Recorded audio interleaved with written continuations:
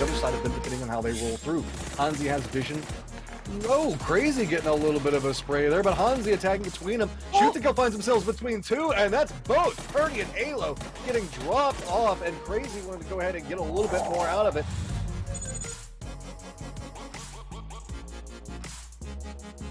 Grin just appearing on his face, but oh no, EU fans, get ready, here we go, this is where it kicks off. Zenith on the crash, it's finally time to make the stand. Cleared! Plays catching all the wrong ways. That's a free start for things, and this is looking rough, but James finds Poonage, not going down yet. Great work again from James. Doubling down for the third, too far away, and now the bloody battle begins. Roth is right there, they're down to two. It's just Ibby left alive, and now has to go clutch on this.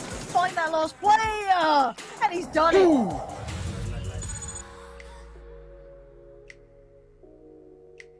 T1 with a quick drive-by to say hello, decide not to get involved with the fight. They're looking for somewhere to call home, and it's been very, very difficult. Maybe they push.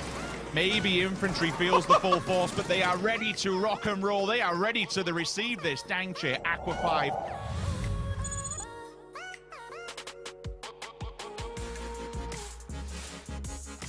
Lingdu goes down. Now Panic Station, they're trying to unfold here.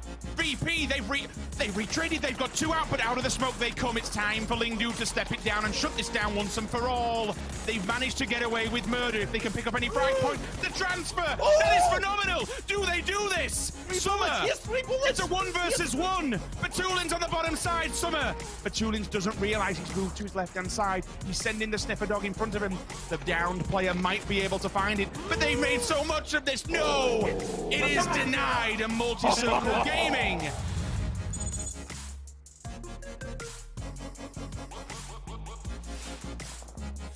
think in my mind, if GXG just can IQ 9000 this and swim to the other side behind Rosok, because that falls completely off behind Rosok and you can't be seen. That nade is absolutely picture perfect. Oh my word.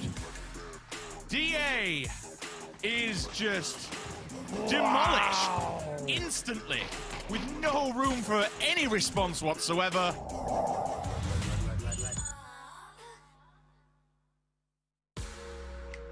First, he picks one off. Second one tries to make a run for it. And Luke goes, nah, Tickleton, you ain't going nowhere, buddy. Bada bing, bada boom.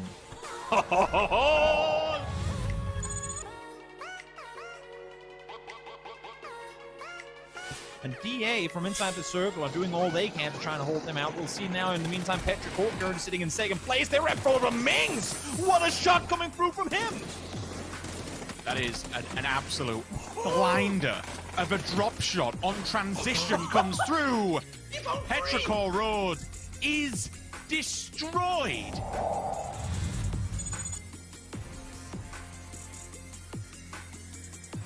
Tank is so good. He has such a read on what's happening around him and always finds the moment to pop out and go for a play. Under trying to make a push back towards DXG's positioning. It's not going to happen. It's just going to be a continual bloodbath as Gen G is roaming around the north on the hunt for anything that's moving near them.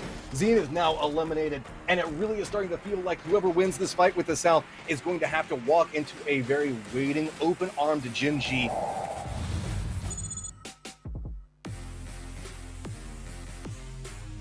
The last one alive, I don't think a res is really possible. Mine's now bled out. They're pushing as a pack. James is low. Oh, Singleton!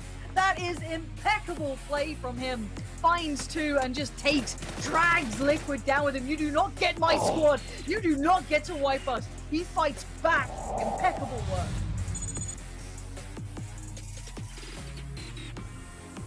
trying to creep forward to see if maybe he can get some vision for his teammate, be the survivor for it, but Edie does spot out one. That means Detonation White down to 3 from this point. Lots of damage coming back to Burram. Edie goes down, Nordro on nothing, and there we go. Fergus pops back over, looking into Detonation White.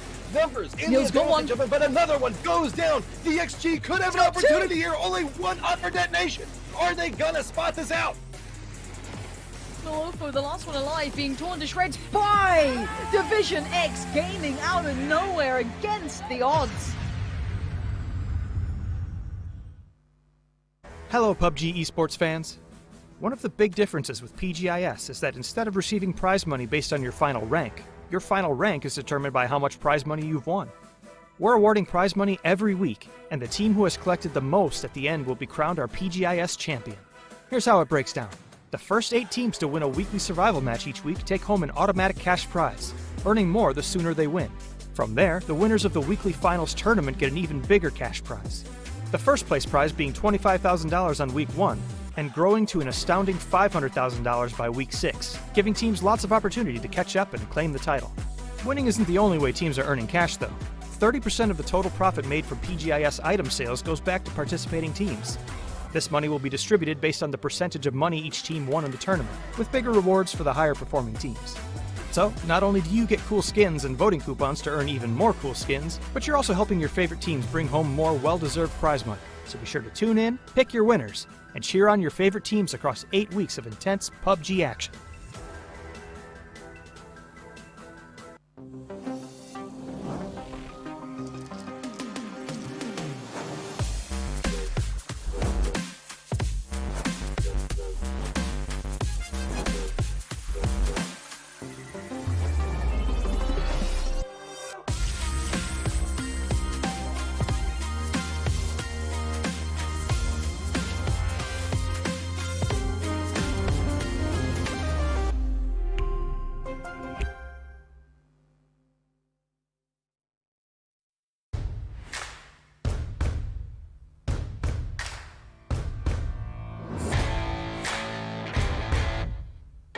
Athletes are always challenging themselves to get better.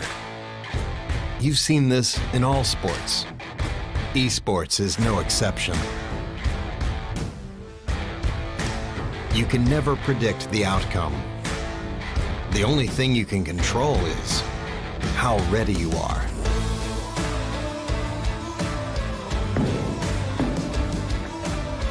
Over and over, players adapt, trying to improve, fighting hard for every percent gained.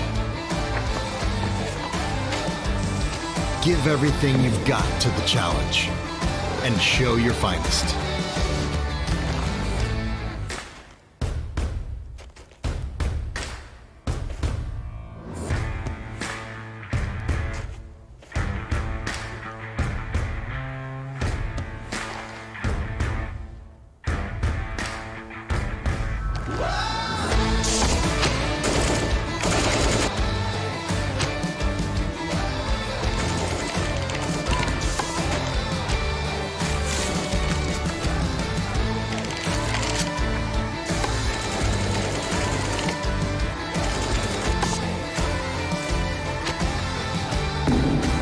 Bring your best out.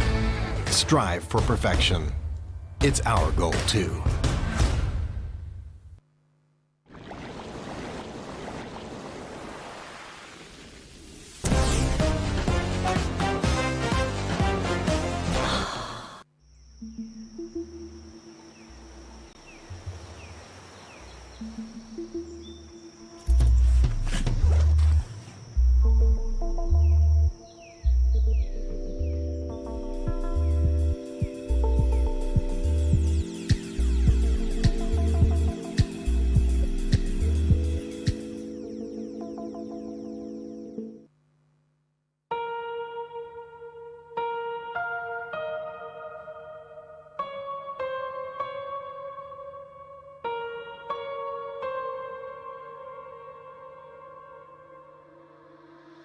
Don't leave me all alone. This battle's a lonely one.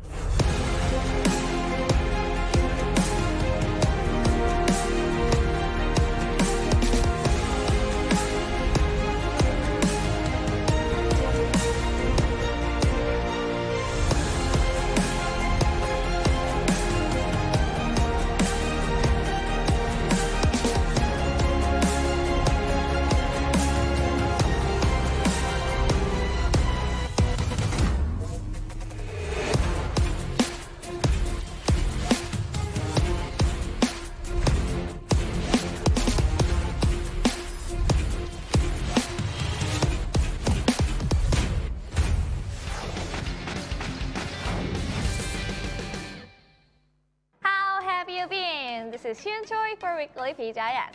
Today is the 6th and the final episode of Weekly PGI.S. Starting from the ranked decision on February 5th, PGI.S have been going on for 2 months, and now we are waiting for the final winners. Let's start with Weekly PGI.S by reviewing the Week 5 Weekly Final. On the first day of Week 5 Weekly Final, MCG and Patrick Root placed first and second, which showed off the strengths of Chinese teams. But everything changed going into day 2.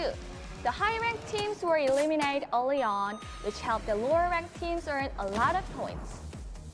As a result, the first place and top 4 teams capable of winning prize money changed every match.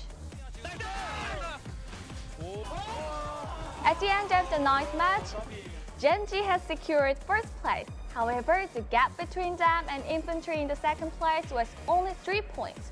And 4 other teams had scored 61 points, so it was really anyone's game. If Meta Gaming in the 9th place won a chicken dinner, they would be able to aim for the win. So everything was decided in the very last match. In the match 10, Virtus Pro, MCG, and Patrick Root and other top teams were quickly eliminated. Genji also lost Aster at the very beginning. Every time teams scored kills or got eliminated, the ranks kept changing. And the number of teams with a chance at first place kept decreasing. When Genji was eliminated, only 4 teams were left standing. And Susan from Meta Gaming also got taken out. Although Tianba Sports wiped out DXG, they were not able to withstand Digital Atlas' onslaught.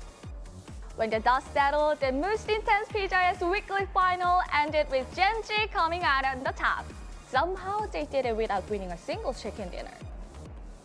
Okay, let's meet the winner of Week 5 weekly final. It's Genji! Woo! 반갑습니다! Welcome, welcome!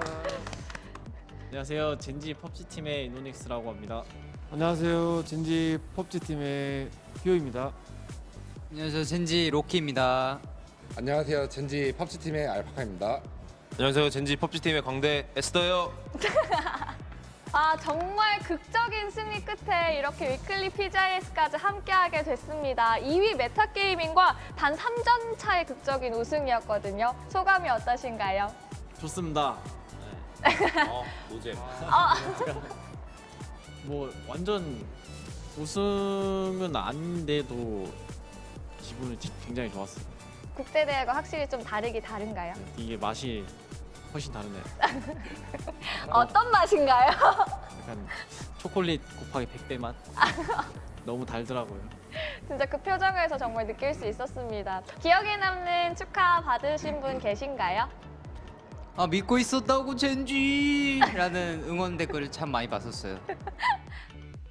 메타게이밍의 진출을 막기 위해서 지키고 있었고 덕분에 압박을 느낀 선수들이 서로 쏴죽이는 모습까지 볼 수 있었거든요. 그때 기분이 좀 미묘했을 것 같기도 해요. 좋을 수도 있고 뭔가 좀 찜찜할 수도 있고 어떠셨나요?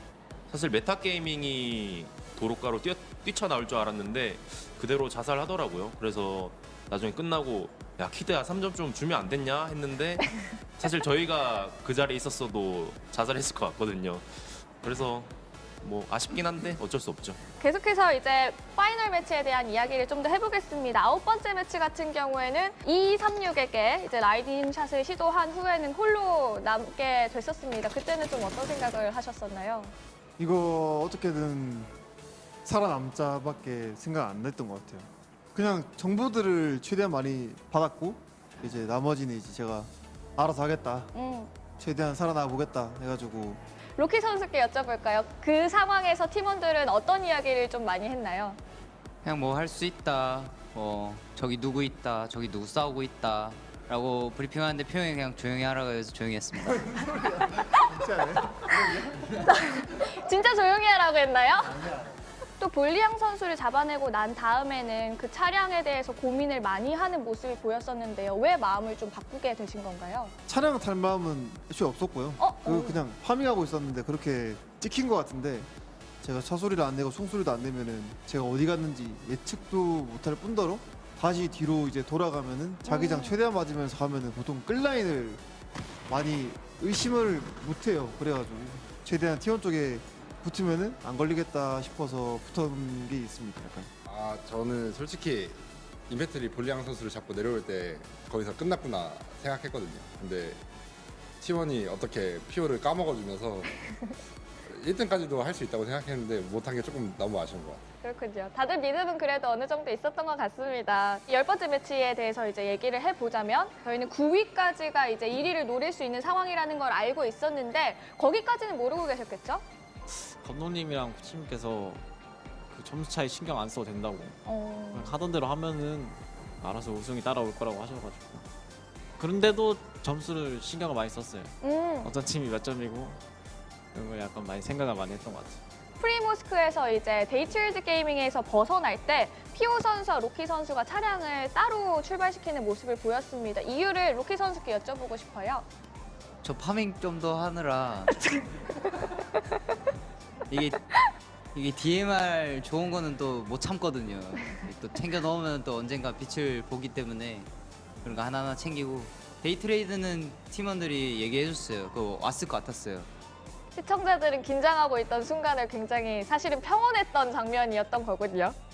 계속해서 10번째 매치에 대해 살펴보자면 후반부에는 유난히 킬스틸을 또 많이 당하기도 했습니다. 가장 중요한 매치인 만큼 사실 다른 때보다 뼈 아팠을 것 같기도 한데 어떤 심정이었나요? 한마디로 좀 짜증났던 것 같아요.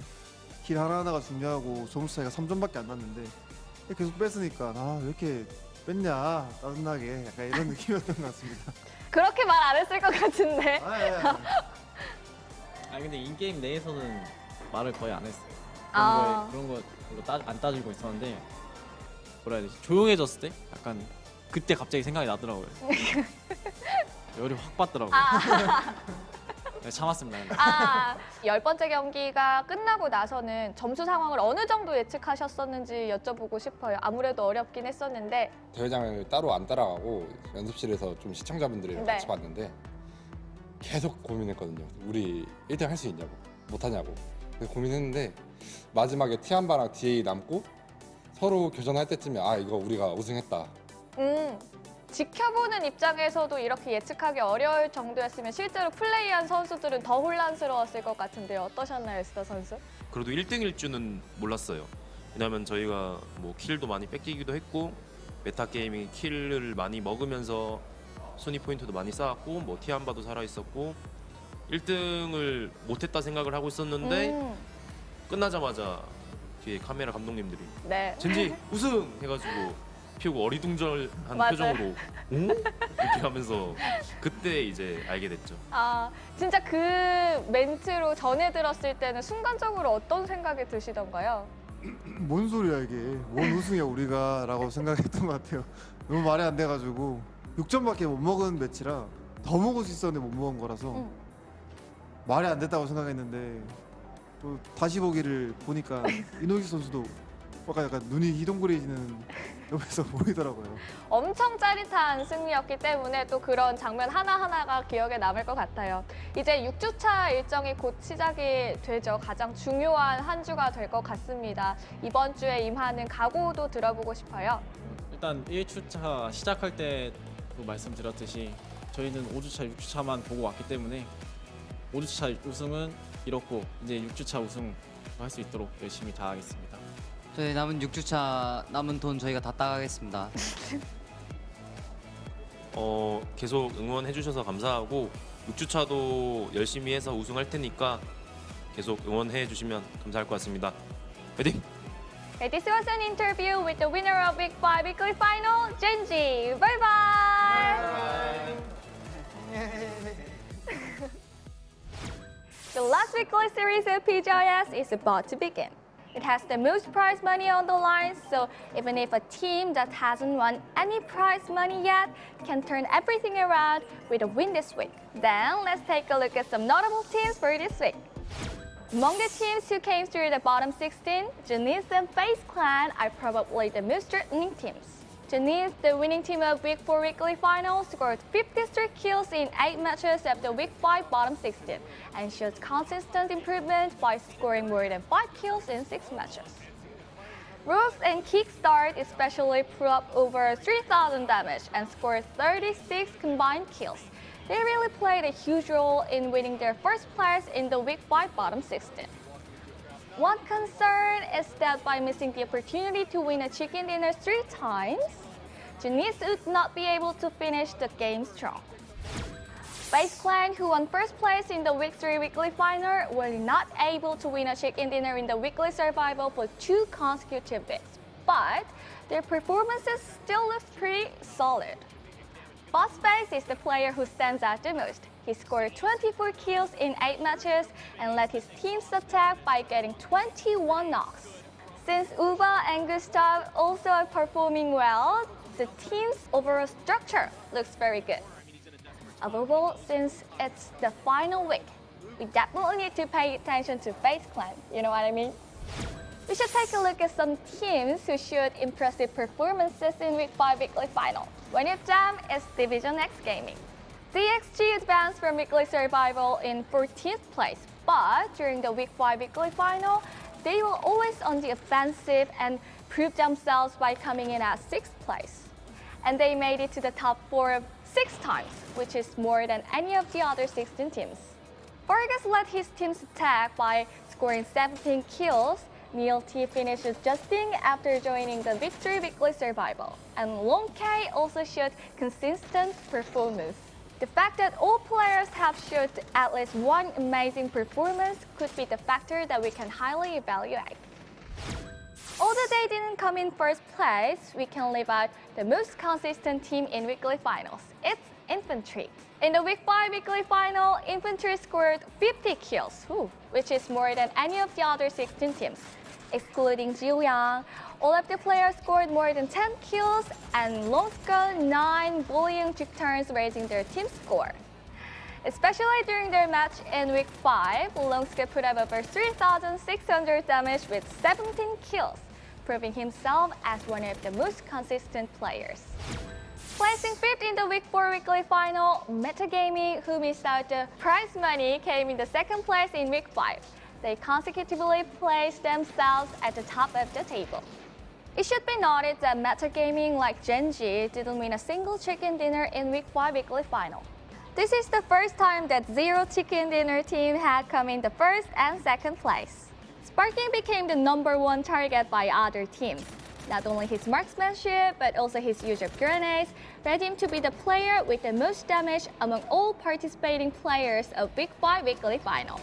As Silson and Wicked also had several multi-kills, they were one of the 2 teams that scored 46 kills along with Sonics. Especially in 9th and 10th match, they scored 12 kills, which showed their excellent concentration in the later stage of the game. Damankia placed the lowest in day 1 of the last bottom 16, but finally winning a chicken dinner after 65 games, they succeeded in taking 3 opportunities. I wonder if they'll be able to advance to the weekly final by taking the final chance. There's no more bottom 16. This week is the most important weekly survival, and which team will advance? And who will be the 16 teams that will be going for the Week 6 weekly final? The winner of Week 6 weekly final with the prize pool of $500,000 will be determined on March 28th. And the results of weekly final will determine the champion of PGI.S. If you're keeping up with the Pick'em Challenge predictions, you have to watch until the very end of the PGI.S, right? So focus on the vote until the very end. Now it's time to end our 2-month journey at PGI.S. The winner takes it all. I hope you to stick with us until the end. That's it for weekly PGI.S. I've been your host, Hyun Choi. Love ya!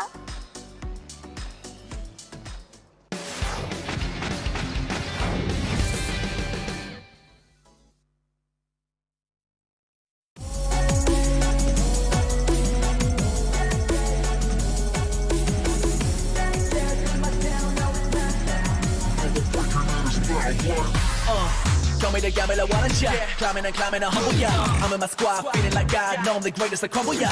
Made it from the bottom to the top, I did it, yeah. So the players never fighting, breathing for air. Aiming to lock it. Shoot. The winner takes it all. Taking it all. no one breaking in his mind. What? Are you ready? Welcome to the battle, ready, set, fight. Welcome to the battle, ready, set, fight. Aim it and lock it, shoot. The winner takes it all. Shoot. Aim it and lock it. You know that nobody like me, cause I'm faster when I'm stronger. You can have me, let it carry, cause the winner takes it all. You ready?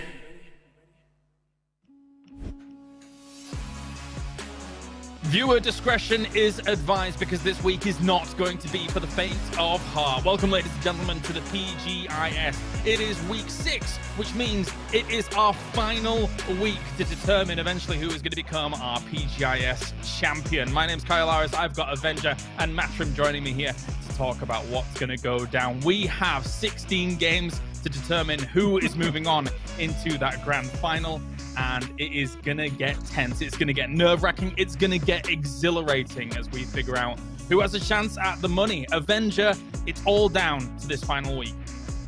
It is, and this weekend was exhilarating to watch, and honestly, like, I can't imagine how intense this weekend is going to be. It's going to be ecstatic, and I'm also super happy to see you guys, super happy to be working with you guys, and also happy to see how our heads are progressively bigger.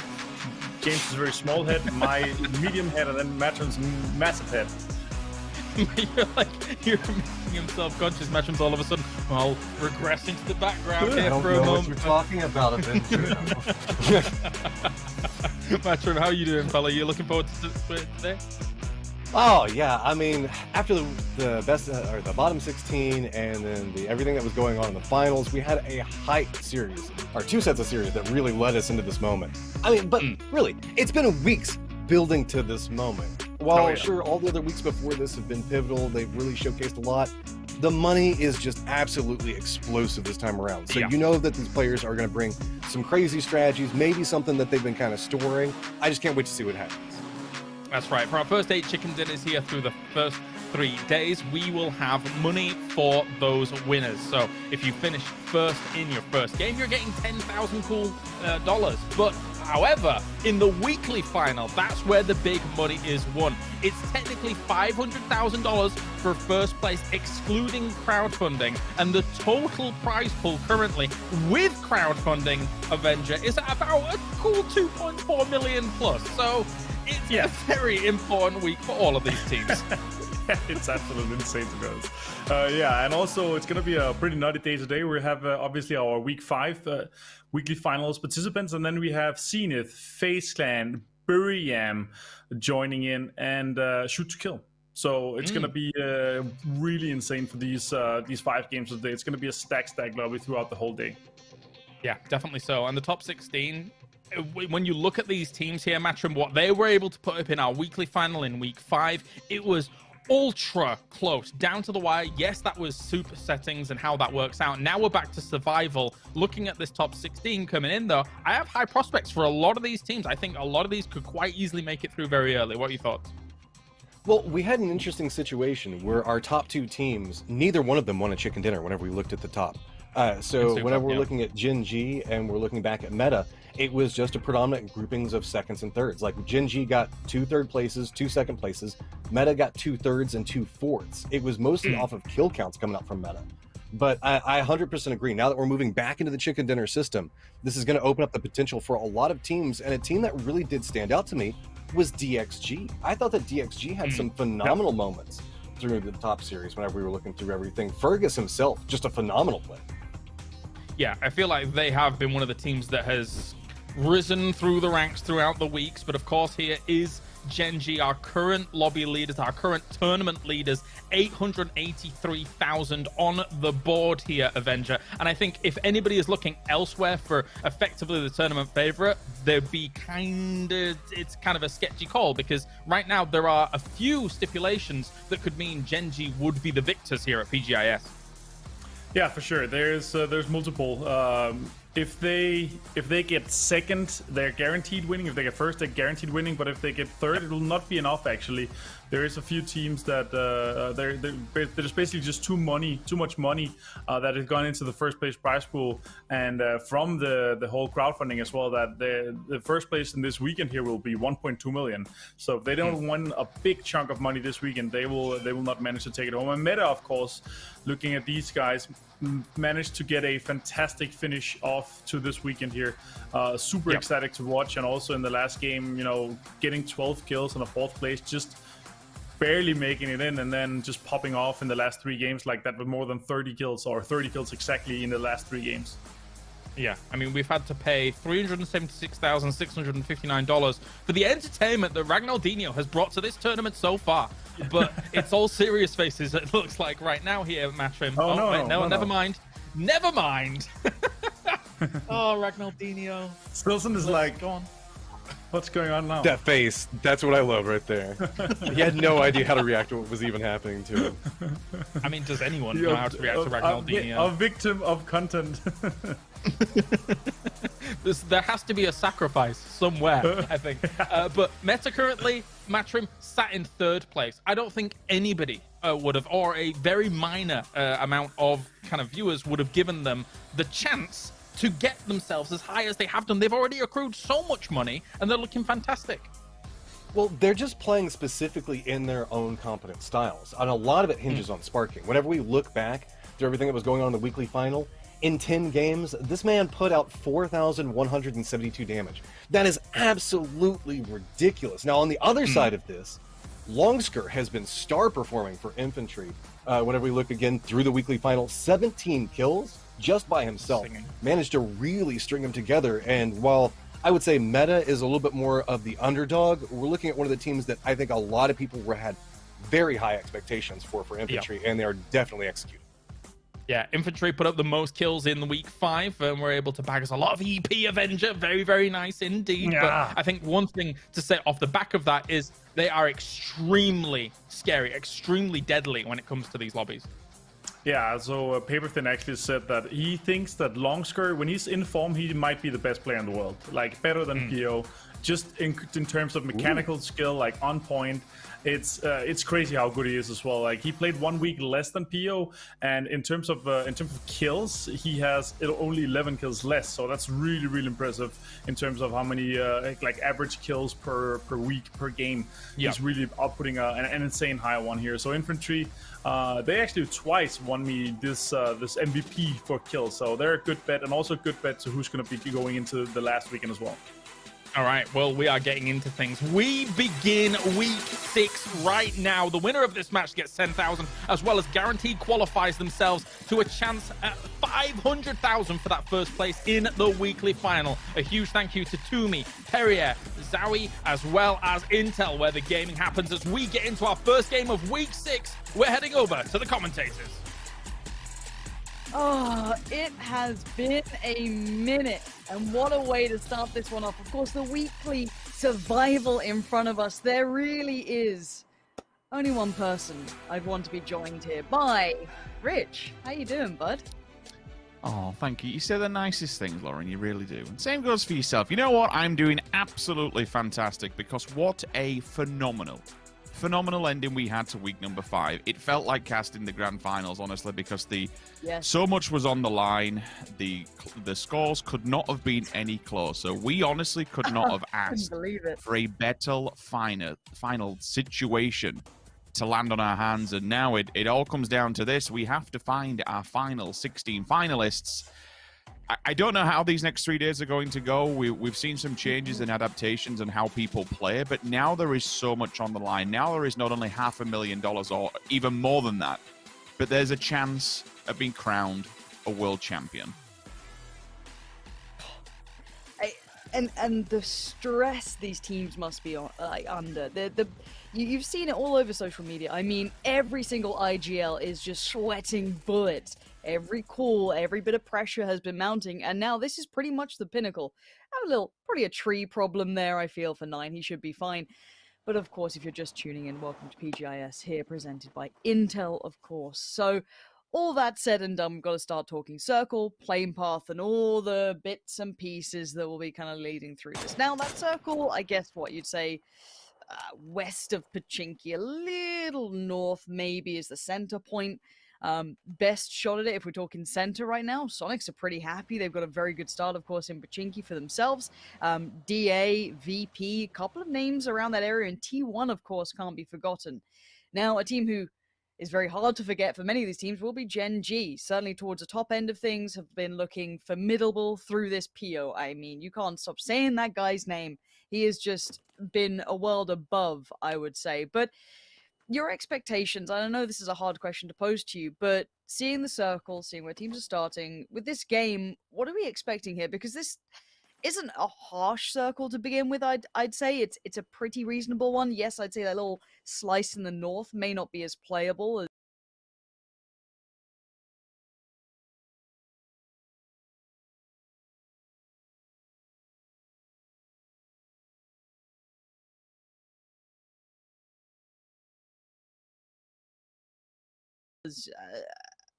as others, but it's a pretty easy circle to begin with.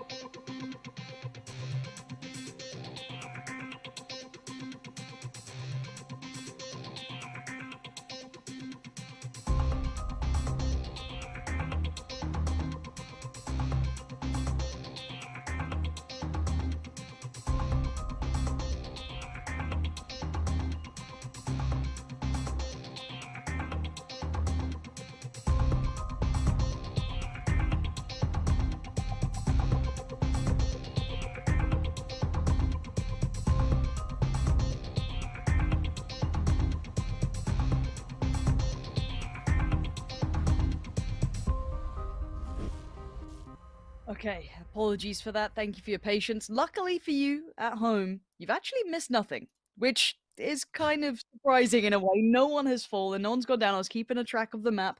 Do not worry. Multi-Circle Gaming slotted in towards the east of Virtus Pro, who've shuffled a little closer towards Sonic's. Inventory have moved slightly further in. Everything so far is okay, and once again, thank you for your patience at home. Rich, once again, as to where we were, expectations with a circle like this. So, I was going to follow up with almost identical what was you going to mention, Lauren, is the fact that with a circle like this, with everyone homing more, not necessarily towards the central point, but you can really sparsely spread out amongst the mid area. From all the way to the west to the east, it's pretty open, it's pretty safe. So, barring any extreme hardships, we really should expect a quiet few circles. The first points of contact are actually Tiamba onto T1. I've seen Lorena firing a few shots down to the side of Aqua 5. They were on the side of the mountaintop, but even they have now pulled down. They've moved T1 further into the fields of Gatka. E36 then takes up residency on where we actually, where I was seeing Tiamba setting up shop. Afrika Freaks forced to fall back. Petrichor Road has seen them. This is a little bit further down towards the southeast area. This is farmlands just below Potato Hill. Ansia knows he's got all the time in the world, so he's going for the full reverse. Come on, you got to hit this in the garage now. Oh, come on, I wanted to see that straight in there. Nice 3-point turn, away we go. But yeah, all quiet at the moment. We'd have to anticipate this centralizes. We get the same pacing. I suppose that's only backed up right by what's on the line here. This is the final week. We'll hold now because Gen.G need to bail through this one, and unfortunately for Esther, it won't fail. It's not going to fail too good. Yeah. It's rather unfortunate. T1 also, Aqua 5 been spotted by Day Trade in the kill feed. Yeah, and this is interesting. Gen.G seemingly taking the safer route, trying to swing north on that little portion of land that we said was not necessarily as playable as others, and they've met DXG, who are kind of already established up there. Now, PO made it through, as did the two others now who are taking a much further northern swing. But let's kind of check in across the board, because it's getting a little bit busy. Plenty of space here. Maybe a couple of teams will get some problems caught up on those sort of issues coming through on rotations. But other than that, I'm trying to keep eyes on. There was that, as you said, Petrichor Road fight with Afrika Freaks almost, just kind of more posturing up than anything. But they both moved their own way, so there shouldn't be too many more scuffles around that. And if this closes as it should, most teams should be okay. Maybe the scouts have to be quick on their toes today, because this is a very pressured scenario. Now, we talk about what could happen even in final games. How many times do we see teams maybe miss a opportunity or make a poor call, play too passive, play too aggressive? That fine balance is incredibly hard to find. Now, this is an entire week of that, keep in mind. These teams want to get to the weekend. That is it. If they can be in one game and get through, that's almost ideal. You don't want to sit here and wait till the very end. Look, as much as the script says, FaZe can only qualify through in the final moments just to, keep our hearts beating, this is still a very scary game for most teams, and the same with anyone else across. Now, the circle has been updated. Now, that is looking like Everest to me, just because the amount of times we see it just gravitate towards it. E36 are up there. Gen.G, if they were at full force, I'd say be able to kind of nab away a great position, but they are down to 3 now.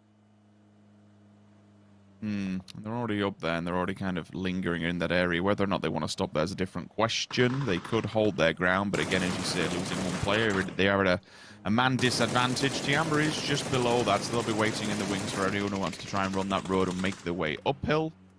VP. A few shots in abundance, and Spyro eventually will have to heal up, but the gauntlet is going to be laid out in front of him. So many players sporadically laid out this dungeon gauntlet to be able to make it up there. MCG slots into the back of Ruins. Afrika Freaks also there, and I'm glad we've actually popped on board with this. Could be catastrophic. CAD's actually getting out to maybe just push MCG back, but MCG's already set up shop, and they're already ready to receive this one. So really, unless, bar some manic dash into the river, Afrika Freaks are at a bit of a choke point here. There's nowhere for them to go. They'll be forced to go back on themselves, but the problem here, Lauren, is if they do that, you have DA in the yellows just to the left-hand side of them, and then Sonic's holding the bottleneck between them and Pachinki.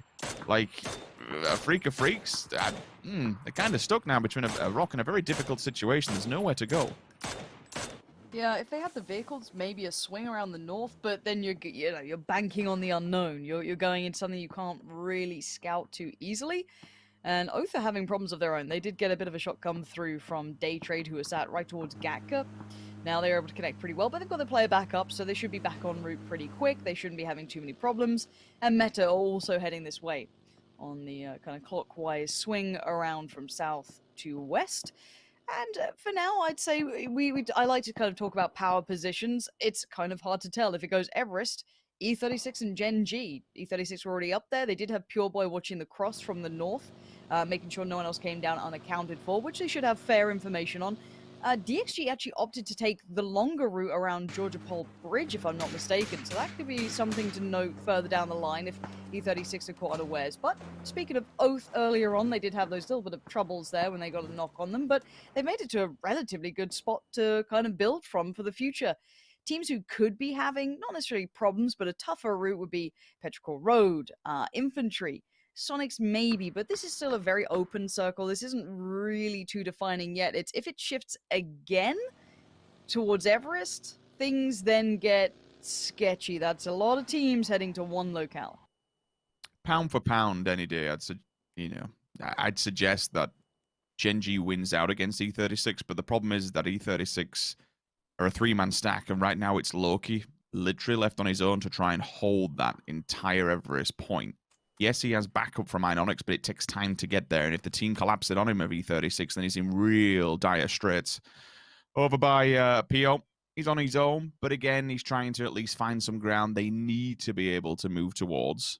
If they have this, they have breathing room. They have an option. They have an emergency backup plan should they have to evacuate. But we'd anticipate this either goes to the mountain or pulls more towards the south. We shall find out now. Circle pops, pulls towards the south. Na'Vi Day Trade. Prime position, Gatka smack bang in the middle, laughing for now.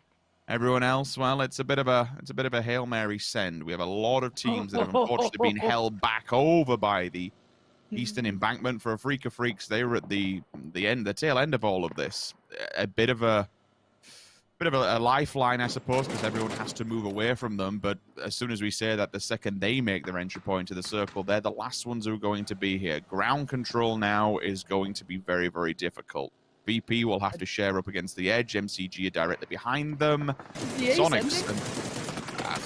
Everyone's going to have to be sending at this rate. I mean, this is full DA send. This is wild. And Day Trader on the other side. Now, great early damage towards 2, and Mert's already found the pointy end of the stick. M200 waited patiently and Rushu's in towards the corner, just trying to hold an angle down. Gets a little nade there. That's not bad. That could keep him safe for a second. Code Marco's been flushed. DA on the full send has not gone well. We also saw Sonics in the vehicles, and their send has gone just about the same. They have at least managed to find Senya between H-Win and Tiggleton. They've done that. That's pretty good work, but they will probably lose out on Mime for this.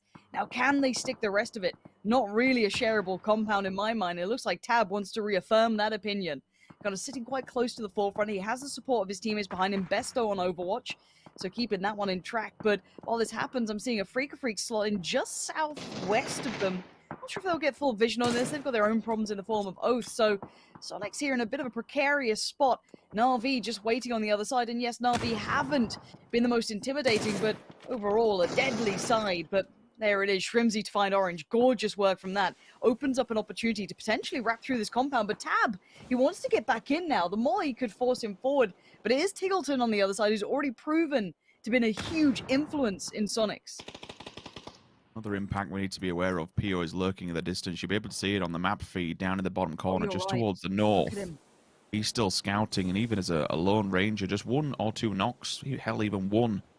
The disadvantage it could bring to a team will be monumental in being able to win out this place. Tiamba, that's a different team altogether. Sweep and clear, the breach comes in from Sonics. The opposing side will try to be held off, but it's probably not going to happen. To say that Na'Vi did have control of this one, it was Sonics that ultimately had to be the ones to throw themselves into the fire first and breach it. It's actually Sonics who were coming out on top thus far. MCG, another Hail Mary send. Here we go, full send, crack on. Nothing you can really do about this one. Tank first one to fall. The rest of them now will have to find a different angle of approach and maybe try and make something happen and fare better in a different position. looks like they're going to opt for at least the further east position. For now, kind of pull into that smaller kind of sister compound. Now, the update on the circle. Tiamba, Sonics, Na'Vi, DA, Day Trade, Gen G, all's currently in. Freak of Freaks can be in as well, but this is now dicey because there's a lot of open territory, a lot of open fields. Now, Sonics want to get rid of Na'Vi because they know others might be looking this way pretty soon, but another fight goes on. Petrichor Road in a bit of a bloodied battle with infantry here. Nades being exchanged. Boyang's still alive, but I'm seeing Vert nades come out. Long skirts by his side. That's going to be a kill. Straight up, picked up, put down. Beryl does well, and Boyang's going to claim that happily. Besto just found H-Win, so Sonics' sweep and clear is not going too well either. Maybe mutually assured destruction is all that beckons for those two. This Boyang's still looking for a way forward with Long Sker, but this isn't even inside the new circle. This is just the ability to live is being fought for right now. Keep an eye on that. Oh, what? Besto's found a second one as well. That's a different fight altogether, but we will carry on with this for now because we are on screen. Boliang still holding the angle. Mamu coming around the corner. Nade in hand. For some unknown reason, how it's happened. VP have just been shredded, run over, dead, and done. Star-Lord is out of it. They're still there. A Freak of Freaks. Time to get into the fold. This is a three-way fight. Infantry goes down.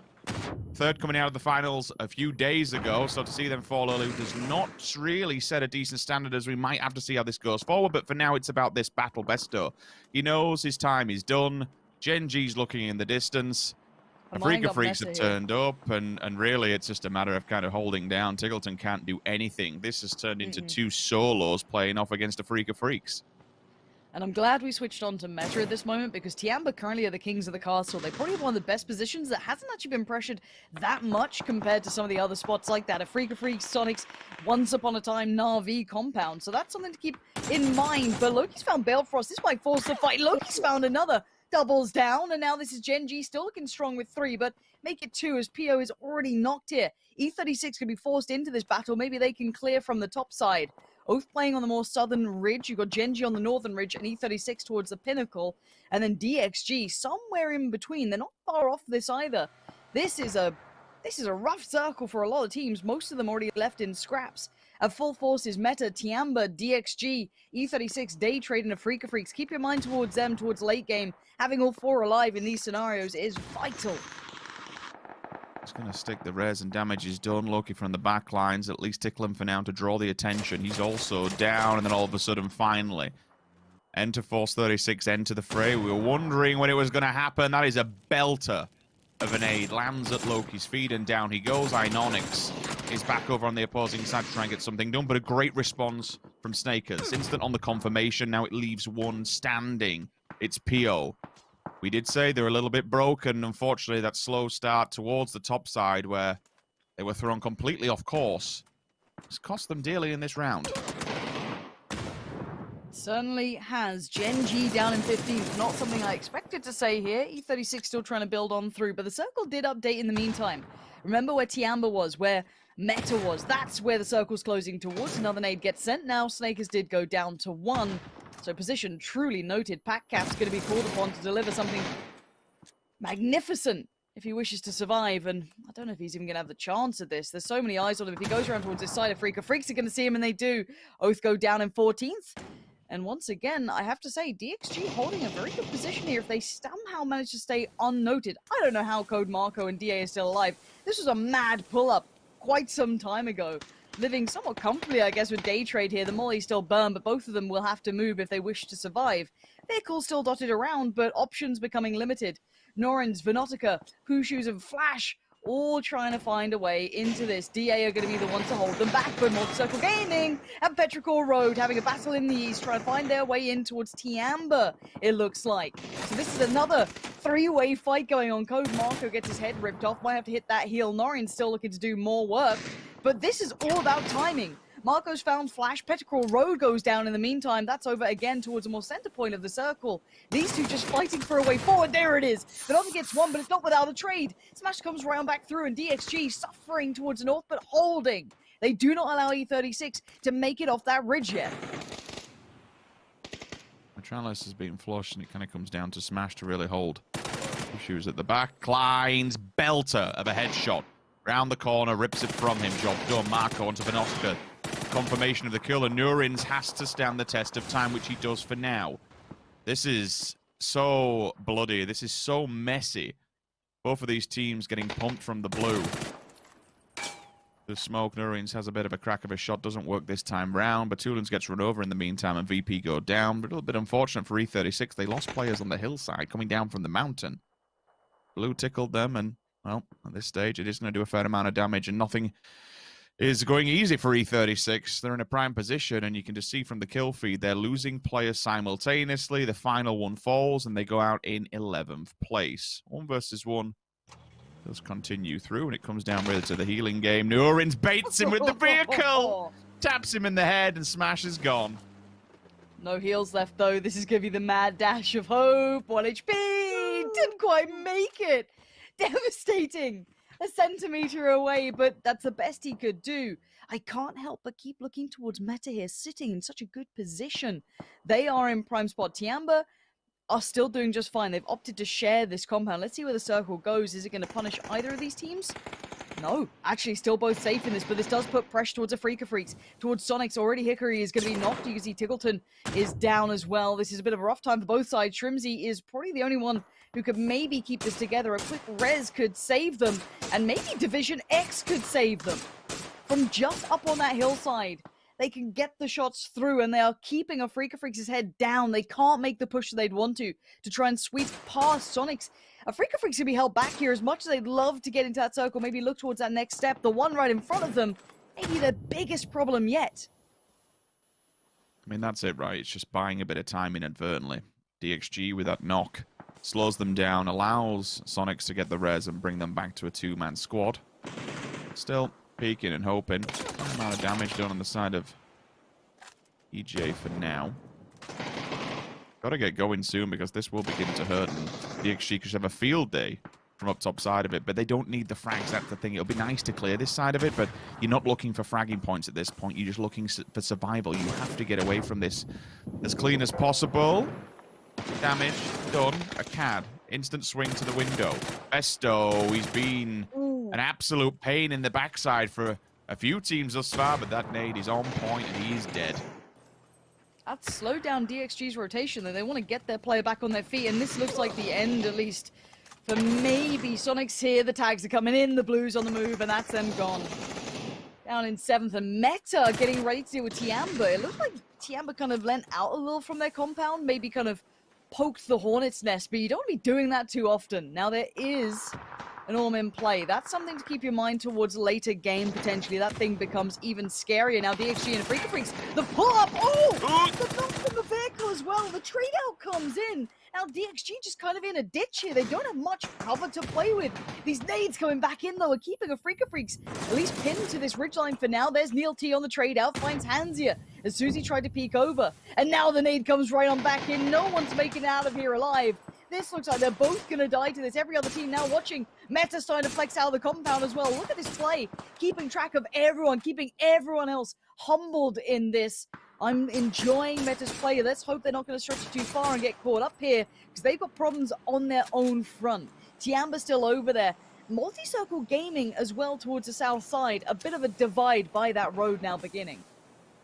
Adder has been a nuisance. The third party has been real. He has been tapping both of these teams up from the mountainside, disconnected from his partner in Aqua 5. T1 only have 2 players standing, but still been a nuisance and causing problems, slowing them down, doing damage, been allowed to get a couple of knocks here and there. He's not done too much in terms of himself, but for the nuisance factor of keeping them pinned here and basically telling everyone else where they are and stopping those pushes over the hillsides, it's been a complete pain in the backside. Circle favorable to Meta.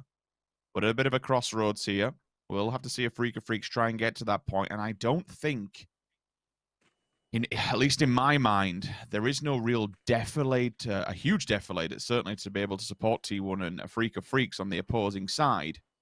You might just be able to look over it. That's completely accidental, rather unfortunate when it comes to side. Batulans are just trying to do the old Virtus Pro, and it's like, leave me alone. I'm happy here in my bush, but no, it is denied. Now Freaka Freaks on the run, and this is where T1 has reconsolidated itself towards the hillside, but MCG looking to try and take a very prime slice of the land here. That's a great ridge, isn't it? they've got cover. They've got a little bit to play with. There's some, I don't want to say safe from Meta or Tiamba, but they've got a little bit of cover to play around with there, and I want to see what they do with this. That's a really nice spot they've been able to nab away, while, you know, Tiamba and Meta are so focused towards each other, and Afrika Freaks and T1 are focused towards each other. They've been able to just slip under the radar. Now, Meta Gaming, they've had a great position to play with, but Tiamba have not let them go, I guess, unchecked upon. Now, as you said, Ada constantly being a nuisance from up north, but it looks like Afrika Freaks want to push this summer. That's a couple of shots fly. A Cad gonna post a nade and hope it finds its target, but the bullets do instead. A Cad finds Aqua 5, and now it's just Ada towards the north for T1.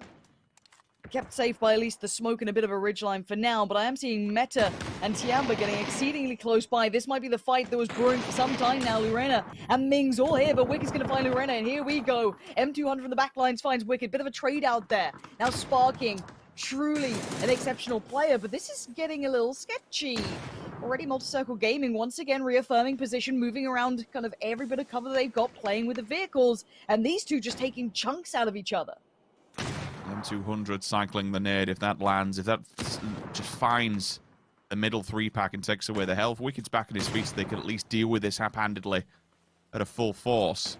And I think it's going to come to a head any second now with all of Tiamba pushing through. Here we go on the low wrap. The flashbang's done, the damage is there. Mings opens up, Ragnar is gone, Wicked is down. There is a response on the side of Meta, but they are mutually finding it, and they do. Sparking and Silzen to be able to get Wicked back has to be quick, because the circle will be moving ever so shortly, and that's Wicked's second knock. So they survive through it, but really at what cost? Probably not too much at the moment, because Afrika Freaks and MCG, they're beating the hell out of each other on the opposing side of the road. The more damage they do, the easier this becomes for Meta.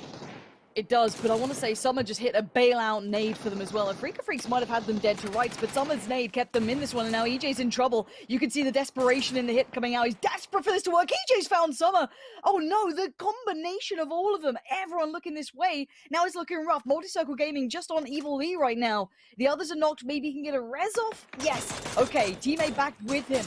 Does have Lingdu now by his side, but Meta now gonna power forward. Gonna try and cross the road while everyone else is busy, or at least hopes to be. EJ gonna try and maybe get a new vest here. His is looking tattered and broken. Silzen, this flank could be huge. Has he gone unnoted? I don't know if he knows that they're there.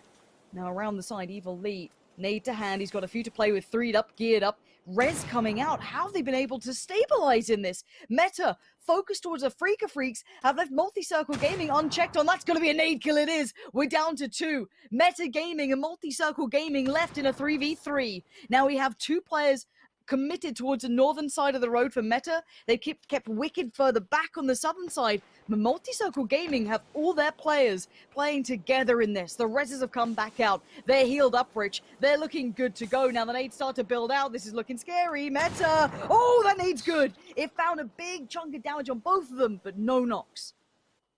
Wicked's wrapping low. Can he be the one that really opens this up for Meta? They have no idea. They have no idea he's down here. Does he have any utility to throw up here? I mean, he can't get a long shot because of that ridge that you spoke about earlier on, but in fact, he's using it. He's on top of it. I didn't realize he was going to come this far up, but he has done. They're pushing, though. Eyes on Evil Lee and Summer. It looks like they're starting to sweep through the mollies, the nades. They're trying to clear all these corners. And on the other side, Sparking, Silzen are waiting there, but Summer doesn't want to breach that ridge line. Wicked has a great bit of vision on them, but Evil Lee might fancy the edge of that smoke. Would he dare? He does. And he who dares might just win. He gets the spray on one. Sparking's gone down. Evil Lee with such a bold play to come out. He's made a big difference. A knock at this point is critical. Going for the res could be the death of them, but do they go with 2 then? Wicked's been noted. Multicircle Gaming are getting the information. They now know an isolated player. The nade gets posted. Lingdu hopes for the best, gets the tag. The damage from these boys. The underhand nades come out. The flash is coming in. Oh, he's caught him. Oh. Sparking's gone down. This is now again a 2v3. The res, it's looking unlikely now. The blue will be forcing this fight. Yeah, just slowly strangulate them, running out of air. We need Silzen or Wicked to just be able to tie this one up and do something. Silzen, he's took out 2. What? What has just happened? Evil Lee and Summer fall simultaneously, Lingdu. It's left to you in a 1 versus 2. Oh my word, Silzen, what an opportunity. What a time to hit that. Oh, he's got Silzen. There was no trade. Wicked. Oh, he's got both. He's got both of them. How on earth did he just pull that off? What? Wait, so we went from a 3 versus 3. Yep. To a 3v2 to a 2. Oh, that is one of the most back and forward endings I have ever seen to a game. MCG, they were the first winners in the weekly finals. They looked so good, but sporadically, unfortunately, started to drop off, and now they open up the qualification week with a win. Good lord. I mean, Meta fighting tooth and nail. That 2 at the end from Silzen, the opportunity was there, but it just didn't come through in the end. Lingdu stood the test of time. I can't believe we just saw him pull up a 1v2 like that. Thrown down as soon as he peeked, the two players peeked that ridgeline. They were slightly separated on the peak, and he got time to just adjust to the other player and bang him out. I've got to say, if you're Meta, probably frustrated by that. That's got to be a hard one to look at, because I felt like their position was almost better than Multi-Circle Gaming's, but the end, the clutch, just perfectly played. Talking through that, we had the Gatka fields come in, and we saw Tiamba and Meta probably pick up the best position, but you could not forget about Multi-Circle Gaming, living patiently in the shadows, waiting for those two to just explode towards each other, take chunks out of each other. And that rotation to the middle, when you had, who was it towards the top? T1 and Afrika Freaks, I think? Just had a little battle in the north. They just slept through the perfect timing. I'm so impressed with Multi-Circles Gaming's adjustments towards the end then. That was such a clutch rotation. Well, it's 10 grand in the bag, but the most important thing is that they have now qualified for the grand finals.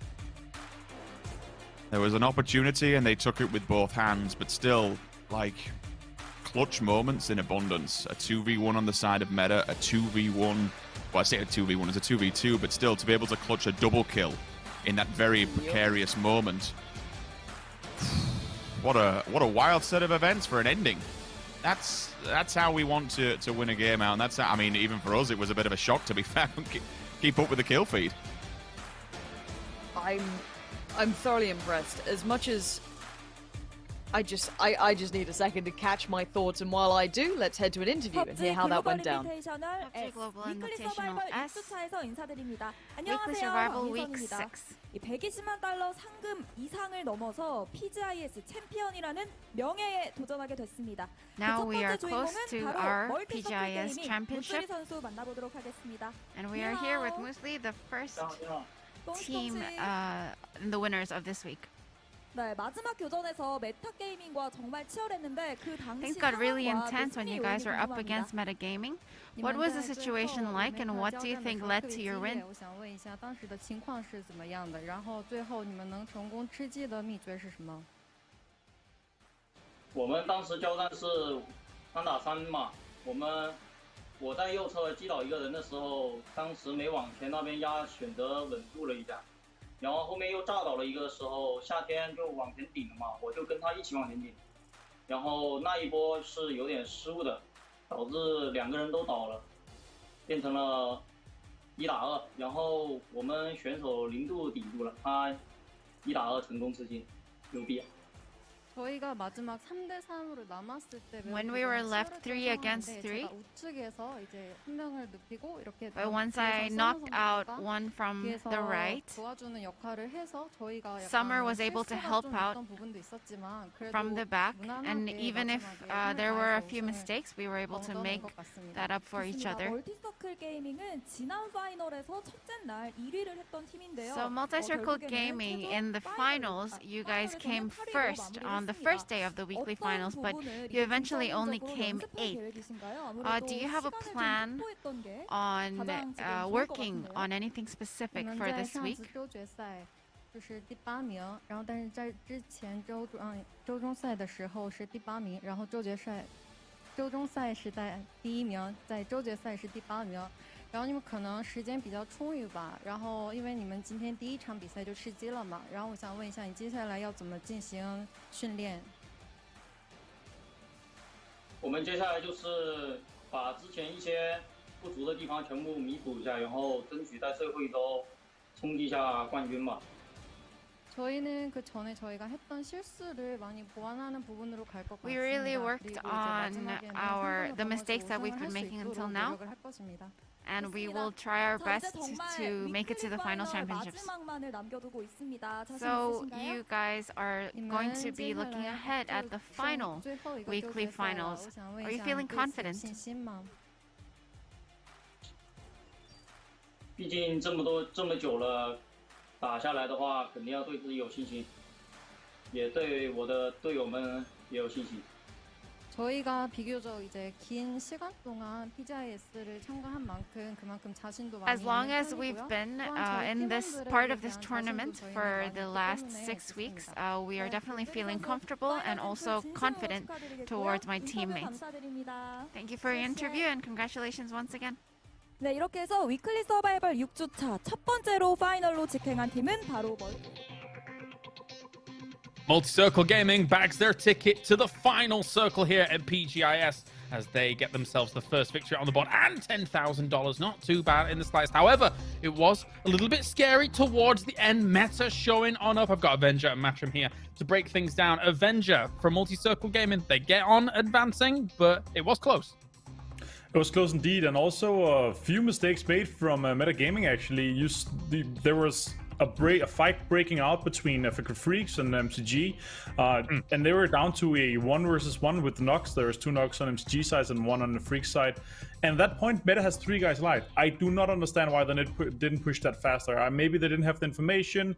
Maybe they're being a bit hesitant and they just wanted a third party in the very end. And then the second time was when they were in a 2 versus 1 situation. They pushed the front guy that pushed had 1 HP and the next guy had 46. They didn't take time to heal up. They didn't have any heals. It was just a rough situation overall, man. That game just felt like a series of Uno reverse cards being thrown down. You saw like one person holding down a position. We saw Tiemba and Medding fighting off to the southwest. They were kind of back and forth with it. Then towards the north, I believe it was T1 and Afrika Freaks that were going back and forth with each other with a weird car push, by the way. That was weird on every single account to try to make the approach onto it. But it's exactly right. We saw that Multi-Circle Gaming left a very centered position early to go and try to get involved with the Afrika Freaks. And it feels like, I guess Meta thought the fight was maybe happening closer towards center or whatever. They had a hillside that they could play, but it's one of the few times that we haven't seen Meta be a little bit more aggressive. And in this case, kind of comes back and haunts them. Yeah, I mean, very noticeable as well. Meta actually took up residence in a position that MCG eventually took, which I called whilst we were looking at the winning position, but MCG eventually flexed that out to the north, dealing with those teams up there. But it's telling, Martin, that these teams are taking these certain spots that they know are extremely powerful in these circles, and those 2 teams end up in the top 2. Yeah, exactly. The terrain knowledge literally win you games here. It's down to that, especially here in Erangel. These teams and these players have thousands and thousands of hours of terrain knowledge. Super happy to see the relief and the happiness of these guys. They really deserve this win. And also the rise that they've been on. I know, not qualifying in week 1 and then qualifying literally the next 5 weeks here, making it 5 out of 6 weeks. Super nice to see from our PCS Asia 3 champions. Yeah, their fastest advancement as well. Their previous fastest, I think, was a 5th place when it came to the weekly survival. However, you really can't top first, can you? So great stuff here by MCG. They are now going to be one of our contenders to effectively crown themselves the champions here at the PGI.S, the first contender moving on through. But just in general, again, you know, I think it bears repeating, Matt. I'm so impressed by what Metagaming has been able to do, not only during the past couple of days, weeks, but in this game as well. They're looking like the complete package right now in terms of what they're bringing to the table. I mean, whenever we talk about PUBG, we often talk about it's how fast can you adapt to what's going on around you? How quickly can you figure out your win conditions? It's a decision-making game, and it feels like Meta, who's always had a very strong fragging power, is really starting to feel their own. They're finding the rhythms, and they're finding ways to exploit other teams on a very regular basis. So they're finding very strong lines and ways to use that firepower that they had beforehand, and it's just a constant evolution coming out from them. I feel like Meta, and whenever we look behind this, as well as Burram, are 2 teams that have just skyrocketed as far as just, I guess, for lack of a pun here, is just meta game understanding of how to approach the in-game circles. That's fair. Yeah. DXG not doing too bad as well. I think they've been on the rise the past couple of weeks. But one thing to note here, Martin, when you're looking at some of these final circles, is that for teams like Africa Freaks, T1 that were up in the north of this circle, I mean, we're watching it in the back and we're like, well, you're in a okay spot. You're in a top 5 spot. But for this kind of format, you're going to die. You're going to die up on that north side. And then you're not going to be able to win out anything.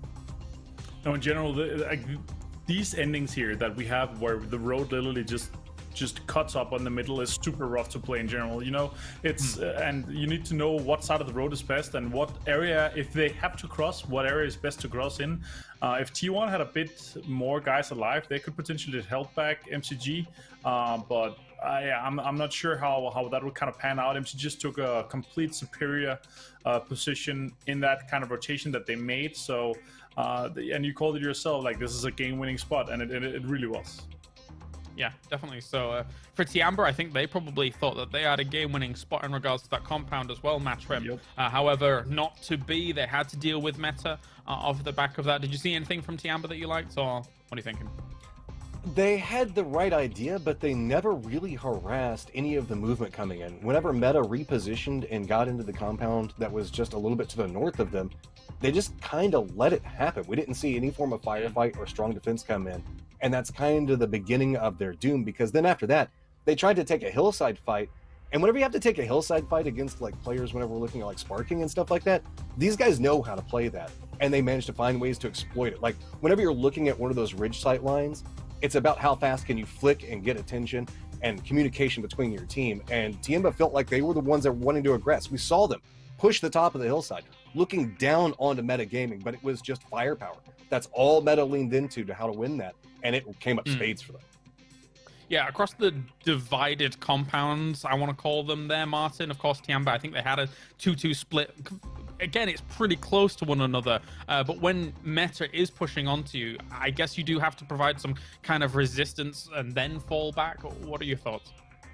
Yeah, this compound here, known sometimes as the up and down compound, is super rough because you have these elevation differences, and then you have the ridges around it as well. So if you don't hold it down properly, they're pretty easy to breach. They're pretty easy to get into, and you can see early on that like meta breached it. Tianba already held it in a 2-2 split, and when meta breached it, they already kind of just pulled out of it because they know how important it is to have 4 guys alive for late game. But then when they took a fight in the late game with Tianba and Meta took that fight, Meta just wrecked them. Like Meta only lost 1 guy, they managed to keep 3 guys alive. So they should have done that earlier in hindsight for them. Like you need to defend your compound, but they didn't want to do it on the cost of losing a few players. So I understand the decision making there, but still they should have attacked the meta in some form earlier, because approaching from the low ground part of the compound, the kind of down area where you have the big yellow house there, and pushing up the ridge is actually pretty good. And I really like the area you can get into there. And joining our lobby to come into our first Miramar of the day, it will be Zenith. Just before this week, of course, they were the tournament leaders, Matrim. However, they did not qualify for our previous weekly final. And now I'm sure they're going to be out for blood here, Matrim. Well, they made it up. Whenever we look at the bottom 16 coming in first, they had themselves a good run through the bottom 16. And if anything, we know like the next couple of rounds, whenever we look through it, we're going to be bringing in a lot of fragging power. And I would say that a lot of teams that are, for lack of a better term, pissed, Zenith definitely mad. Now no longer like overall cash leader. You know FaZe is going to be super mad. They're going to come in with some gusto. Burram, shoot to kill, and the Triumphants on gaming. I almost feel like as this lobby progresses, there's chances that it's just going to get a harder and harder lobby to try to win. Yeah, no, I got to agree when it comes to kind of the fire that is under these guys that has been lit, considering they know that the importance here of this week in particular. And Avenger, I think North America has impressed me tenfold when it comes to this tournament. And Zenith has been, I'm not going to say on top of that mountain, even though they're the ones that actually accrued most money, but they're definitely up there when it comes to impressions. Yeah, there's multiple things for me. You know, Oath being able to qualify for 5 out of 6 weekends so far, they still have a chance to make it for this one. Inferior kind of performance in the weekly finals, but that comes down to multiple things. Zenith, of course, kickstart with a 2 game-breaking moments with 2 double digits for him, a record in terms of kills in an international format for Zenith. Shoot to kills coming back into situations where they shouldn't have been allowed to, but be able, like their consistent performance, Sonic's kind of on-off dominance, they were able to qualify for quite a lot as well. They've, in my mind, been more consistent than you would kind of, or I kind of expected them to do. Sure. I didn't expect Oath to do this well. Like being able to get into 5 out of 6, I think they could, I think they will get into the 6th one as well. It's extremely impressive considering only 3 teams have done it.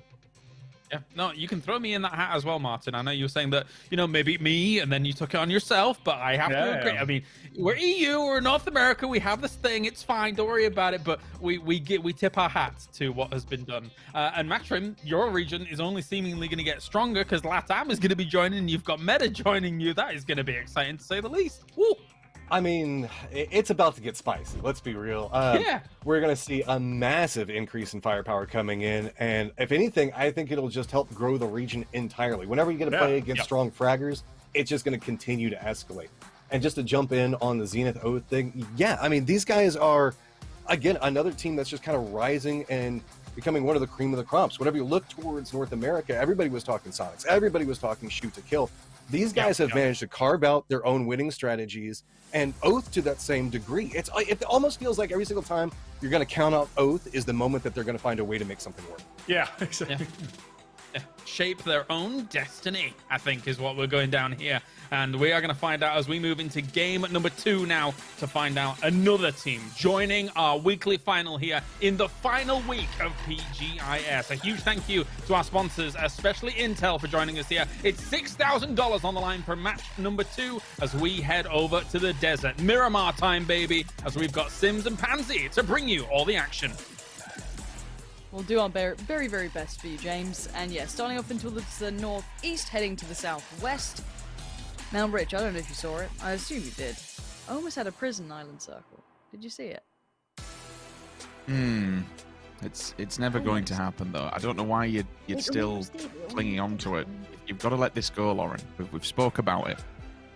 You might one day get Los Higos, but I think it's just out of reach. I don't believe you. I do not believe you. I believe in miracles. Zenith have come in. Let's have a look towards what they can do here. Of course, the lobby ever changing. New teams joining every time a winner gets crowned, and the next one comes in. Now coming into Miramar, a little bit of a different scenario, I guess we could say. New terrain coming out, whole new look of things. And expectations, I really don't know what to expect at this point. I think I've learned that having expectations and, you know, making predictions at this point is almost impossible with this. But what would you at least want to see out of this lobby?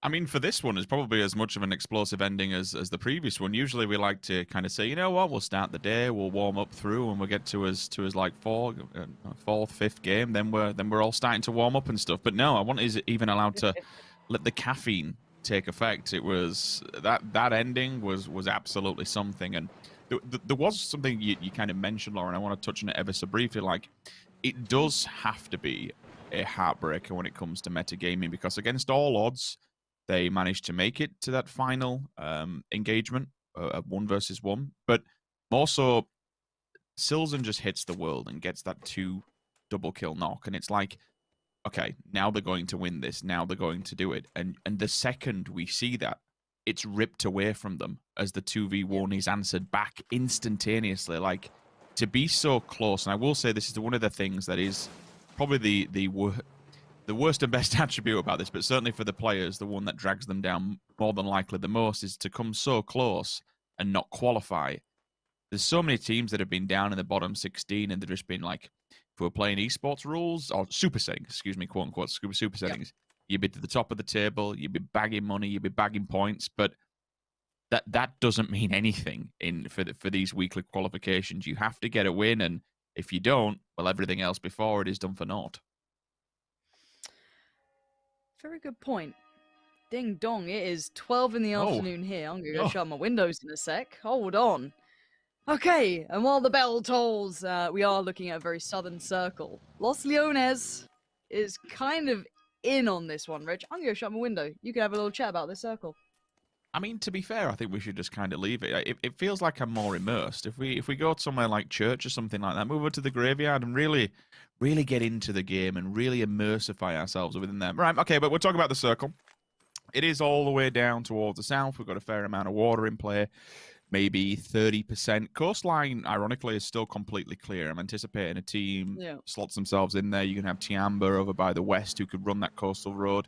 They're not too far. It's a hop, skip, and a jump to the circle, and maybe they just come in further afield to give themselves a bit of a buffer. Gen.G, it depends what we see come out of Day Trade and Digital Athletics. They are posturing around pretty much bang polar opposite where Gen.G may make an entrance. However, even though we see this time and time again, because of the terrain, and this is the throw out here, but because of the terrain, teams like to magnetize towards the roads and use the roads where possible, just because you can be dragging that car all over the place, slipping, sliding, it just makes it super slow. So utilizing the roads where possible is always a thing. And that's where you get these engagements that come towards the coastal areas, that come towards the one that runs and wraps straight through Los Leones, for example. So you have to be aware of it. And speaking of aware, infantry have been put on red alert. All of a sudden, 9 is down and dead. T1, okay, they pulled up and instantly DA's there, but it's only a one-man band. Will the rest of them commit? Look, knowing DA, there's always a chance. Now, I was confused for a second because it's the canted site he was using. That was quite interesting. But DA might have to cut their losses on this. Just spin on. Yeah, there's no recovery. And look, in an area like this, there's that very busy band, right? It's the south of Los Leones running across, just, you know, not quite coastal, but just that little bit further up that just runs south around the map. The very middle portion is going to get exceedingly busy. Now, it may not be DA to get involved, but we are seeing now Oath and T1 getting involved. A little bit of a back and forth. This is going to get busy because teams are going to decide to stay away from Los Leones unless it's their only option. They're not going to go to the very coastline because of the way the water works. So this will compress the circle. Now, this looks like a pretty reasonable circle, right? But in reality, the teams all want the same area. And these rotations, as you were talking about, you know, you want to take those roads, you want to try and play this smart, but you know, you want to try and find the cleanest way forward, but all of these now can be spotted pretty comfortably. This is going to make some of these rotations really, really dangerous and pretty sketchy to pull up on. So you better be kind of almost playing late circle. You can't be as spread as you want. DA's already fallen foul to that. You can't be as split apart, taking your time here. Teams are quick on this. We're at 5 minutes, and already we have a good chunk of the teams now in that southern band.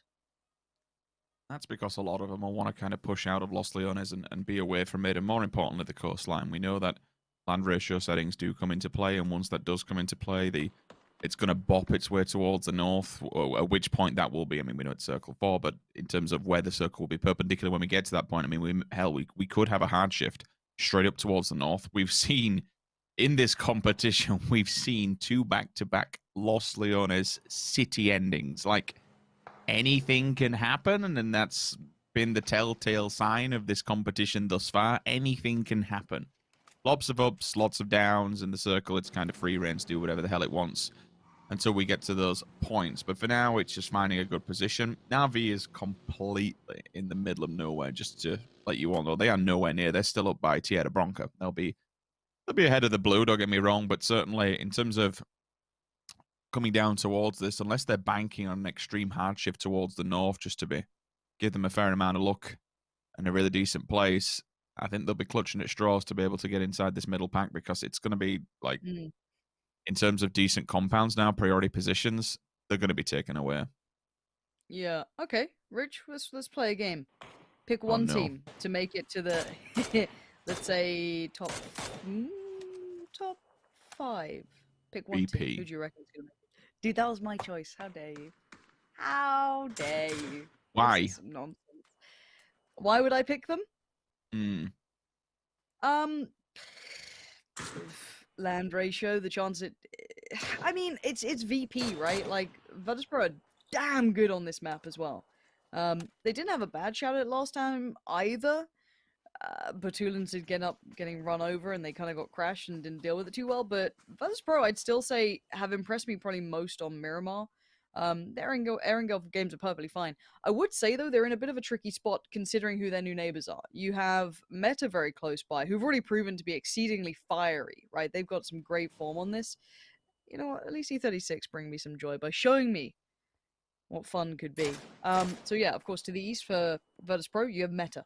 As we can now see, Sparking, never shy to show presence. And then towards the west, you have Gen G.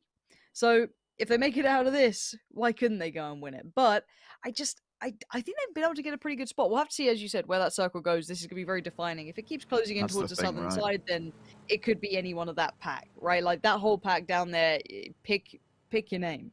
But if this does hard shift north, northwest, then, you know, this opens up that chance for the Gen Gs, for the Metas, for the Virtus.pros of the world to make something out of this circle. So I'm looking at that, and we do check in on our CES boys. Na'Vi working their way in, and you're right, they are pretty far away. But this circle, I'm pretty sure they're very aware, as we are, that most teams will head to that southern band, so they should be fine on entry from the north, unless maybe, I don't know, Wicked spots them or something of the such. But other than that, Freaka Freaks, not the most eastern team as it stands, kind of in a line with Petrichor Road, but it will be DXG going on the southern swing around on that southern coastal road. And for now, I'd say most teams are comfortable is a strong word, but they're in. I get why you want to go to the middle. I get why you want to be within that pack, ready to receive the circle, especially if it does home in on it. But for me, when I look at VP's position just between the shacks, the church is a bit of a far cry. It's a good position that Luke can hold and have a good amount of ground to be able to watch for any teams backfilling. Gen G, for example, who want to try and swing on them, or maybe even Na'Vi who try and go for a wide one. Meta, certainly, as we've already seen from shots, and as you have brought it up, are very close, a little bit too close for comfort, maybe, for the two players on VP or up front. Circle, it comes towards the north, I think. It does indeed. Oh, we got it right for once with the water, something like this. I'm just thinking, I'm praying, please be right, because if it would have gone down to the south, it would have been complete and utter chaos. Yeah, at that point it would have been bedlam. Right, now this is where things get pretty fun though, because that southern path is now going to get busy. Everyone going to shuffle a little further north, try and kind of be like, all right, well, you go here, I'll go here. Everyone stay kind of together and add a, look, we appreciate a man to try, but this does open up the chance for Los Leones. Now, any other tournament to this point, I'd have said, no worries, it's going elsewhere, maybe south, maybe west, who knows. It won't go there. Hey, as you said, we've seen it back-to-back games going towards this. Now, Na'Vi actually get to have a fantastic position in this, playing on the top of the hillside. Remember, kind of almost Los Leones is the high ground, and then it kind of filters on down.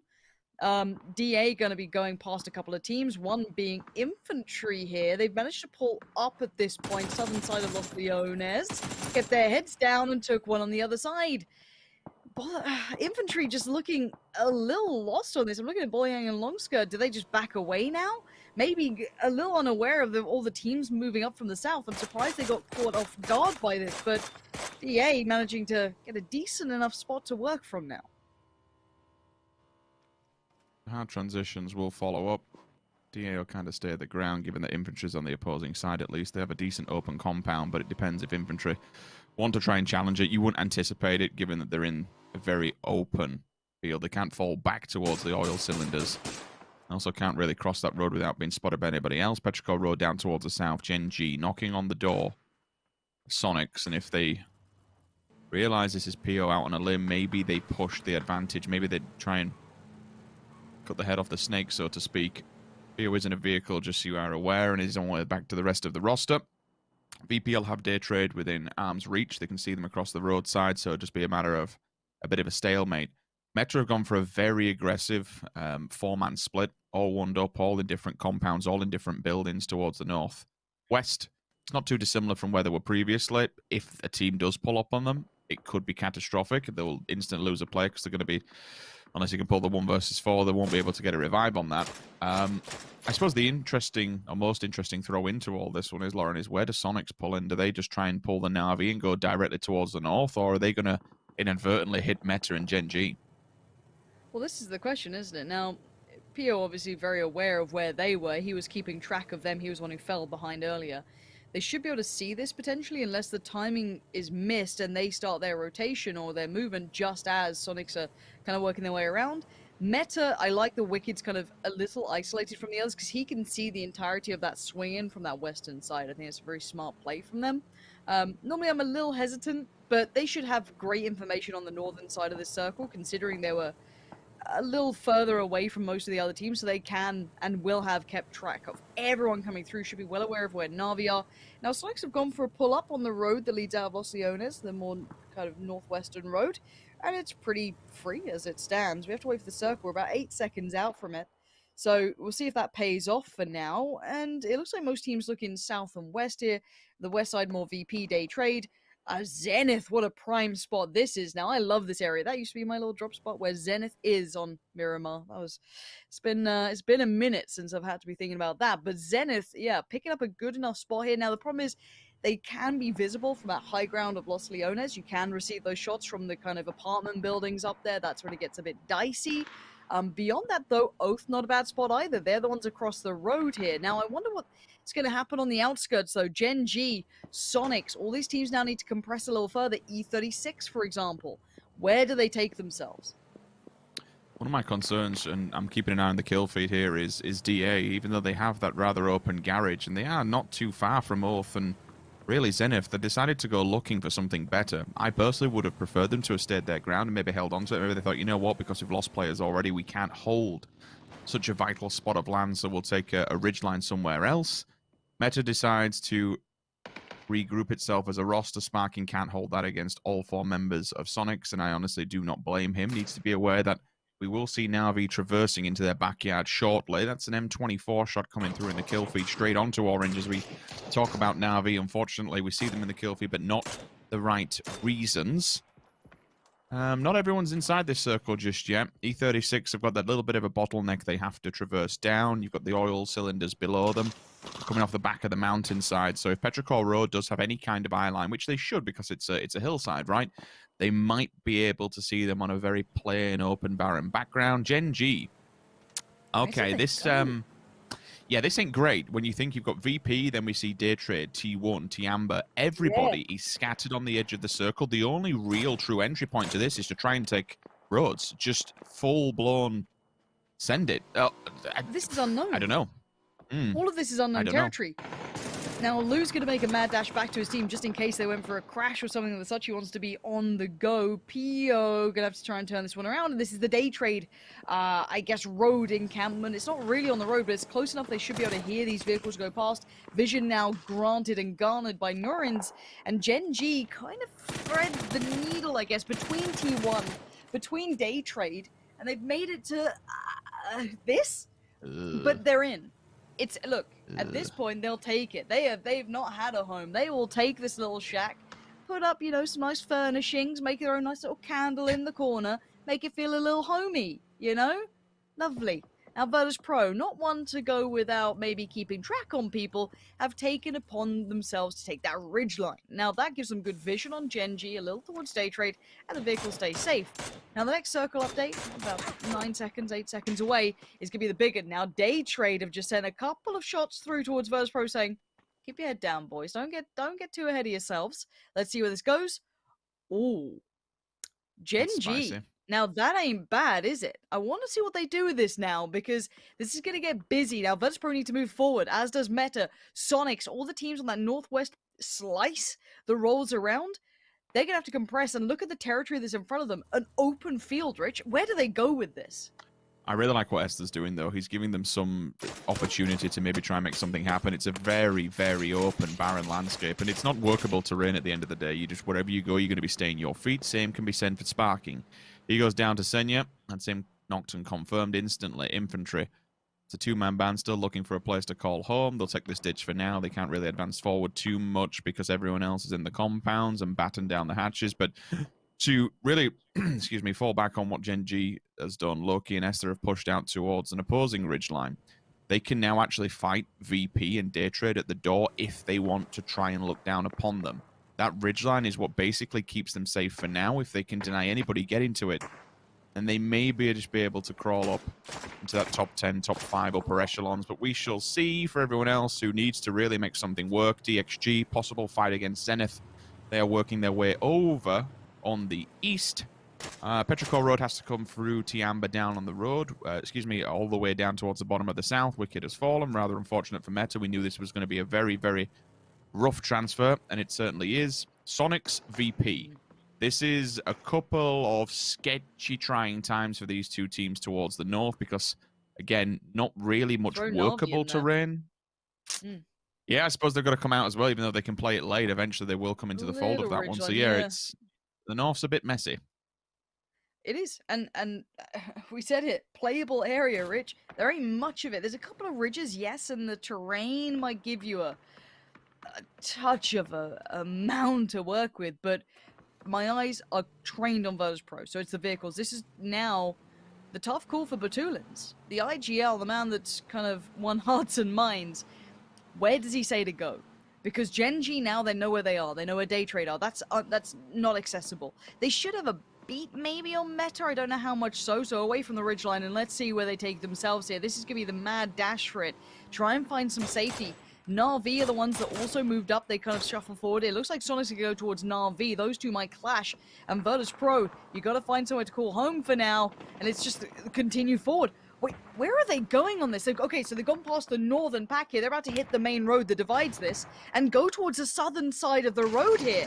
Maybe the better option than this. Sonics and Na'Vi taking lumps out of each other. And look at Besto. That peak on the ridgeline, Mime just silhouetting like a bad boy, but now Meta get involved as well. Everyone can see this fight, and I've got to say, for now, Virtus Pro might have made the right choice. What a bit of work coming in from VP to somehow go under the radar, somehow avoid these fights, because Na'Vi just got shredded on their choice. A one-to-one comparison. You gotta say, Virtus Pro made the right call. Absolutely. But they're going to have a lot of presence noted with the shots now as we see the drive-bys coming through. Silzen, Ragnar, gone.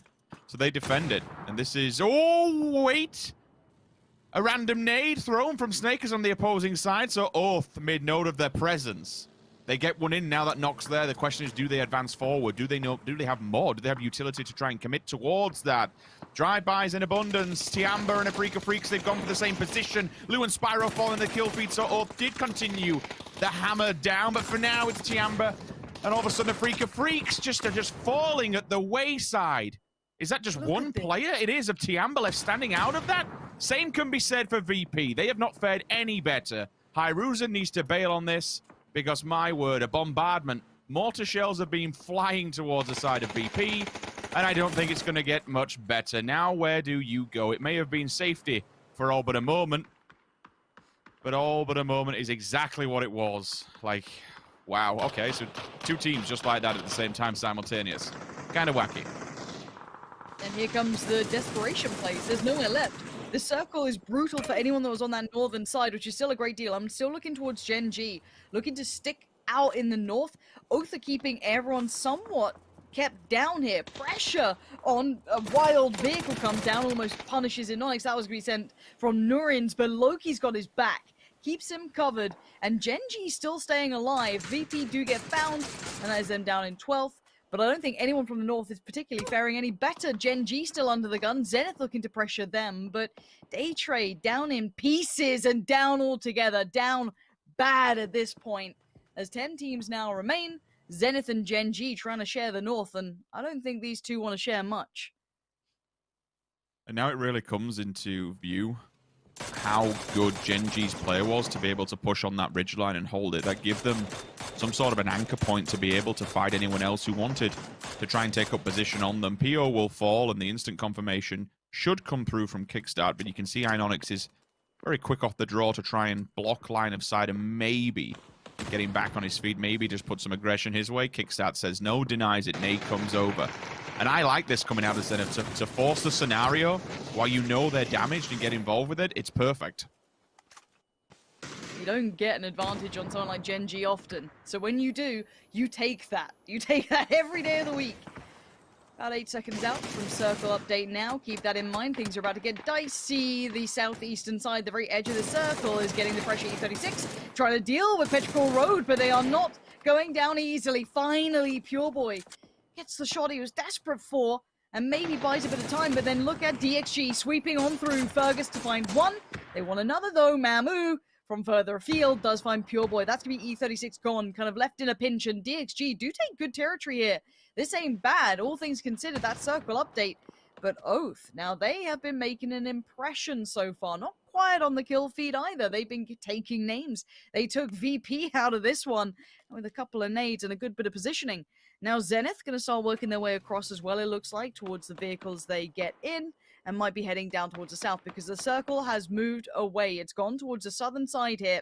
Inonix and Loki, the last two, probably left towards the north. I do still see one up there for Zenith, maybe trying to keep track. As Roth has not yet got to the vehicle, so maybe watching to see what Gen G do here. Poonage has been banging some shots with that M24. If he can land one onto the side of Oath, then maybe that's the opportunity for them to push and be able to capitalize on the down player. Thankfully for Zenith, they can hold this position just because Oath have committed so much utility previously to remove VP. You would hope and you would guess that most of their lethal utility has now been disbanded. Roth's job is just to kind of hold Gen G and deny them access across this road. It's very open. You can see Poonage is starting to move into that position to maybe get a quick, cheeky view, but those shots are not from Gen G. Those shots are from Oath. An angle has been found, an even better one from DXG. Long K finds him. So the marksman, the sniper, the potential point guy to make something happen has gone down, and it's not getting any better as Roth, who attempts to go for the res, also falls victim to Long K at distance. 8 teams. Long K still trying to spam away. I'm seeing nades. You're right, they are. They're coming out, and these nades were good before. Virtus Pro's corpses lay down here. They know the distance. They know where to go. The molly is perfect. Say goodnight. Oath wipe out Zenith, and once again maintain position. 4 still standing as well. They are in prime position to do exceedingly well this game.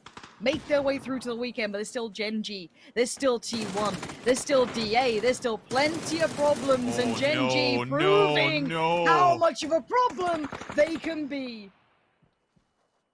How can 2 players do this? It is too damn good, man. 10 kills comes out from the side of Oath Infantry. They will fall, and DA and Infantry have basically just been kicking each other while they're down since the very start of this game. Marco was the first to kind of open up on some of the players, and once again they find themselves within one another over by the middle pack. Oliang, single player, Marco and Metralius. We've actually got to be fair, apart from if DXG and Oath go toe-to-toe now, this kind of sets us up for a very interesting game, because you're going to have all these solos, all these snakes, all these little 2-man squads who maybe now have a chance. If Oath and DXG fight one another and take away a full 4-man stack, or even just do damage and reduce the players on both sides of it, this really does open it up for everybody on this map. It does, and that fight looks like it's starting. Packcap's being called to look this way. I think a couple of shots came down. Balefrost does find Ferguson.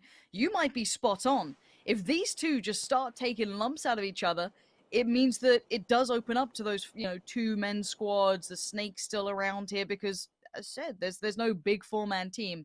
But Oath still do have all 4 players. Let's see what they do with this in the vehicles. Rello and Snakers could be the ones to maybe try and get a little mobile with this. Once again, DXG not really finding much luck so far. You can see the pull-up coming out from Oath, or at least the move-up. Maybe not a pull-up. Just adjusting here, getting towards that drop, potentially. Packcap's finding Fergus. This isn't looking great for DXG. They're kind of being held back. I suppose the better thing is for Oath is that if you DA and Infantry, you don't want to get involved in this just yet. You're in a very weakened position. You'll just chill for now. You'll hold point until they come into very clear vision. I don't know what Gen G's amount of vision is going to be from their position. I'd assume it's limited. If DXG has any lethal utility, they have to find... Oh, wait, hang on. Hang on a minute! Good nade. Gen G! If that had bounced to the left-hand side, it would have been formidable. Inonix with a third one. Could the third find its target? It can. He got in the car! Marco, you beast! Big brain plays, but here we go. That's going to be some big death on the board. Already Oath again, mopping up DXG. While this happened, Inonix just found Metralius, and there goes DA. Gen G refusing to relent. They continue forward. Oath managed to stay alive. There's 2 of them still up. they could do with these reses, and now, because Gen G are back building this with 2 of them. Boliang, though, maybe his position will pay dividends. Lin Shun, the flash, this could be huge. The underhand flash, he's 3'd up. This guy is geared out of his mind. The flash is definitely catch Oath. Back caps might be blind as a bat here. Lin Shun, though, tucks his head down. Loki just posting shots downfield, downrange. Now, Balefrost being flushed is a problem, and that's going to Inonix. Okay, Snakers finds Lin Shun. That's one big danger removed. Now, Boliang is right in between Gen G and Oath. And somehow, Gen G still playing like they're the favorites in this. There are 2 players. There's no way they should be looking this confident. What we said may happen almost did. They lost several, but been able to get themselves at least to a 3-stack. Gives them that shining chance. Boliang, are you going to lay here, though? That's the problem. Are you going to lay here and maybe get stepped upon? If you step on Snake, you will get bitten. For Oath, they don't have to come his way. That's the advantage. Oh, they've spotted him. Never mind. If they remove him from play, that's a 2 versus 3. Okay, game on here. Gen G, what's left in the tank? You've been formidable thus far throughout this game, but your ground to play with is absolutely minuscule. They would have to smoke up Oath, deny vision, and run at them. Inonix is holding the ridgeline. There is a chance that Loki can slip further forward here. The smokes have kept Oath unable to see this ground. This gets Loki close. Inonix is just saying, look at me. Don't look anywhere else. You pay attention to me. 11 smokes as well for Loki. They're well geared up for this. It's not perfect. The vest is still broken. It's not ideal. No nades here, for example.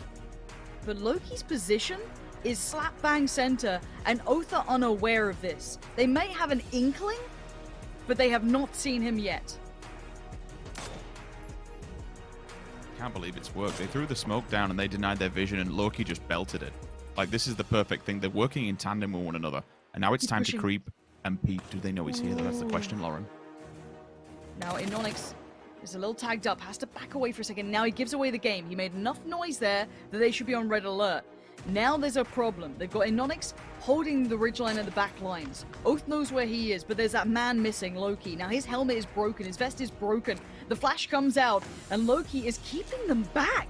One man now. He puts the kind of, I guess, aggressive smokes down. He's going to smoke them off, so when they move forward, it's the white wall, and Inonix re-aggressing, re-peeking.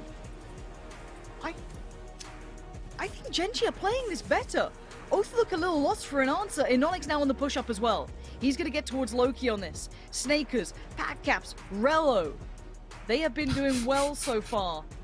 But Gen G have done better in this moment. Oh, this ridgeline's good, though. Snakers on the low ground. This could be huge. Loki, seemingly looking that way, keeping the track on it. Inonix has his back as well. Snakers sees one. That should be a kill all day long. Where's the kill coming? Snakers, he whiffs it for just a second. And now there's problems because Pack Caps now comes in. Inonix put into what? A 1v3. He's got the first. Pack Caps goes down. Rello and Snake are still alive. And the smokes are up. Inonix is creeping forward. He's going to move towards Loki here. Going to move past him. Spots out Rello. Spins around on a dime. Sees Snakers. He's in a 1v2 on angles that are not favorable. Surrounded. Snakers should have this. And now Rello gets the flush and looks for more. Inonix watching that ridgeline like a hawk. That pixel peeks up. Pops a shot. Nothing more happens. How is he going to get the advantage here?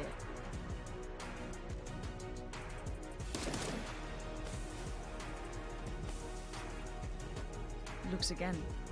Oath don't have an answer just yet. No nades to come towards him. Another smoke invested. His last smoke now goes in. Snake is still visible. Inonix peeks again. This man looks just invulnerable. He's still alive and this is creeping in. He's got good damage for only 9 HP. Inonix, the ridgeline, spots out Snakers, but now the damage comes back. 26 HP here.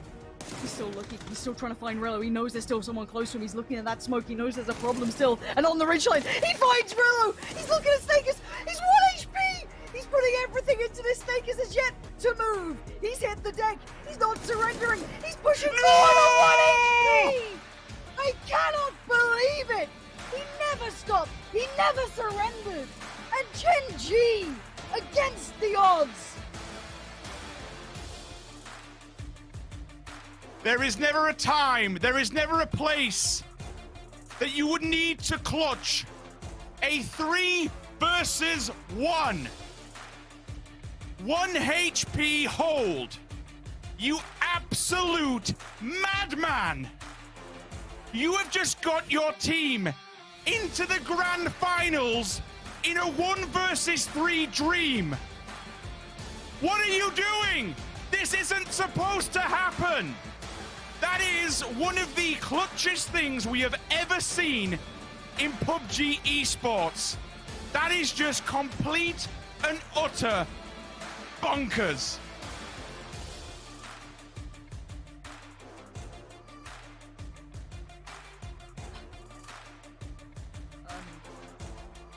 I'm at a loss for words.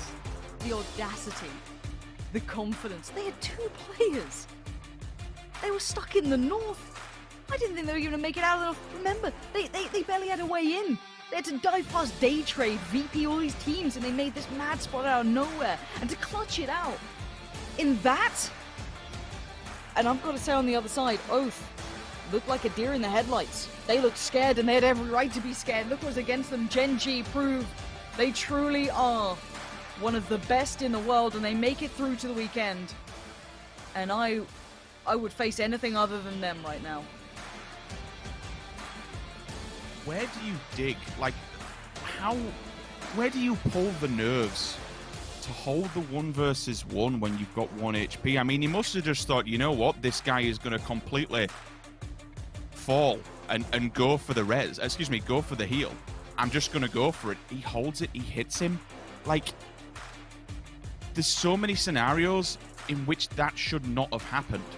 The 3 versus 1, the health towards the end, the 2 people trying to push him at a dip, like even from all the way down early on, Lauren, battling it out with 2 players against immeasurable odds is just, words cannot put into context how good they have just played that final ending. That is picture perfect PUBG, and something that every single team going into this grand finals should be damn well scared of.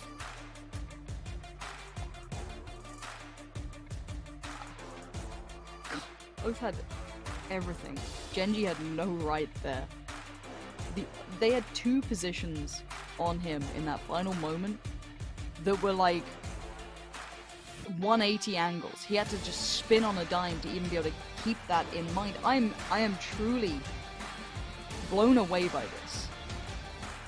That is a rarity and a true treat, and Gen G deserve every bit of praise off the back of that.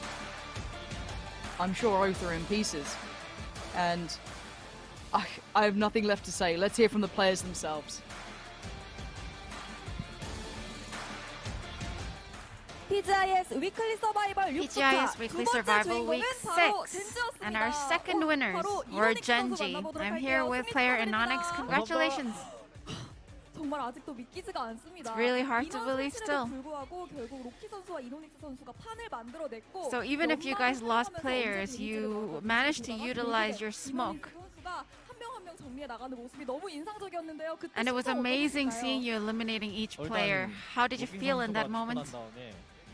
After Loki was eliminated,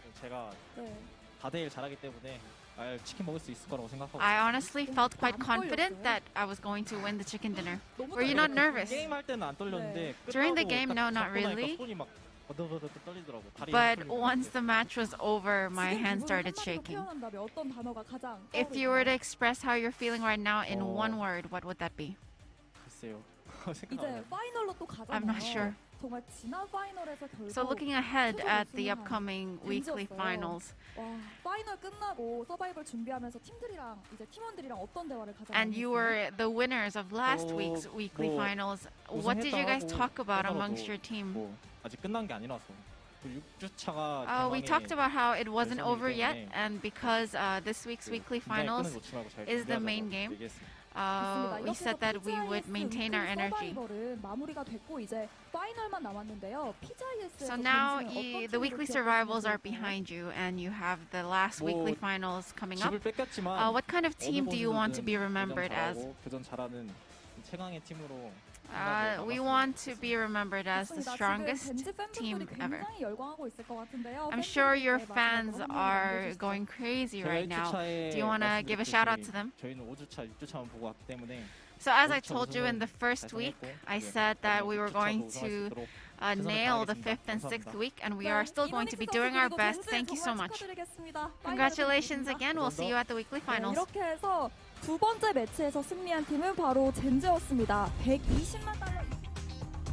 People are going to have a hard time prying the trophy out of Gen G's hands here when it comes to the PGI.S, because that are the kind of plays that make a champion here when it comes to the tournament. They've already been world champions before, and right now they're looking poised to make it happen again. Joining me, Avenger and Matrim here to break things down. They qualify in second place. They get themselves the $6,000, but I think so much more than that was just said in those final moments, Avenger.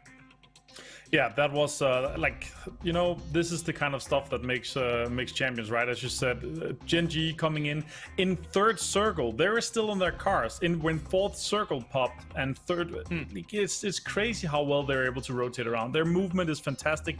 Their tactical awareness and strategies is just on point. And their solo mechanical skills in a 1v2, 1v3 situation is just unparalleled, to be honest. Matrim?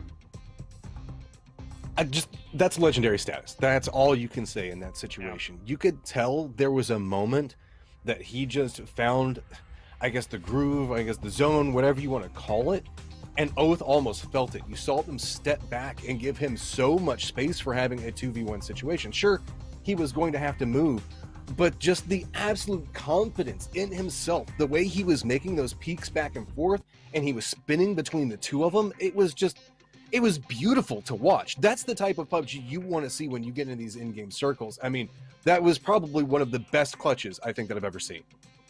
It was actually spectacular. Amazing stuff coming out from Gen G. And the thing is, for Oath, for a lot of this game here at Avenger, they felt like they were in a god position. They were in great spots. They had a lot of kills coming into this. Not able to round this out, though, against arguably one of the best teams in the world. Yeah, and this we see it here in the end. Anonix first with the close-up peek. They gave him 2 1v1s as well, but he made it happen, and it's just insane. They're so happy to see this happen. Oath, though, fantastic run for them in terms of kills and positioning, but they weren't able to close it out with this one, unfortunately. Yeah, ridiculous scenes that we've just witnessed here from Gen G. Now, of course, they move into and they bag their tickets to that final circle as we close things out in the weekly final here in week 6. Looking farther afield from that, though, Matrim, what stood out to you here in this game? The field's open. I mean, Oath's performance, you do have to say. They didn't win the 2v1, but they managed to stack up a ton of kills. And if anything, that just shows the comfort that they're starting to have in these survival series. Like, we've seen a lot of people talk about the fact that, oh, you just got to make it to the end game. Oath cut a path to get into the end game there. And a phenomenal clutch from Anonix, but you can't take away from Oath that they still had a stellar performance inside that round.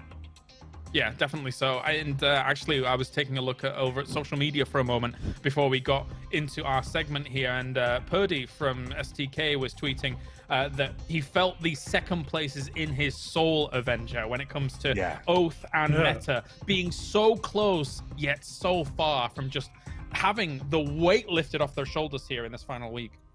Yeah, but historically and statistically, if you are able to post, if you start in the weekly survival here and you're able to post a few second places, you end up also often getting into the final as well. Like their performance you'll see and their current form right now, I'm sure we will see Oath and Meta in the final for sure. Inonix, the 1,000, the 1K club. And fully deserved. I mean, you could see the elation on the faces of Gen G. Well, 3. But yeah, doing all right. Kickstart showing on up, and as we kind of expect, really. I mean, they had a pretty central position for a lot of this game, and then obviously I think they walked into the path of Oath and got naded down there. But once again, it's nice glimmers of hope here for Zenith Matrim, who we are expecting big things out of, I would say, now at this point. I mean, if anything, some of the other teams can now breathe a sigh of relief as the raid boss has kind of been removed, and you don't have to worry about it for the later games. Makes it a little bit easier to qualify from here. And so with the way that we were seeing Oath Zenith play, good chances for them coming through. Additionally, got to look back over my notes real fast. The new team that's going to be coming in pretty strong as well. If I remember correctly, I believe it's going to be FaZe that's stepping in this round. Right. And yes, it is. So it's going to step up the escalation and the violence just a little bit more. We did see a lot of very chaotic rotations inside that last one. Yeah. Most notably, I believe it was whenever we saw Tiemba just crashing right on top of another team, literally stacking cars on top of each other as they ran on top of each other. Yeah. That did happen. I think it was against DA, it might have been. Another team in blue. I can't remember. Maybe Africa Freaks. A lot of these logos do look similar. But anyway, regardless of that, we are going to go to a short break. And when we return, we have our game number 3 of the day. And as mentioned by Matrim, FaZe is joining the lobby as they are out for blood to try and qualify here to the weekly final. We'll see you in a few.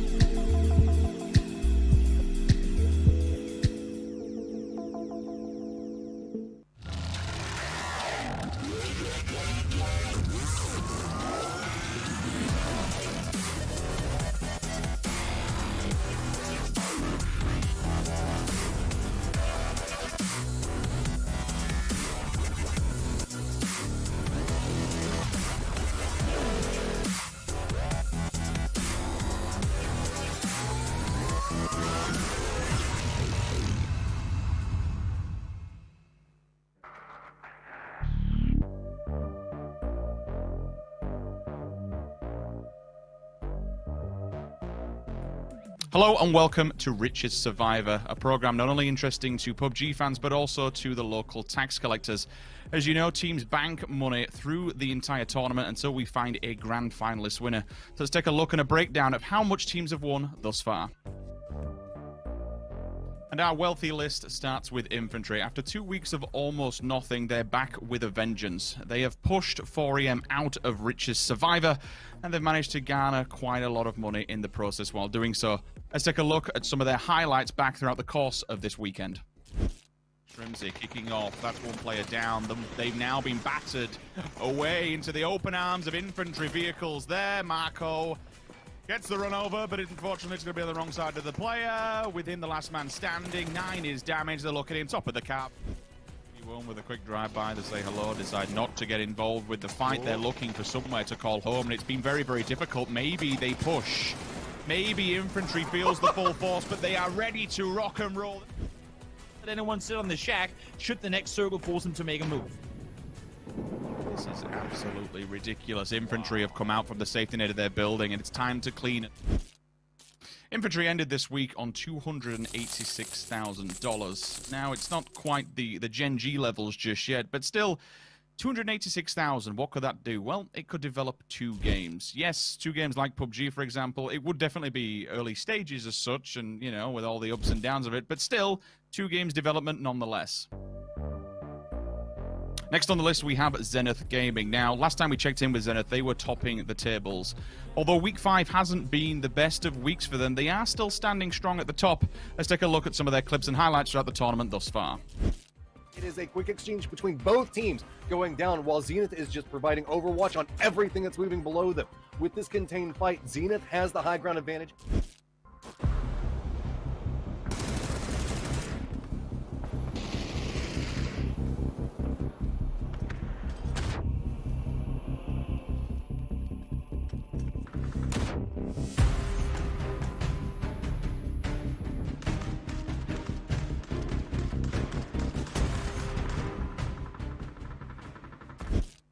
Zenith so far have garnered $368,000, with a little over $216,000 of that coming from crowdfunding alone. Let's move on and take a look at our next team. Next up in third position, we have Meta Gaming. Now, ironically, the last time we checked in on Richest Survivor, we had DA. They came in with absolutely nothing and take third spot.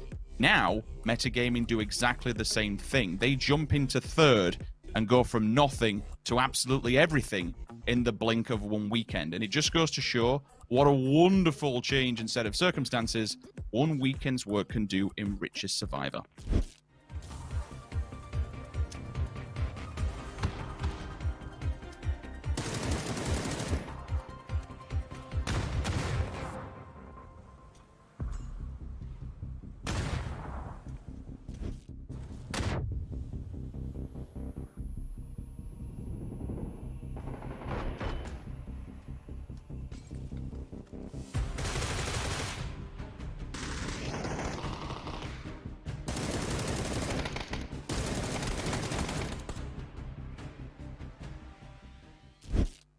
That said, Meta is not that far off Zenith Gaming. A mere $7,000 at 375 grand, they are only just ahead of them. The silver medal within Richest Survivor goes to Digital Athletics, showing resilience 2 weeks in a row. They went from absolutely nothing to absolutely everything. They not only stay within the top 5, but they advance to second place. Fantastic work from DA in week number 5. It all comes down to the chicken dinner. Who's going to qualify? Who's going to move on to the weekly qualifiers? And you can see it's going to be a COD going for the peek off to one side, takes a chunk of damage. Mitrialis is playing this so patiently at the time. Keep in mind, Akkad is close to the blue zone, so whenever it starts to close in back behind him, he's going to have to move for us. Mitrialis, who's had everything working against him, finally might have the opportunity to take this one. He's got barely any bullets to work with, Matrim. He's down to 8 bullets here. That's all he's got. 7, 6. If Akkad just plays this out, Mitrialis is going to have no ammo to work with, at least with the mini. He'll have to switch out to that barrel. Ooh, makes the switch back over, spots it out, goes for the spray, connects with him as he jumps over towards it, and Digital Athletics gets this somehow. With over $377,000 in the bank, DA have almost doubled last week's earnings, but they only hold second place by 2 grand. It's very fragile, but still a hell of a job coming out of the boys on DA. And finally, we get to the top of the throne. It's going to be Gen G, who are crowned Richest Survivor week number 1 winners. Now, the stubbornness of Gen G shows they have absolute resilience and no signs of leaving our top 5. They go from 4th to 1st in just one weekend final. With $700,000 in the bag just from this weekend alone, let's take a quick look at the clips that lead Gen G to the number 1 spot. 2 members still up for Multi-Circle Gaming. It's just going to be Loki. He takes down 1 in the 1v1. Peeking back and forth. Evil, he's trying to end up Loki on 4 life. Trying to see if...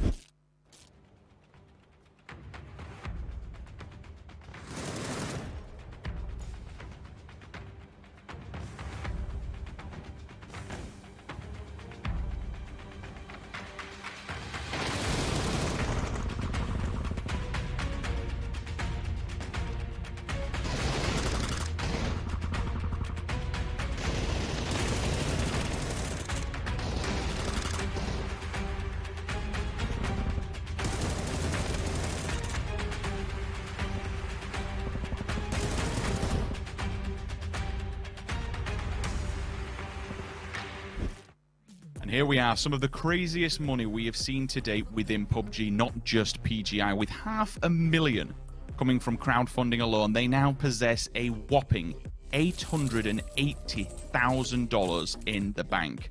The question is, can anything else turn the tables next week, or will Gen G once again be singing at the top and crowned our grand champions? Well, that's it for now until next week. Tune in next week and we'll be able to see how the top 5 will be standing in Rich's Survivor. Remember, if you're going to be getting those pick'ems and that money in the bank, spend it wisely. Welcome to the battle, ready, set, fight. Welcome to the battle, ready, set, fight. Aim it and lock it, shoot. The winner takes it all. Shoot. Aim it and lock it. You know that nobody like me, 'cause I'm faster and I'm stronger. You can have me, let me guarantee the winner takes it all. You ready?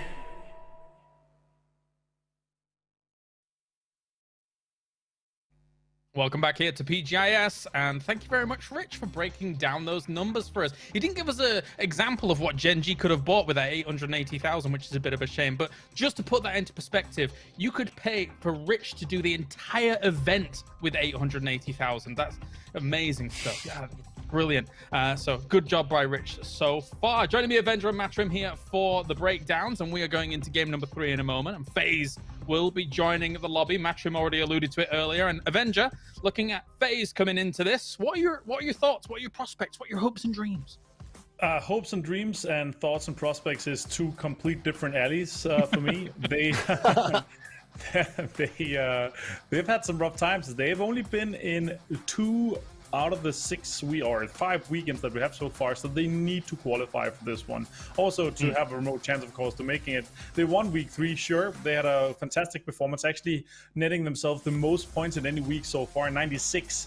The next highest of that was 86 from Zenith, so very impressive from them in that weekend. But I really want to see them qualify. I mean, they are our PGC 2019 runner-up, a team that's been performing very well throughout the EMEA region, and Uber in his usual seat with knee up and mini 14 out.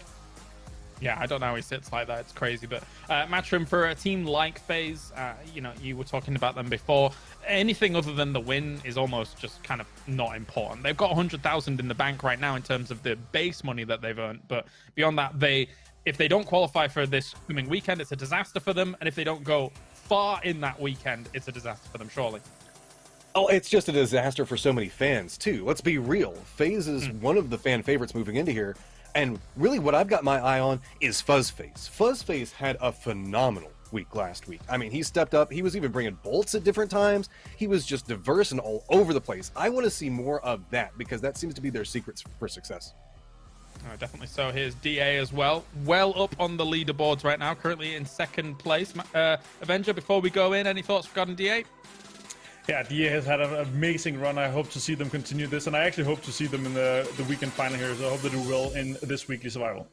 They're looking good. It's match 3. Thank you to Intel for joining us here as we now head to Erangel once again. Who is going to be able to take another spot in our weekly final as we head over to our casters? It's Pansy and the grossly incandescent Sims. You're right, mate. It'd be a bit mean to you.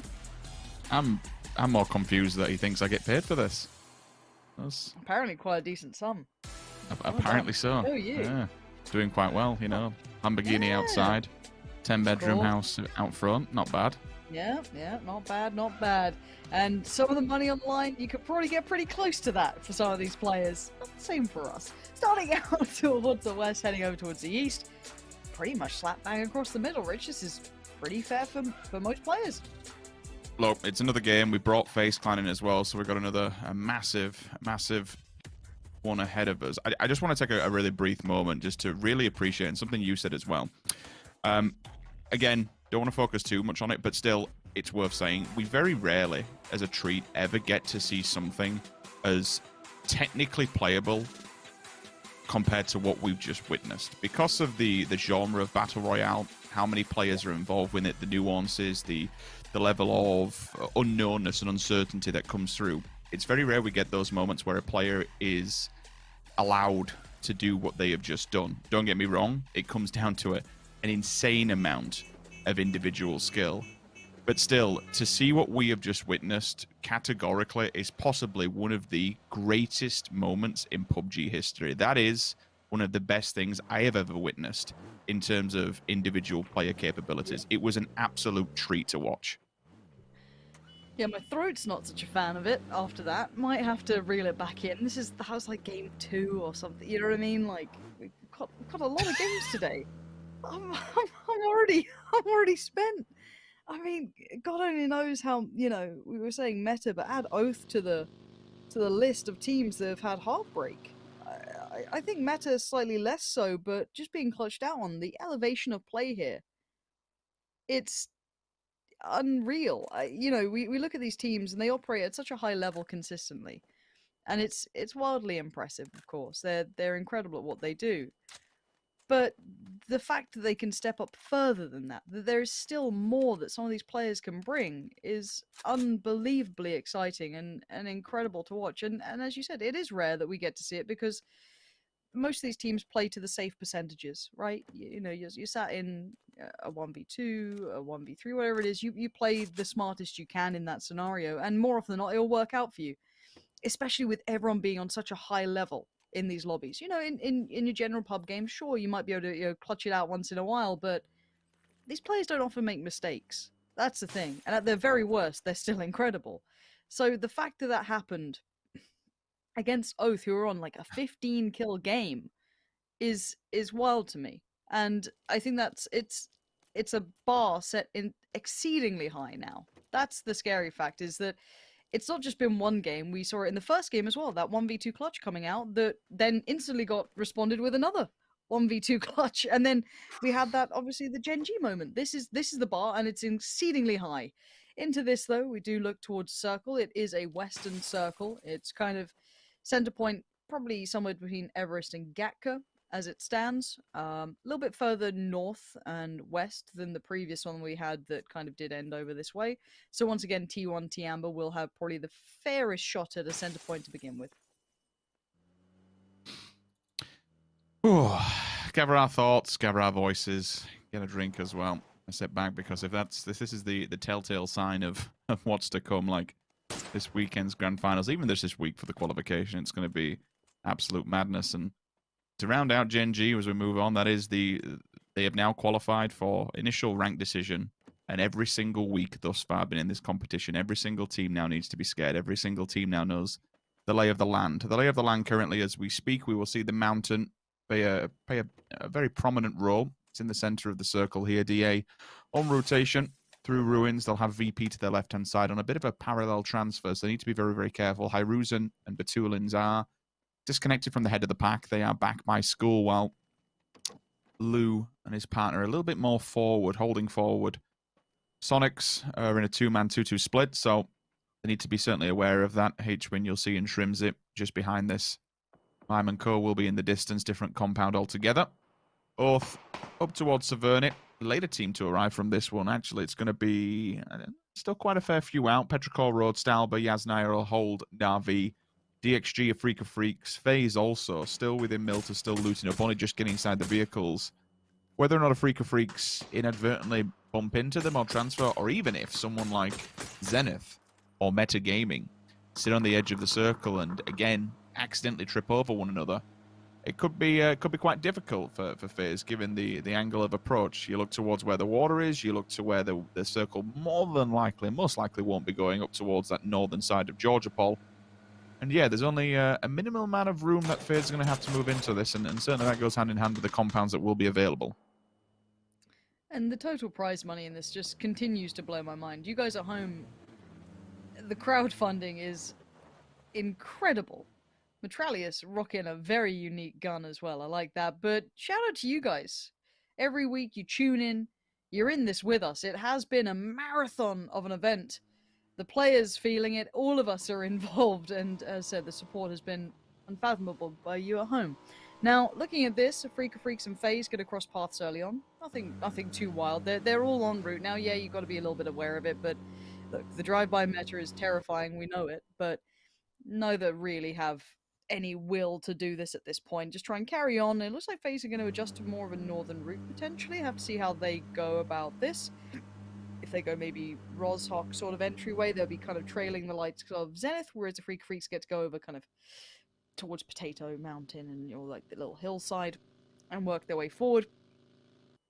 Outside of that, though, pretty reasonable. This isn't going to be too dicey yet. You know, there is that north portion and a little of the west that is somewhat inaccessible or shouldn't be played, but we have seen crazy hard shifts. There is a world where things can happen. But as it stands, most teams will opt to go, you know, somewhere between Gatka, Everest, and, you know, the surrounding areas. That would be the prime choice of locale, and it's not too surprising to see the vast majority of teams heading that way. Things only get really messy if we get some sort of a heavy northern hard shift, and maybe even northwest. If something like that comes into play and we have Georgia Paul Bay as a prominent factor, that's when things really, really start to hit the wall. Still, it's all eyes on the prize as we look towards the mountain. It's a very central point, and at the moment, everyone else will just be posturing and setting up around it. The compounds that are just below it at the foot of the mountain will be completely taken. Again, DA, Sonics, T1, Daytrade to a lesser extent, they're over by radio, but they do have a bit of a look onto this one. Speaking of a look, Flash takes a quick peek and finds the blunt end of Longskur's gun. He'll chase this one down as well because the health is certainly in his advantage for all but a moment, but realizes, okay, they do have the angle over the opposing. Has he walked into it? He absolutely has. He tried to run away. Longskur actually not aiming it the correct way, and as he tries to avoid the oncoming possible assault, accidentally runs into it. Longskur picks up free frag. Feels bad, Flash. Feels very bad. Oh, what a way to start things off. That's a brutal one for Daytrade, losing Flash like that, but it's how it goes at this point. I think we're all kind of just accustomed to waiting on watching and touching it on FaZe. We noted that kind of very northern approach they were going on. They've continued that forward. Virtus Pro, no rest for the wicked either. Pulled up on by a Freak of Freaks. EJ's there. Cad's falling behind, and Hiruzen's got to get moving. There's a couple of shots available now, but it seems to have made it out of the first foray of bullets. But a Cad, very aggressive posturing on that, willing to follow for a second. We'll back away now. Batulins was ready to help out his buddy if required. I want to see where they end up going. Virtus Pro, interesting positioning. A little spread apart for now, but no immediate danger now. Hiruzen's managed to make his way out. It's getting a little bit messy towards that east edge of the circle. Zenith, Petrichor Road, Navi, all within shooting distance of one another, and this is kind of the combat I was talking about. Sen, you're probably waiting until the player in his sights is going to get into a more open and exposed area, so he can't just dip down, and no real time to get into hard cover. I'll be calling this out and getting set up. Shop waiting on it. Roth, there's no coming back from that one. That buggy is on its back. Will be forced to run. Mamu understands where he is in the field, and unfortunately the car flip spells disaster for Zenith as they lose one player on transfer. FaZe Clan, they were, so you are aware, butted away from the angle of approach. They were going towards the cubes, and that's exactly where Oath have set up shop. So they've been moved over towards Georgia Paul side. They'll have to take that, not the furthest western bridge, but the one between the cube stack and crates. Here we go, bang on screen. Thank you very much, observers. Gives you a quick eyeline into it. E36 is shooting them, and they are being forced inadvertently into the crate. Circle hard shifts, and this time it's down towards the southwest, Lauren. Okay, that's changed things, and FaZe are probably quite happy about this now. They would have been stuck by that big Eastern pack, and speaking of it, most of the teams now who were central will have to shuffle towards the west, but there's a bit of a choke point, isn't there? Kind of those Gatka fields are very busy, very rife with teams. Some may be able to go on those longer rotations if choosing. Maybe Virtus Pro or Petrichor Road, Oath, FaZe, for example, can take those wider swings, but some are dedicated to this very dicey route, and Sonics is one of them. H-Win and Shrimsy quick to the vehicles to get moving. Passing T1 for now, but there's plenty of others. Infantry still around, popping shots towards Meta, and Meta on the move as well. This opens up chances, opens up a new area of the map to play. This is way further west than we saw in the previous game, and it has the coastline in there. It has a couple of compounds that can be pretty big and influential. Now, positioning-wise, I'm looking towards Oath. Sonics, where do they go towards in this? They're all heading through the fields, it looks like. I'm seeing Oath in the distance, just getting past nearish to hospital, but they're going right towards the center mass of those open fields. We have the pull-up. Bam! Mime just pings Mings to the wall. Oof. Okay, well, that's a crushing blow to say the least. Down and dead. Nothing you can do about that. Just carry on as normal. Wicked. Straight down the gun. A little bit of damage done to the side of a Freak of Freaks. Saying that, actually, there's a response in the kill feed. Mime's down. Okay, so Tiamba have come back to try and fight another day, and that is from between Radio and up by Hospital. There will be a revive on there, and Lynchon probably doesn't just dive in, given that he is solo for now, and he is central map. There's no real reason to do it and go giving up another needless death. Little unfortunate. Oh, the replay of Senya. Hello. Bopping down one. Now, looking across, though, Na'Vi, as we were talking about Senya, taking an extremely southern path.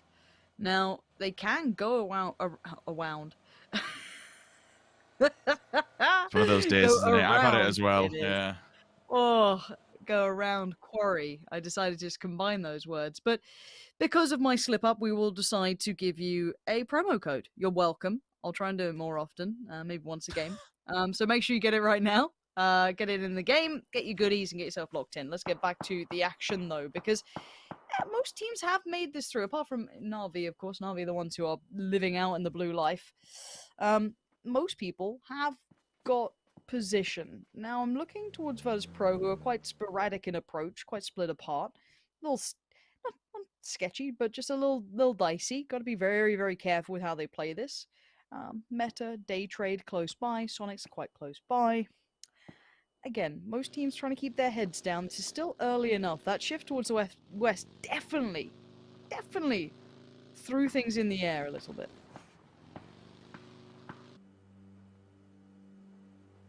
Still got all these transitions. It's one of these circles, still plenty of room to move. Depending on what the next one does, and we're about to find out. Is it going to be cruel? Will it central?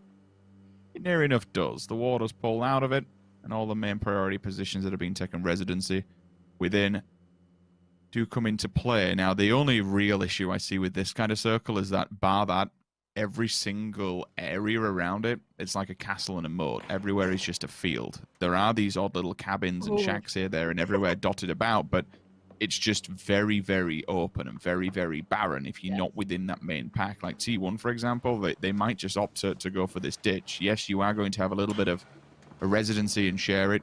Shrims is in the fields, and they probably don't realize he's there, but I don't think he'll do too much given how many people are going to be looking towards that field side of it. It does indeed look like T1 will pull up. Petrichor Road going for a big old rotate straight through the middle. If they head towards the hillside, they'll unfortunately find two teams that are going to be upside of that. Code Marco has just banged Sylphia out of the vehicle at range. Okay, nice work, DA. It pauses them for a moment, and it actually might force the fight between them and Tiamba. Is Tiamba bailed? Wait, I think Tiamba may have just bailed. I think that... I'm waiting to see where they go then, because Tiamba don't have many options either. Lynchon trying to maybe secure a spot, but that's where Shrimsy is.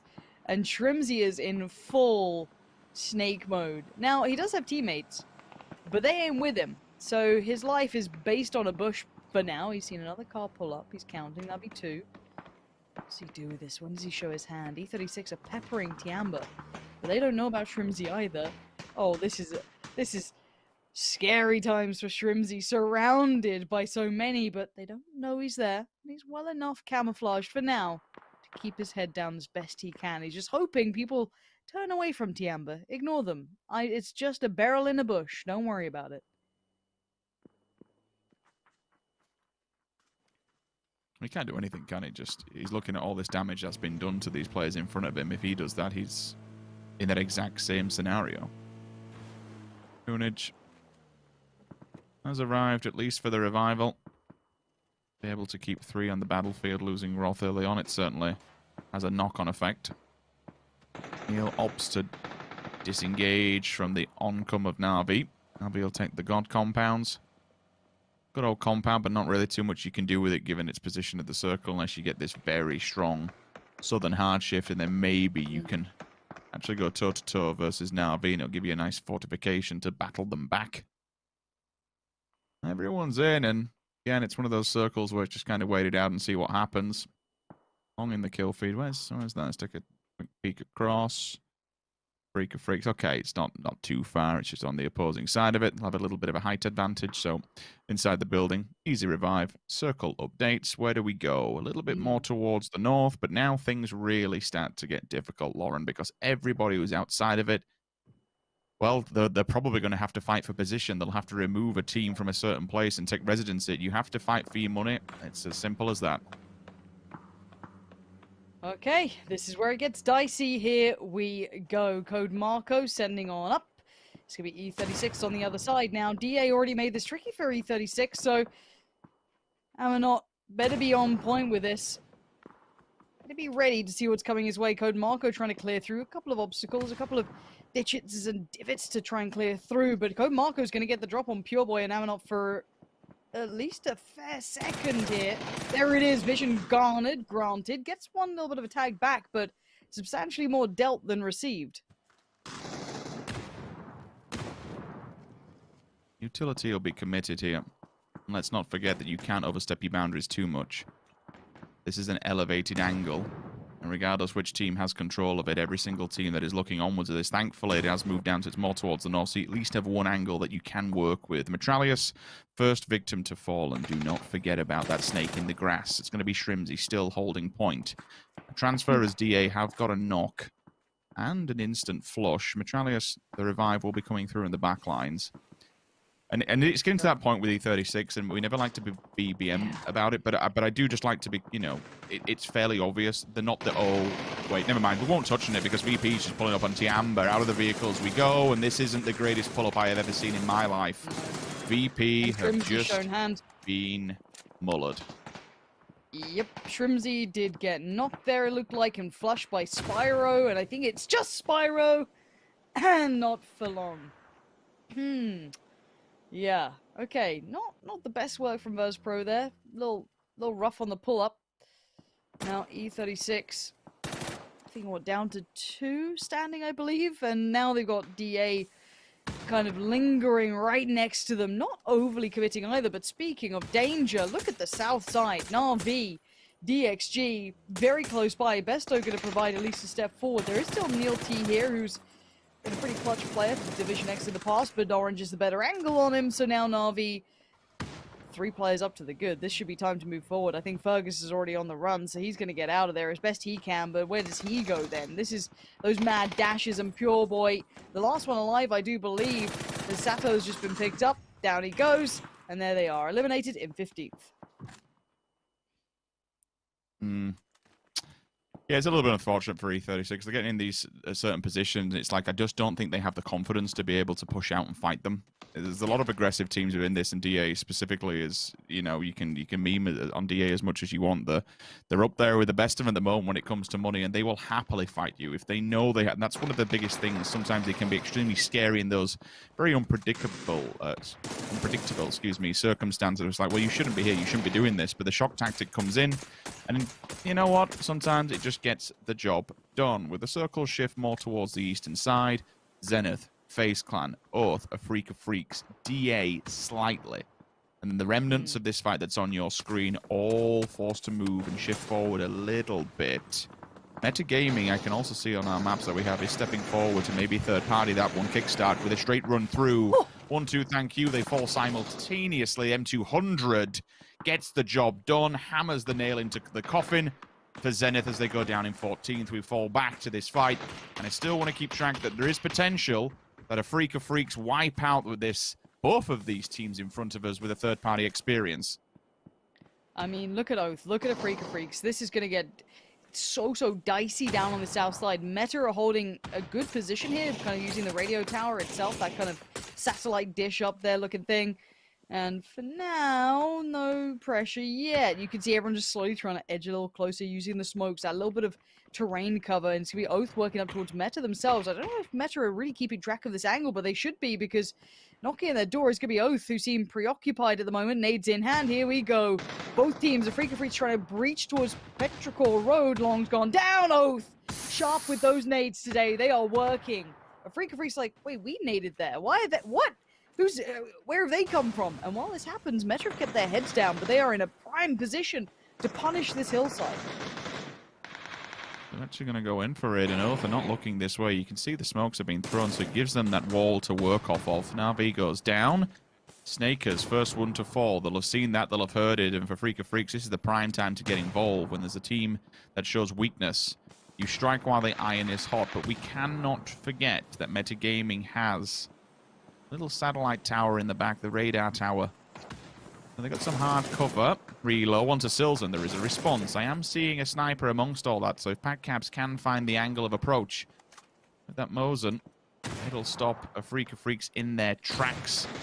You have to hit the shot now. Doesn't happen. Nade goes off. Hammer comes down. Marco in the kill feed onto Gustav as well, so I'm not entirely sure what's happened there. It's at the northern side of the map. Okay, FaZe have crashed into DA, and now we have a fight at the top of the circle as well as the bottom. Yeah, Gustav desperate to be picked back up. You can see Fuzzface and 8C going to be put onto defense here. Oh, where's that just come from? I swear that was T1 maybe, or someone else with a deeper angle. Meta now tries to make the push out of this though, but it's not without a bit of a fight back as well. Circle going to be updating any second now, but it's Relo trying to work his way forward, trying to save his team. It's just him and Balefrost, but we've seen crazy things from those last two players. A Freak of Freaks still with 4 as well up here. Or down here, should I say, in the south. Now, Sonics have gotten interested in this fight. Maybe want to secure this, but that's just another couple of bodies to add to it. And a cat catching the cross. Spots out one. Balefrost feeling lonely now. Isolated, left against so many. And this smoke no longer keeps you safe because Sonics have now arrived and they've just taken you down. And having a look across the board now, this is where it blows up. We've got 9 teams in the circle, and it's pretty much a field, a road, and half a building. It ain't much to be talking about. Now Meta are barely alive, down to 2. Sonics are keeping this one in check, using the ridgeline very well. There's no one behind them yet. Daytrade can't quite get vision on this, so they get freedom to force the fight here. That was in the doorway, that could have been good. Sparking's getting on the bike because it's time to go. Feel a little bit sorry for Meta. No kills within this one, and they've been picked apart by multiple different angles. We've had 4 teams up on this plateau thus far. Get out of the building and get gone. A Freak of Freaks are getting ahead of the game here as Sonics SQ will fall back, Daytrade, and basically hold them dead to rights. There's nowhere they can really go without running this entire plateau on foot. It'll be slow, and they'll probably die when everyone else gets by. FaZe are still tracking Digital Athletics. Simultaneous pull-up. With the smokes in, the nade's there. Does it find the target? Keep an eye on that kill feed. You'll see anyone going down. I can see numbers ringing loud and proud in the distance. The kill feed confirms it. DA goes down in 9th, and look at the utility being committed. Infantry on the defensive against the Freak of Freaks. They've gone on the wrap down towards the southern side. From the south to the east, they've gone around and found infantry waiting. Now, this is the one compound that's still in, and just at that. Otherwise, road in a field, so just keep that in mind. Venotech has found Tiggleton already, so this is going to make it hard for that cross to happen. The other slice of the compound is out towards the west for Daytrade. It won't really be in, so the bigger issue is for when Daytrade, how do we leave this? That knock's going to help matters. This nade through the window. Pushoes is going to burn alive. There's no way out of that. H-Win going to take him down. And looking across the board, Norins is the one who's going to have to try and somehow even this out because Sonics are just going to lock them in there. They might die for this, but they have to get rid of them if they want to move forward. Wrong side of the building to be able to throw anything up and really make use of it. Line pushes in initially. Circle's going to force this one. They can't really do too much. Flash bang. That's a banger! An absolute banger of a headshot. Quick lean in and it's job done. Looks through the windows. A mine will answer back. There is a response, but it's going to be all for naught. What a quick peek. That is disgusting. Very, very spicy. Now, the circle should move away from the extremities here. Close on in. Okay, Tiamba, Meta, T1 with still 4 alive. T1 in a good spot here. A Freak of Freak still with 4 as well. I'm amazed at this, that they've been able to get away with this, living in the pockets of infantry. I thought infantry might try and fight this back, but the Flash is very good. They are bombarding this room with flashbangs. They might have to breach pretty soon. The Molly goes in. They're blind as anything. Bullyan's gone down. A quick flush as well. Longsker looking towards that doorway. He knows he's got to try and hold them back. They're just about to breach this. Door goes open. Flash comes in. Longsker waits. Tries to get the preemptive spray. The nade is exceptional. Hikari and Hansia now go down. EJ, the last alive, trying to maybe watch this. Try and do something. And nothing can be done. Longsker saves the day, but they just burn for this. That was sick. Amongst the smoke, he just plops the nade down, bounces it on the angle off the side of the door, and then pre-fires the door, so they can't come in. The second they step up, they have to run back into the grenade that's on the floor ticking. That was superb work to hold that from infantry. That angle corner there, just to spray the door and keep them at bay and sit them on the nade, phenomenal. Things were looking good on a Freak of Freaks. They had them boxed in. They had the roof angle. They couldn't really do anything, but that nade changes absolutely everything. But now they are forced to move as they approach closer to the circle. Ultimately, they will be held back by the road, an abundance of teams across it. FaZe still towards the north, probably have about 40% of the map to themselves, but they are clutching at straws. They have a few hay bales, and that's it. Quite literally clutching at straw. Ah, 6 teams left. It's all about the final fights, though, in this. The kills don't equate to anything. If you're just tuning in, you're like, oh, but they're getting so many kills, they're getting so many points. No, this is all about the chicken dinner. It's all about that victory. That's how you get through to the weekend. That is what matters here. On the weekend, of course, we go to the traditional format we're used to, but this is all about securing that win, getting through to the weekend. And as it stands, Tiamba still center, but I'm looking towards T1. They have a copious amount of their players alive. Infantry trying to work their way through. This cross on the road is going to be rough because Meta are waiting. And Meta, they're going to cause you troubles, even with just, 2 of them, I think. Ang Shea going to post a nade. 3'd up as well. That one's good. Ronaldinho is already down, and there it is. Meta is gone. This opens up a chance for infantry to make that cross now. Ridgeline becomes available, but T1 still patiently waiting. A great nade again. Bombardment comes in, and Daytrade starting to find a bit of an angle as well to play from. Okay, this is sketchy stuff for infantry. They've just thought they maybe escaped the attention, but no, it's just another couple of teams, and 9 is just singed all around. Top 4 now. Here we go. FaZe, T1, Daytrade, and Tiamba. Now, T1 have the numbers, but Daytrade have the frags still popping off. 5 now in the feed, and FaZe on the move. It's the same principle as before. FaZe needs all these other teams to fight first and give them some time. If they can get in the fray, then it could be happy days. If not, it could spell disaster because this circle is littered. Every single angle, all 360 degrees of this one is covered by a team. Daytrade on the west, T1 on the east, and then you've got Tiamba who can probably cover as a solo player the middle. T1 also covering the south, FaZe holding the north, so no more rotating. You are playing your spot. You are going to have to fight forward. It's as simple as that. And FaZe and Tiamba, well, FaZe's little send to the middle might have just paid off. There's still a lot of work to do, and there's still a lot of bodies in front of it, but they've somehow sent the vehicles and got into prime position. You say that. I'm looking at Daytrade. They're trying to find an option here. You can see them constantly toying with how far can we push this on the western side. I think Venotica is the line they can't cross right now. It's a little too open. Pushus is trying it. You can see just like that, okay, does this ridge run far enough where we can get an angle on FaZe? Because they can't go to T1's side, right? T1 have that perfect ridge line to play from. By all accounts, I'd say T1 are in a really strong position here. Now, center point comes in. FaZe, Tiamba closest to it. T1, though, that nade. It's sent through. Adder's going to find damage on this. Another one could do it. They are now below half HP. This one trickles a little further away, but the car! It's taken down at least one of them. Fastface and Uber suffer, and there they go. FaZe just get wiped off the face of the earth in a second. And now T1, Daytrade, and Tiamba. Tiamba have 1 player alive. That's it, just snaking away. Daytrade down to 3. T1, all 4 players, well equipped, 5 smokes, ready, locked and loaded. Have some sort of idea where this final snake in the grass could be. They can deal with M200. I mean, thankfully, he actually doesn't really have that much of an angle. where the cars are parked and where he's put himself into, he can only look forward. That is the tunnel or funnel vision, if you will, and the downside to his position, but still, anything works.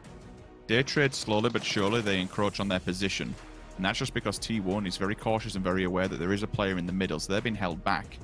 Day Trade are actually getting, again, same position as FaZe, so anything that's left over in terms of utility, they'll now be able to claim it, pocket it, and get ready for the oncoming assault, because this fight for the middle is going to be an absolute banger. They've got nades for days. And they are in perfect nade range for this. You can see how they're playing this in comparison. Daytrade are really actively looking for this. Use those nades. Popolol on the hand. They seem very aware of that potential position coming in from Tiamba. But there it is. Pushus finds it. And now to the final 3v4. T1 haven't been as proactive as I imagined. They've been playing this ridgeline like their life depends on it, but it's cost them a little bit of a move in the right direction. Venotica's got a deeper angle. I like this. Look at the proactive utility use. Venotica litters the floor with Molotovs. They can't run through it anymore. They are bottlenecking T1 right towards them. This is so smart. Now T1 on the rotation. Daytrade, do they realize this? Nurin's flashed up, looks towards the smoke. Sees one, sees two. He sees so many. The spin. Venotica's got his back. Daytrade absolutely decimating T1 here. Not even an answer made. Daytrade lock it down. Quality stuff. The nades doesn't really matter when it comes to utility in terms of lethal side of it. We saw FaZe Clan dispatch, but now it comes down to the smokes. They build the wall. They try and funnel round, but ultimately Daytrade is there, ready, willing, and more than able to receive what T1's throwing at them. You could see some of the players was actually touched by the blue towards the end. It weakened them. Life removed, lines them up for all the players. And instantaneously, as quick as they all come into the circle, they all fall down. And it's Daytrade who will be our next grand final qualified team. Let's talk a little about that end, because you're right. It wasn't just... I mean, I guess mollies can be lethal, but it wasn't the classic nades, right? The nade spam wasn't there. It was that line of slightly more aggressive placement of the Molotovs across that ridgeline. The T1, they weren't subtle about their positioning, but they also weren't asserting beyond that. Those four players were playing that ridgeline and they were holding it. Now, as soon as it got endgame, now, thankfully, Daytrade managed to maybe get some more Molotovs, flashes, bits and pieces over the bodies that were left around, but they played it brilliantly. Just set alight that ridgeline, forced T1 on a very unfavorable swing, and waiting on the other side were the Daytrade players, perfectly positioned to play catch. The smoke's there to complement those Molotovs, very hard to see there. And as soon as they came out of that smoke, you had just guns ready and waiting. Daytrade, a very good game and a very well played out final circle there for them. Truly deserving of their position now in that weekend. It's another team that we keep hearing more about. We keep seeing more from. Daytrade slowly but surely have been working their way up the tables and working it into more weekly finals. Well, now they've made it into the biggest of them all, the grand finals.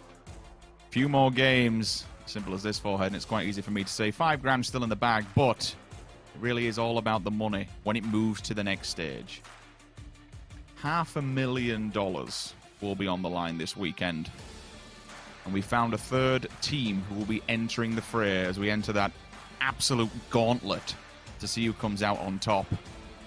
FaZe Clan, it was a damn good move. It was the only move they really had, to be honest, with the vehicles. There was nowhere else to go. But as you said, it was mirror image. T1 had their number written. It was very limited amounts of movement with the vehicles that were in play. The nades came over, and ultimately it spelled disaster. FaZe was dispatched towards the end.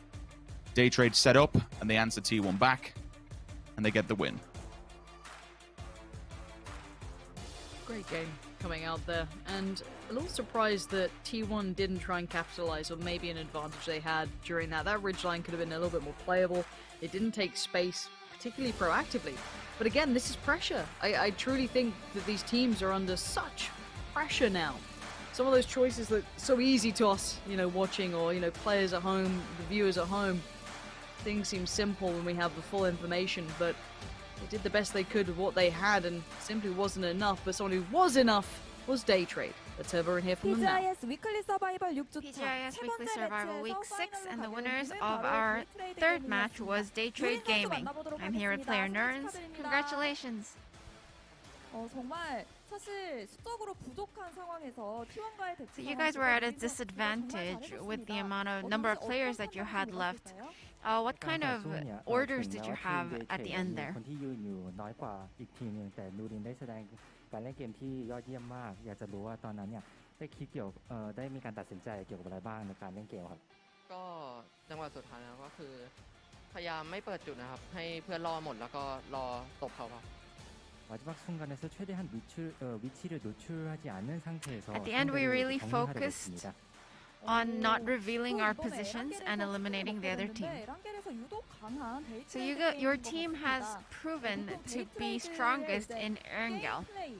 에란겔에서 좀 본인들이 더 강하다고 생각하는 부분 어떤 부분이 있을까요? Why do you think this is? ปกติเวลาที่ได้กินการเราจะเป็นที่แมปเอรังเกลอยากจะทราบว่าทีมเราเนี่ยเก่งในแมปเอรังเกลหรือเปล่าครับ ก็ไม่เชิงเก่งครับก็คือดวงดีมากกว่าครับ 에란겔에서 잘한다기보다는 그냥 운이 좋았던 것 같습니다. I would like to say that it's more out of luck. It didn't really depend on whether it's Erangel or Miramar.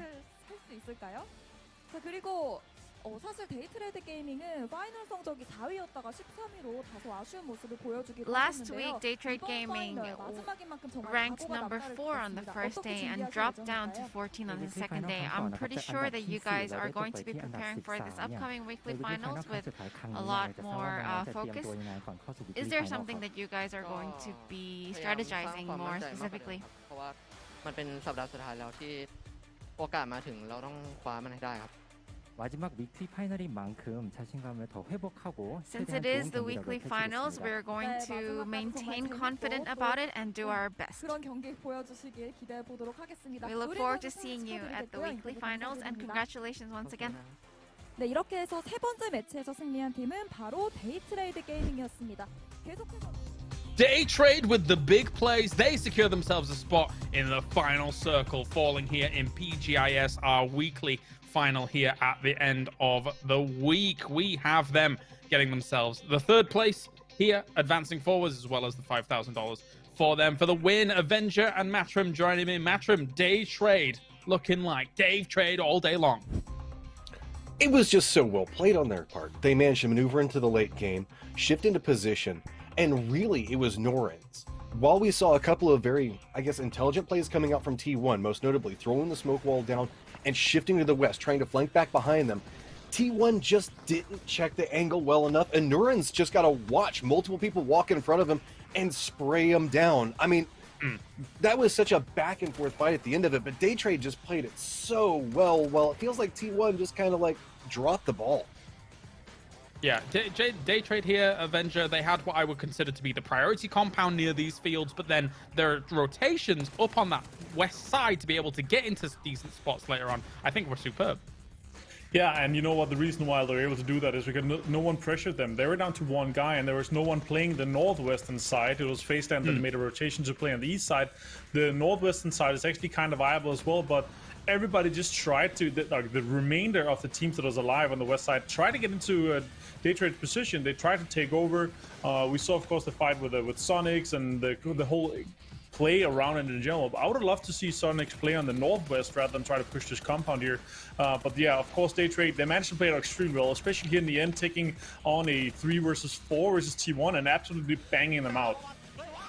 Very nice indeed. T1, I mean, technically speaking, through these circles, whilst we, of course, congratulate Day Trade for their win here. Again, the third team advancing into our weekly final. But to move this on here for a moment, Matrim, T1 had an amazing position. That dip has become synonymous with strong performances in those fields for a long time. They stayed there for a long time, only getting them second place at the very end. Yeah, and it comes out on how they were holding that angle. When they made the approach out, you saw it right there at the end of it. Norins was kind of focused in, keeping an eye on what was going on with the radio tower, and then you see everybody walk in front of him. For whatever reason, T1 didn't look far enough towards the zone, and that just allowed Norins to go absolutely nuts there at the end. He just tore down, I believe, 3 of them inside of that fight. Yeah, T1, it didn't look like they stood a chance with their move out of those smokes. They got dismantled as Day Trade now advances on T1. Again, it's probably a little bit of a heartbreaker for every second place team here in these lobbies of Avenger after having such a strong position. But I guess there's always a moment where, I mean, they took out FaZe over towards the north. I think it was Ada with huge utility. But beyond that, where do you go from that dip in this circle? Yeah, they not through the smokes blindly like that. That's for sure. No. You try to play off your outnumbering the number at the more, like there were 4 guys alive. There's 7 left alive. They know it's 3 people total. If they're counting the kill feed, they know it's 3 from Day Trade that they were playing on the west side, based on sound and other information available. Longscar, of course, also popping up from infantry. That's super nice to see. Venatica with a 777. But in general, Day Trade just played extremely well. This also marks that the 3 teams that we now have have gotten 6 weekends and 5 and 5. Day Trade haven't done 5 consecutive weekends. It's the same as MCG as well. Both of them didn't make it in the week 1, but then they figured it out and managed to get into the 5 next ones here. So super impressive for the 3 teams so far, and it kind of talks to it's setting up some bit of statistics here that it's hard to get in, but once you figure it out, it's actually possible to get into most of them. Yeah, definitely so. Jeez, Venatica pulling the lever on that slot machine, getting lucky, doing well for himself with the 777, like it a lot. But looking further afield here, when we think about the actual field that these guys are playing in, it's a very difficult spot to play Matchroom. And we saw some teams in the north having a little bit of a rougher time, but a lot of teams just completely avoiding it and playing from that east side, trying to get in from there. Whenever you're looking at a field in that situation, you're trying to figure out your best approach. We saw that FaZe was playing over towards the north of it. They were holding down specific areas like around the hay bales and different categories along those lines, just trying to hold down different vectors and sight lines. To the south, it was a lot of teams just stacked along the hillside. You saw a couple of them opted into sending it. I think that Meta hopped into 2 motorcycles, rolled down through. There were a lot of independent fights along the edges. You can see teams were just like, there's nowhere to go. We know the territories that we want are already taken, so we're just going to have to firefight our way into it. And then that's whenever the 3rd and 4th parties came in from people that were already in defended positions, just really decimated people on their approach. And some of those teams that were trying to get in from what was effectively the south side but higher elevation, Martin, are teams like Sonics that tried to go down towards the Day Trade compound and can't quite win those situations. Is it difficult to come off of that lip down towards those fields? I mean, the circle dictates you have to try, but talk to me about it. Yeah, in general, this area here, when you, in general, these terrain, when you have to approach a compound that is lower down, then you cannot really use any utility. Like if you try to smoke the lip of the kind of ridge you're coming off to, once you get out of the smoke, it's gonna just be a bloodbath, right? That's also why I kind of suggested the idea of, I like that you kind of go for the breach so you can take over the compound, but I was surprised not to see any teams in the northwestern side of this terrain, like the amount of hay bales there is and the changes and difference in elevation there is on the northwestern side. You could have made a play up there in the northwest, even if there's a team up with a radio tower, especially knowing that Day Trade was already fighting for the compound. A few smokes. If you come from the swamp side and you run into that, a few smokes with a few, like 3 or 4 smokes into a smoke line could have gotten you into those fields, and then you could force a fight on the north side. But definitely with Day Trade, coming out of the fight with Sonics in the compound and nobody pushing them from the northwest, that completely enabled them to set themselves up for this win. Yeah, and you've got to enable yourself to set up for the win. And speaking of a team that has almost enabled themselves many a time, and we saw it last week as well, up until the very last game, Tiamba, right now here, Matchroom, a 4th place, a 4th place, and a 3rd place. They keep finding themselves these central positions, but they can't quite round it out just yet. I don't want to see heartbreak in the future of Tiamba, considering how consistent they are with decent placements, especially at the start of these weeks, surely.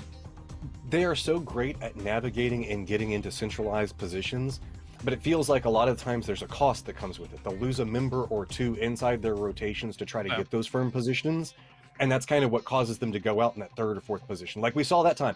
They got themselves a great spot early, and then everybody else wanted it, and it was a slow dismantlement around them until they were left with just one kind of holding it through. And they are good about that. Whenever we see a solo for Tiamba just trying to hold it together, seeing if maybe they can kind of flip it, try to get a play, they do a great job on trying to figure out and threat assess around them. I would just like to see them it almost feels like they overcommit. They know where it feels like they know where the game's going to end at. They go for it, and then they end up just taking too many casualties to be able to hold it in the long run. And we have Burram joining the lobby here now to try and shake things up. Martin, what do you expect here for Burram? Yeah, I'm expecting a lot of frags and a lot of aggression and a lot of high momentum gameplay. We've seen them in the last weekend, in the last week, sorry, not a weekend. In the last week, and they were able to do extremely well for themselves. They made some quite impressive plays. They put themselves into situations. They got 3 third places, multiple games where they get, you know, like a third with 13 kills. I think we all remember that one where E36 managed to win on the northern side, close to Saki. I remember Pansy being absolutely ecstatic about that one. So I'm excited to see Burian come in for this one here and post this high momentum gameplay here for sure. Matchroom, your thoughts? Burram, dude, I'm a fan. I'll be 100% real with it. I didn't really know a whole bunch about him coming into this. I've watched a couple of their VODs and what they managed to pull together, but just the growth that we've seen from this team and really the way that they've gelled together. We saw a couple of flashes of brilliance in the first couple of weeks, but if you compare the team that we have now to what we see in week 1, it's just a massive improvement all around, and specifically it comes off of confidence. They're a team that's like, we don't care. We will fight in circle 1, circle 2, circle 3. If we think that there's an advantage for us, we're going to take it. And we find the fact that that's the way that they manage to string together their victories. Now the question comes into play, can they string it together long enough to get a chicken dinner out of it? That's where the problem in their strategy sometimes resides. They are one of the teams so far that has no prize winnings to their name here, but it kind of surprises me almost, Martin, when you look at a team like Burram. They have been on the tips of our tongue a lot through like maybe death segments or during some of the casts, etc. But to see a team like them, I mean, there's a lot of big names that don't have any prize winning just yet, aside from the guaranteed money that they have for attendance. But are you surprised by Burram, for example, not having any numbers there just yet? Well, so they have only been in 1 weekend, and that's obviously where you get the big prize money. And then they only been in 1 weekend, and they didn't qualify in the first 8 matches. There's just no prize money for them to get in that situation in that regard. So them being in that weekend, I want to focus on that weekend. They didn't perform on as high of a note as we saw them do last week. So if they can kind of build that, maybe qualify in today or tomorrow, and get that momentum going and build that into the weekend, and then they like figure that out, because I feel like they figured out the way to play, how they should be playing in the weekend last week. And if they're able to figure out how to win a game here early on, and then they can replicate last week's performance in the weekly final, that could net them a good amount of money, potentially get into top 4. Definitely could. And so far, here, if you're just tuning in right now, we have Multi-Circle Gaming, Genji, and Daytrade, who have been able to advance on through from separate regions. As we look towards T1 once again, who, despite having this second place, the road here throughout PGI.S has been up and down. I think, personally, Matchroom, they've surpassed my expectations a little bit, because at the end of 2020, they didn't look very good whatsoever in my estimations. But here at PGI.S, I think they've stepped things up. What are your thoughts? T1 is such a mixed bag for me. Like, we know the firepower, the capabilities, and the mechanical skill that these players have. We know the fact that we've seen success with them in the past. But again, like you're talking about, 2020 was not their best year. But that being said, they have managed to gel together. We have seen them manage to pull some plays. But it's just like inside that last game. They find the advantage. They have the right strategy. They know the fact that they can wrap behind Daytrade, but then they just don't look enough to their left. And so the whole game plan comes apart for them. They've got the knowledge, they've got the map ability, they've got the gun power, but it just comes apart because of a small mistake over and over again. But we all know in PUBG, those small mistakes are what cost you games. I think as much as the bombardment came out from someone like Adder in this previous game, it has been, for me, Aqua 5 that for T1 has been able to be the standout here throughout this tournament, Martin. He's been great. For me, like, I don't want to really take too much away from their 2020, considering they made a 2-man change 6 days before their current team started here, coming in with Aqua 5 at Dangche in the beginning of January. And considering their performance, like, yeah, they didn't qualify for our first 2 weeks, but they have qualified for the next 3 ones, guys. And being able to do that, I will give them the credit that's needed. You know, I think that here in a situation where you are in a completely new roster, because changing 2 guys it's a complete new roster. That is so much fundamental change to your roster that it's just something that it needs to be built. And then coming into, or not quarantine, but when the quarantine period started for the other guys, they obviously quarantined at home before being able to go into the Paradise compound, and it took them a good month or two before they got started. But once we got into week 3, week 4, week 5, they managed to get in. They managed to get their wins. Yes, the performance has been outside the top 8. Their best placement was 54 points in week 4 with a 9th place. So I think they're surpassing my expectations. Looking at, of course, their 2020 performance, but also looking at they just had 2 guys joining the roster, and I think then, like, if you look at the names, if you look at Adder, Starlord, Aqua 5, and Dangche, you look, this is a superstar roster. And when they get it together a little bit more, and I think especially going forward for maybe PCS in Asia, when Clinton is going to be covering Paperthin, I'm sure he's going to be looking at them saying, you know what, now you've had your time to kind of get into it. In a couple of months, their amount of scrimp that they should have gotten between them, they should be a top 3, top 4 team coming out of Korea for sure. Yeah, they should be. Yeah, their potential is definitely there for the roster in the shape that it's in right now. And beyond that, other teams that we want to take a look at here in terms of what Zenith is able to put up so far. Not exactly the best start for them, but it's only 2 games deep here so far, Matchroom, and maybe they'll have more success coming forwards. Well, that's the whole thing. You gotta step away and kind of let Zenith do their thing, and then that's when they're gonna bring you their surprise victory. That kind of has been their MO through the weeks so far. You know, you kind of start talking about them, start talking how they're doing great, have a little bit of troubles towards the start, and then they figure out a way to pull it together at the end of it. Zenith is, I do have to say, still continuing to surprise along that same level of line that what we're talking about with T1. They have their phenomenal moments, but if they can clean up a couple of these little issues that keep just kind of pulling them apart in these in-game fights, we will see a ridiculously strong roster out of them. Matchroom, are you saying you curse teams? Is that what you're doing right now? I do all the time. It's a running joke. Everybody knows that. I can't support a team. If I already said the fact that I like Brewerum, so they're not winning this next game. That's the way it works. You say it's a running joke. I'm taking it deadly serious, Matchroom. That's a horrific power that you have right there. That's super villain status. Meanwhile, Avengers Revengers on the other side. Who are you looking at here to get revenge coming into the next game, Mr. Avenger? Well, I'm looking at the teams that have been able to get into multiple weekends and getting 4 or 5 weekends so far. Definitely a team on my radar is Oath. I want to see them go into it again. One other team on my radar is Freaks. I want to see them make 6 out of 6. Both of these teams, they've been able to. I feel for me, even though there might have been from both sides, like they're not feeling the kind of the winner chicken dinner format. That's working for them. Yeah. That part is working for them. The super format when they get into the weekend, that's not as much. So they've been able to really figure out how to get a win every week. I want to see that continue for sure, and also for Freaks' matter. No, indeed. Africa Freaks is one of those teams that, for South Korea, this event has been quite, I guess, polarizing. On one end, you've got teams like Gen G and to a certain extent T1 that have just looked, brilliant in terms of their adaptations from week to week to get to those weekly finals. Then teams like Africa Freaks and especially Damwon Kia that, obviously we will see down the line, but a lot later on here, Matchroom, that have... Well, Africa Freaks' performance is not as bad as Damwon Kia's so far here. I'm not comparing that entirely, but Africa Freaks have had a little bit of a harder time adjusting as the weeks have gone. I think it's fair to say here, Matchroom. Yeah, I will say that it feels like Africa manages to figure out their success strategies, but they're chaotic. It's very like whenever we look through today, it's 3rd, 14th, 7th. I mean, that's rounding it out. You got a top of the line finish, then you've got a bottom finish, and then a direct middle. They're kind of just chaotic whenever we look at the winner chicken dinner series. Yeah. It's about how you play it, and I feel like they're still struggling to figure out how they want to aggress. Are they an edge team? Are they a center team? And what's their win conditions? It feels like whenever they find them, success abounds. Whenever they can't find them, that's the problem.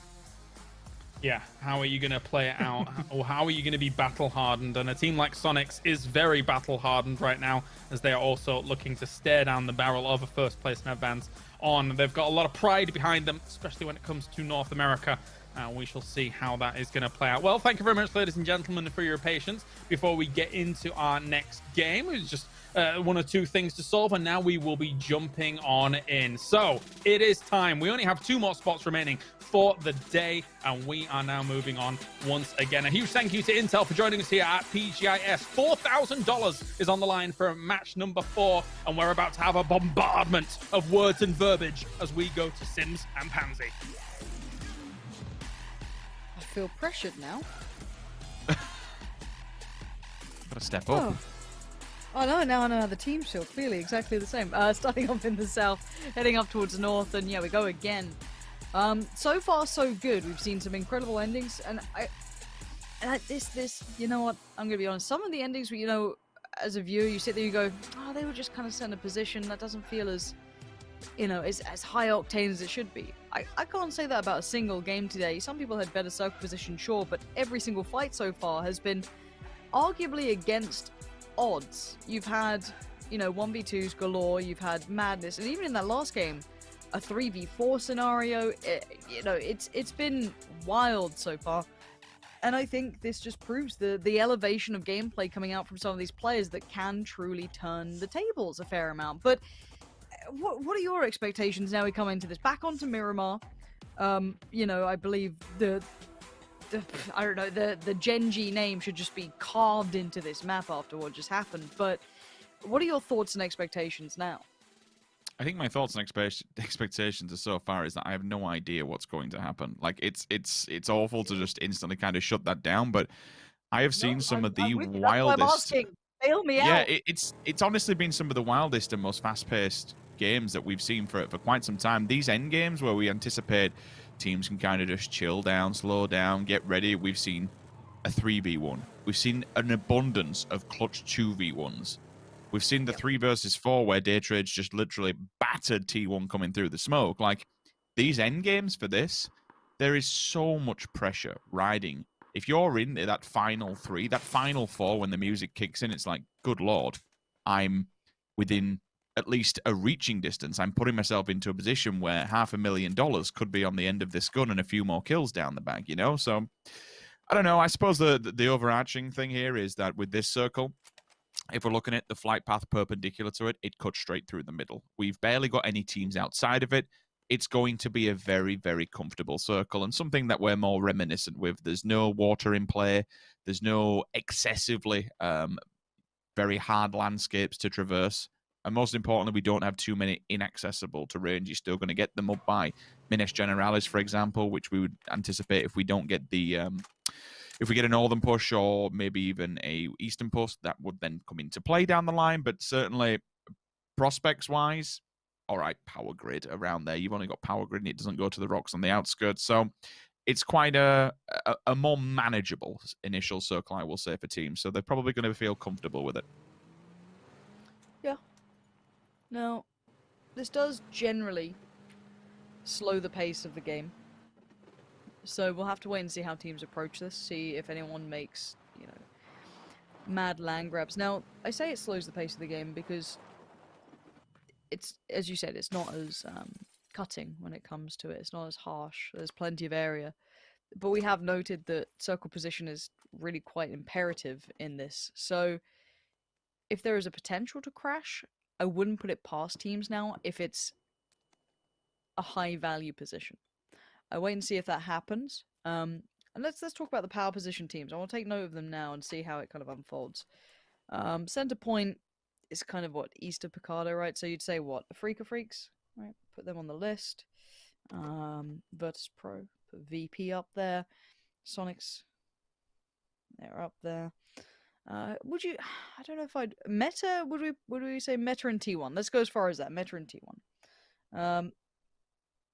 Now, of course, if hard shifts happen, that's where things get interesting. That's where things get, you know, a little crazy. But as it stands, they are the teams that say those 5 are the ones who have the best start at this. Now, they all have their own kind of ups and downsides. Virtus Pro, for example, they have the ridge line, but there's no solid cover in that right now. They are in a 2-2 split as well. I think Batulins and Co will be heading over pretty soon. We're just going to be checking in on Petrichor Road, who are currently outside the circle, but not far off it. As I said, there is no danger here, Rich. There is zero initial danger, unless someone gets sloppy or someone doesn't quite scout properly, maybe drive-bys. Other than that, it should be somewhat okay. So look at this circle, and this all rests on not having a northern hard shift, which is more, you know, it's a probability. It's still within a chance of happening. But I look at this and I say, right, let's get a pen. Let's look at El Azar, and let's draw a line straight across Picado and just banking out the top of Chumacera. That then throws Power Grid, San Martin, Hacienda, and just the top side, at least, the rock face of Minas General is completely out of play. So the north of it, gone, done. I then look towards Picado and La Bendita. Yeah, okay, opposite side of Chumacera as well. So that full triangle there, in and around the crater dip, that is pretty much plumb center of the circle, you're in a very, very prime spot. It's kind of like, I mean, Toby mentioned the Bermuda Triangle last week. That's kind of what this feels like, because everybody's going to be going between those angles of approach, and a few teams could genuinely be disappearing. It's going to be chaotic. It's going to be madness. In the center, you've already got infantry set up, and there's nowhere else to set another team. That can't support more than one team. This genuinely feels like, as we look at this circle now, the central point, if you're a betting man, you'd say there's a good chance of this going central anywhere. In and around that full triangle of areas that we've just said, magnetize towards the middle, get yourself there. But we all know, Lauren, that what's going to happen is we'll say this, we'll set up the story, we'll suggest what's going to happen, and we're going to get a double hard shift somewhere else, back to back, and we're in Los Leones City once again. Hey, you never know. Look, it's part of the brilliance and the difference in PUBG, right? I mean, it's just one of those things. Now, looking at this, as you can see, here's the check-in on the board. So this is what we're talking about, as you said, that center point that most teams will be opting for, kind of almost like just avoid Los Leones, kind of sit away from Power Grid for now, kind of take out the extremities, and you see that kind of cluster towards the middle. Now, Na'Vi joining in the north, a couple of teams will be on the outskirts, but again, it's not that much of an issue. This circle is pretty fair. I mean, there's no two ways to put it. This is going to be one of those games that will get very late game, and it simply will be unable to house as many teams as got in. I still think it blows my mind how good these teams are actually surviving too, right? Like, you know, they play the percentages so well. They are incredibly smart at how they hit rotations. Their awareness of the map is unlike any others. Now, we do have a little bit of not necessarily a trap, but definitely a fair amount of vision being found here. DXG getting caught up by Petrichor Road over towards the east. That's by Junkyard sort of way.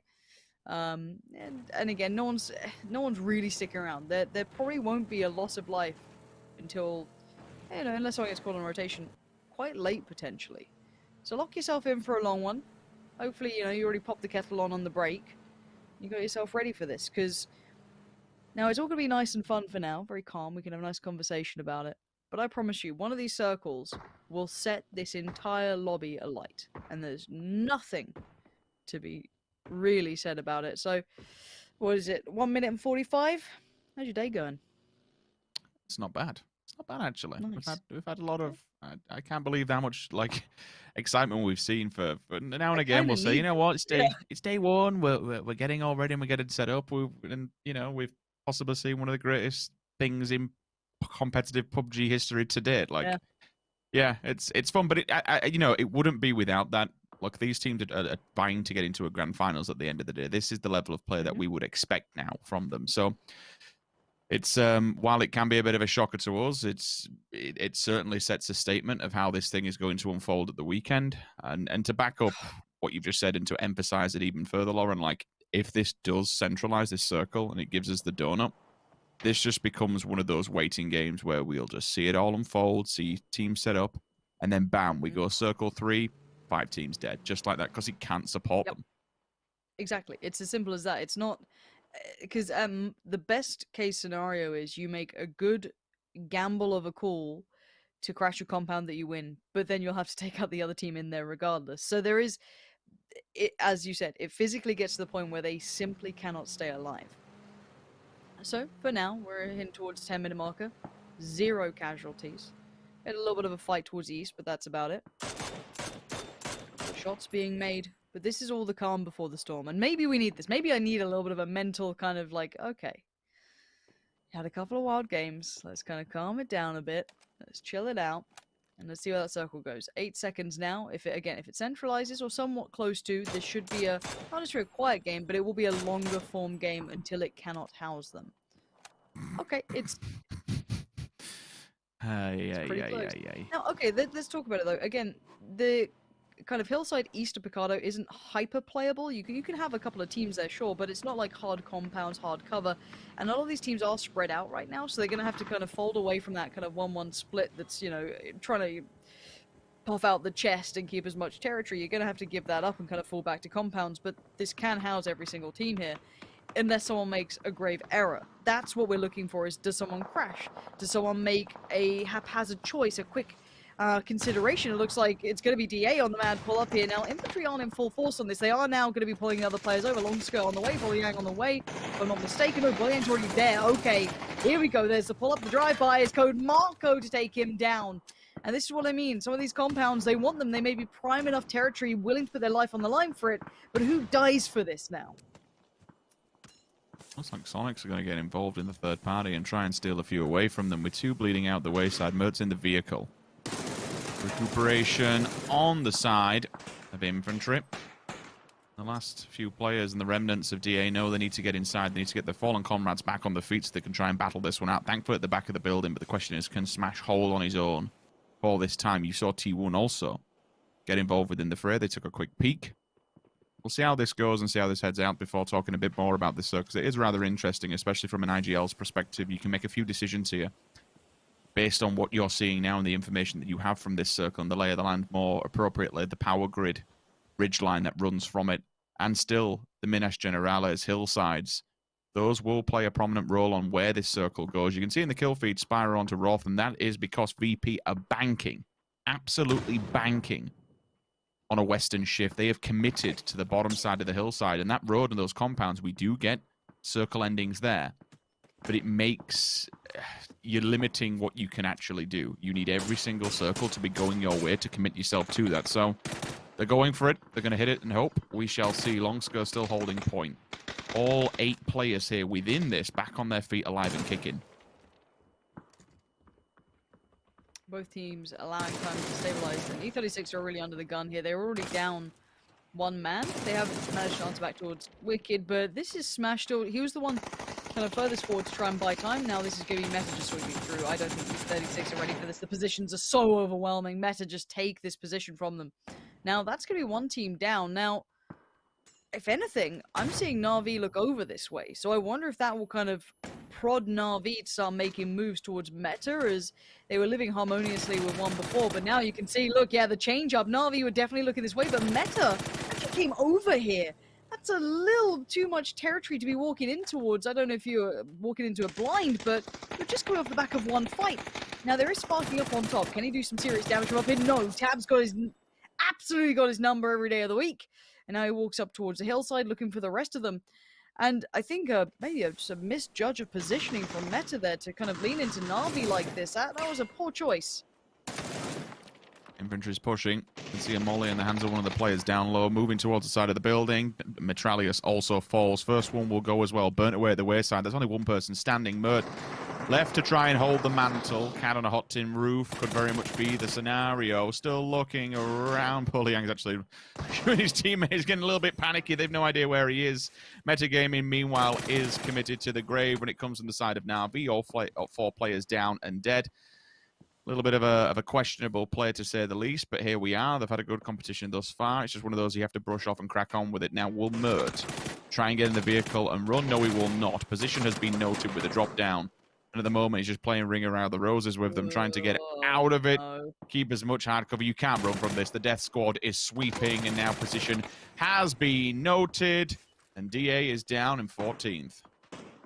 Yeah, 2 teams gone, and DA were the ones who crashed this, and Meta kind of rolled in towards Na'Vi, and it was E36 as well, excuse me. So some risky choices this early on being made, and not many of them working out. Most of the people who engaged into that, probably apart from E36, have died for it, which as I said, questionable choices. Now, the circle had updated, and we've gone, again, relatively centering up, but moving away from Virtus Pro, so they're going to have to run the gauntlet here. It's gone towards the eastern side of Picado, that kind of big hillside between Picado and La Bandita. So keep that in your minds as we go forward, and there is the code for you guys. Go grab it on the screen while it is there, pop it into game, and get yourself some goodies. Now, back to this, we are seeing Virtus Pro leave that hillside, so where do they take themselves? Because they've been able to see most of this, but they are probably going to be lacking some of the ability to work up this hill, considering, you know, where Zenith is and a Freak of Freaks. This might get a little bit harder than they'd like. Shinboy waiting at the top here as well. And Spyro might be in a little bit of bother soon. It's as simple as this, Lauren. They gambled. They took a gamble on that compound, and it's not paid off, and now they're forced to fight. With one player down on the side of Zenith already, and Batulin's having the deepest of angles in the world who can try and orchestrate this, but it doesn't matter finally. Lou comes in from a distance and actually responds back onto them, so they'll keep them quiet for all but a moment, keep them humble, but you can see the rap is coming from low. Poonage is there to maybe get an eye in this one, but he's kept quiet by Lou for now. Kickstart still. Not actually going out for the revive on Shinboy. He knows that if he opens that, he's opened himself up to also dying, so with Shinboy falling, that takes Zenith down to 2, makes life a little bit easier for Virtus Pro. Batulins will fall back into this one. They'll regroup themselves as a full 4-man stack, but it's very sparse, very barren, and there's still a lot of teams who can see Virtus Pro. Sonics hold the line towards the main crater, what we were speaking about towards the start of this game. We said it could play a prominent role within how this circle ends, and boy, oh boy, does it look like that now. Na'Vi out of the graveyard after dispatching metagaming earlier on. They're going to have problems of their own. They're stuck between a rock and a hard place when it comes to a 2-2 split from a Freak of Freaks. Circle will pop, and lo and behold, it is the valiant last stand compound. Yes, you will have T1, but they'll be up against the white. That compound down in the ditch now. Infantry is looking good. Hey, maybe there was method to the madness from DA. Who knows? Imagine if they'd won that. Could have been a different picture altogether. They didn't, though, and they're still 4 alive. So, look at all the teams getting towards those vehicles. It's time to try and make that final stand compound, potentially, or wherever they want to call their home to be. Tiamba in their vehicles, running on past Oath, not going to make it too far. Already Ling Shun's going to lose life. You can see Balefrost waiting on by. Ada has a little look this way to note what's going on. None of the shots quite finding, but doing enough damage to keep them on point here. Buram in the feed. Now, I see Longsker still involved here. That's going to keep my attention pulled, but it's going to be FaZe on the move as well, coming up towards a similar location. Oath now warmed up, got the sights zeroed in. FaZe trying to get a little further ahead. That could be the depth of view. That's a little dangerous there. It actually makes it safely. It's Gustav to die on this. And AC as well. This is T1. They're in the compound and most likely on top of the roofs as well. They'll have clear vision. All the smokes will go down. Everything will be committed to it to try and bring them back alive, but in the previous Miramar game, we saw their nades are so strong, they're so accurate, and FaZe is just being battered, beaten. Talk about kicking a man while they're down. In the smokes, everyone is just hoping they can try and pry the points away from them, but we know in this lobby, ultimately, points do not make the prizes. It's all about the win, and you need to be taking as many through to that final circle as possible. Na'Vi, next challenge is directly in front of them.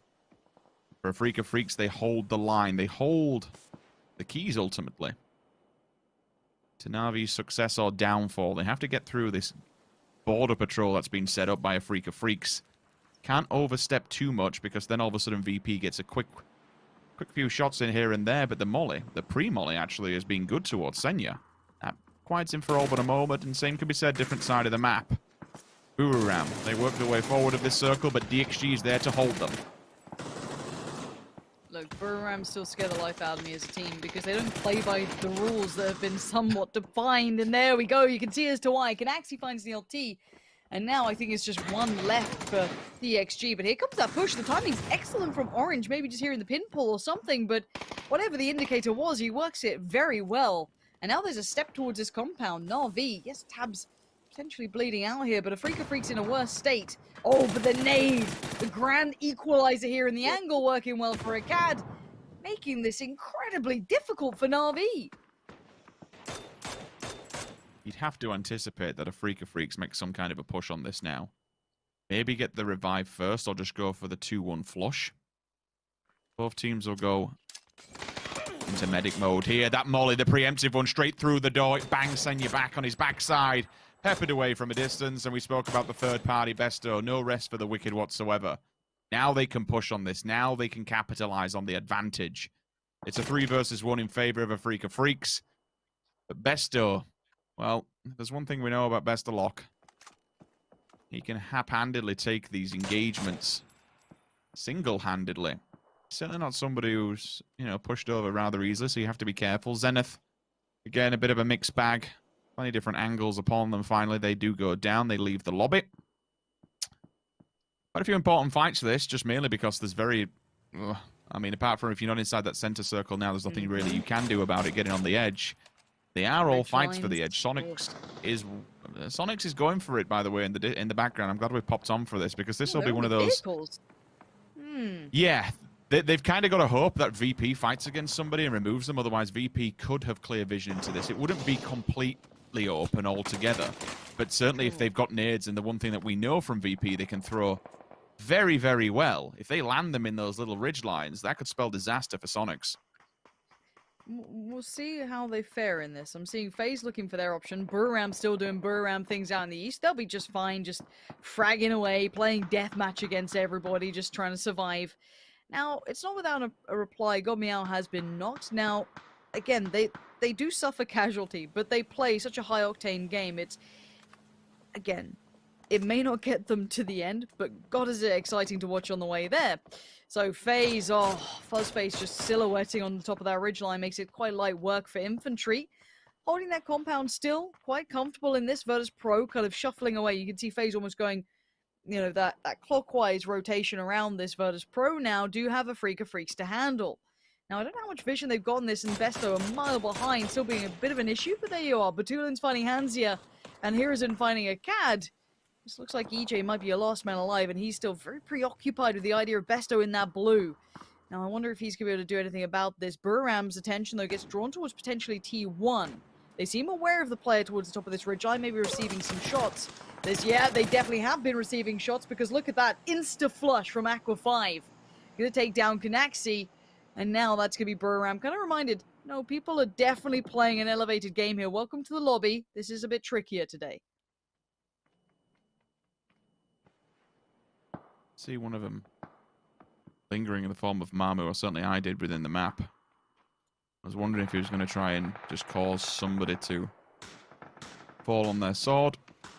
I mean, credit where it's due to FaZe Clan from being one person standing there at least here and they're at least surviving, but now they have no angles to work with. They also have no players to be able to get the revive. That circle is indeed rather brutal. Sonics are laughing, though. They've just picked a great position up. If that went away from them, they'd be screwed. VP are probably pretty happy, too, up in the north there. This is rough for Oath, T1, and Buram. They're in a hard position now in the east because, okay, you swing north, you saw the territory that Freak of Freaks were trying to work in on. It's really complementary to Virtus Pro. They get high ground to just ping shots off of.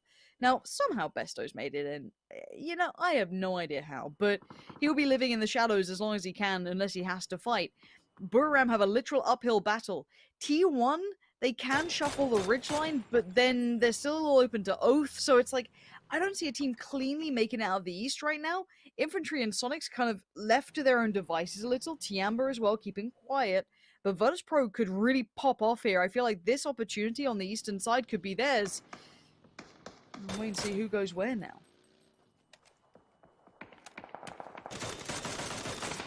Well, in the fields here, should be able to get this final kill, you would assume. No! Denied instantly from the opposing side. Dangche. 1 HP in a dream nade goes off. Balefrost left to hold front and center here. I mean, he's doing a damn good job of it, to be fair. Nope. He had a very valiant run, a very valiant effort, so to speak. Instantly, that is passed back to Bestelok. Tries to get out from the blue. Spyro spots him. It's job done, and as you mentioned, Sonics, like right now, the position that they have garnered from this circle is just insanity. I don't really know how you get to them, because it's all downhill. They, in theory, just pepper everybody on the approach, unless infantry have some vehicles and hit them unexpectedly. Maybe. You know, just one of those flash in the pan maneuvers that catches you off guard. Yeah, like this is you have to take the fight to them, right? Yeah, because unless, again, this is just like mad theory crafting, because this changed the dynamic drastically, because these Eastern teams could have had a really fair shot of this, but for now, T1 looking a little, not necessarily lost, but they know the problem. They are hyper open to Virtus Pro, who can see this ridgeline super clearly, so this forces the fight towards Buriram, who are just sitting and waiting patiently for that ridgeline to potentially have a player. And already there we go, you can see it. As soon as the visibility came around, T1 managed to convert towards Buriram with a little help from Virtus Pro, but now where did T1 go? Only closer towards Virtus Pro here. Batulin's going to force himself up a little further forward. He's got the big boy gun to come out to play with, so he might have a little crack at that. Got the mini as well. And you can see T1 struggling now. Star-Lord catching shots. Just dang shade to try and get that res off Batulins. If he had a nade, I think Lou's got one as well. That could have done wonders. And Sonics here are just staying quiet. Infantry have showed a little. Sonics are keeping their heads down, and now they get the circle. This is now primed for them. Virtus Pro looking to deal with T1 to now have to deal with that next circle, which is going to be a huge problem, keep in mind. And we'll talk to you as to why. There's the nade. That's done. That is done for. Bye-bye, Lou. Just mops him up. 10 kills. We said they were in the position to pop off if they wanted to, but sadly, kills don't equate to prizes. But Sonic's position might be. Now, talk to me about these ridgelines. Talk to me about infantry. What are their options here? I'm seeing infantry and vehicles. You might have been right. You've got to go for it. There's nothing you can do. While all this noise and action's been kicking off, Sonics have been positioning the vehicles to set up to receive this. That is absolutely phenomenal! What in the world was that? Bounces off the rock and just completely decimates Tiamba hiding behind the vehicles, and Batulins just keeps going.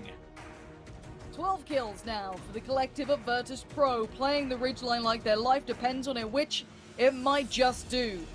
But Sonic still quietly wait in the background. They've received some shots. Virtus Pro on the mad send. They're trying to just get down this ridgeline. Batulins covering fire comes in, but Sonics can see this. Tiggleton from afar tapping away with the SLR. It's going to be Lou doing well, though. That's infantry gone.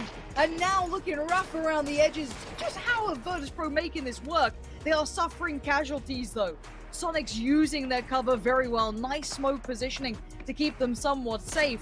Now infantry just gone, swept aside. Yes, they have one member, but they are way out towards that old compound. This is now between the two. Virtus Pro looking absolutely deadly, and Sonic's in prime position. Now, numbers-wise, Sonics have 4, Virtus Pro 3, and Sonics have position on the circle. The problem becomes for Virtus Pro here, how do we work down from this ridgeline when we know we have to eventually? We stand out massively at this. We need the shots to land. 15 kills, Rich. This is incredible work.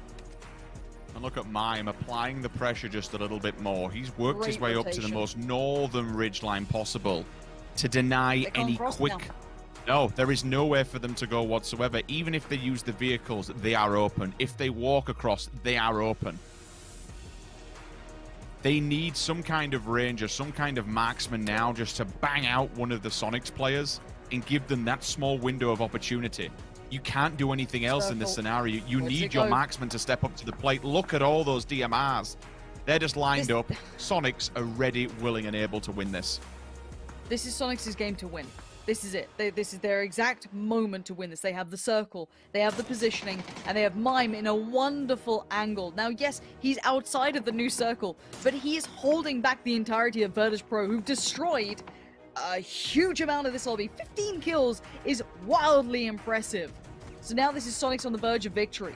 They have to play this to perfection, though, because you know Virtus Pro are looking at every potential option. You've seen the Molotovs going in towards Mime. They know he is a huge problem for them. But how do they avoid it? How do they get around this? I don't know how they can. Is there an option on that kind of southeast rotation, maybe?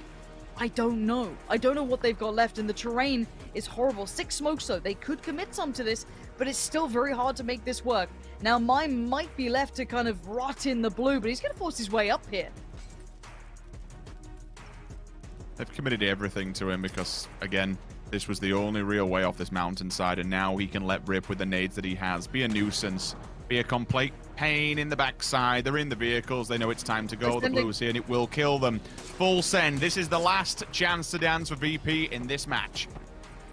The nades come out. They're ready. Tiggleton is there. He greets them with a smile and a couple of bullets as well. Up and over he goes. Batulins leaps out. He gets one of the trade. But the nade comes out, and Sonic secure victory. The circle was hella favourable, but North America's #1 do qualify and advance to the grand finals. It's as simple as that. They had a fair amount of time. It was a bit of a send towards those ridge lines, but they positioned the vehicles well. The pressure from Mime. I mean, even in itself, towards the end, committing a one player to that specific, area of the map, like, he's going to die. If he goes down, there's no revive possible. If he goes down, you're then all of a sudden into a 3 versus 3, and the numbers are starting to even up on the side of VP. But still, the gamble is well and truly worth it. For VP, the gamble, on the other hand, for me, was sitting towards that compound on the ridgeline that comes down on the cliff face from the power grid for so long. Yes, we do get endings towards that roadside. Yes, those compounds can be absolutely formidable. But did they stay there for too long? No matter what we say, no matter which way we kind of draw this conclusion, 1, Sonics, they're the winners and they're going forward with $4,000 in the pocket. 2, VP is still looking like a very, very damn good team. I would avoid Virtus Pro like, there's no tomorrow. Now, we said at the start the teams in the prime position, Sonics and VP are, of course, one of them. Sonics start towards Picardo, Virtus Pro not far beyond that, but that end fight, 2 very different scenarios. You had Virtus Pro having to fight through several teams, but I do want to highlight Mime there as a very solid player, and whoever made the call to do it, whether it be him, the IGL, whoever made that choice, made the perfect decision. So very well handled, very well considered, and the risk-reward is perfect. Virtus Pro's options were very limited. They forced the send. Tiggleton was waiting, and the nade was very well timed. Because you know what? If you'd left a window open for VP there, I do not doubt they would have made that incredibly difficult. Even with the numbers disadvantage, even with the full send. You saw Batulins was able to take down one of them flying out of a damn car. So well played to Sonics to shut that threat down instantly. Do not allow any of those problems, any of those chances to build towards Virtus Pro, because that is the scariest team to let get that momentum building. So, enough from us. Let's hear from Sonics on their win. PGI.S 위클리 서바이벌 6주차 네 번째 매치에서 파이널로 가게 됐습니다. 소닉스의 윈 선수 만나보도록 하겠습니다. Congratulations. Thank you. 정말 서바이벌에 최적화된 오늘 효율적인 경기 운영을 보여주셨는데요. 계획된 걸까요? You guys have shown pretty effective strategies today. Do you think it was all planned out, or was it just part of your play? We're a pretty good Miramar team, so we figured we'd get the win on Miramar. We had 16 games. I'm glad we got it out of the way earlier than later. 일단 저희가 워낙 미라마의 강팀이다 보니까 미라마에서 이길 수 있을 거라는 확신이 있었고요. 저희 전략대로 하니까 좋은 결과 나온 것 같습니다. 맞아요. 소닉스는 벌써 위클리 서바이벌에서 미라마에서 치킨을 계속 먹고 있습니다. 7번째 치킨 축하드리고요. 유독 미라마에서 강한 이유가 좀 궁금하고 에란겔과의 어떤 맵 차이가 있다면 어떻게 좀 대응하고 있을까요?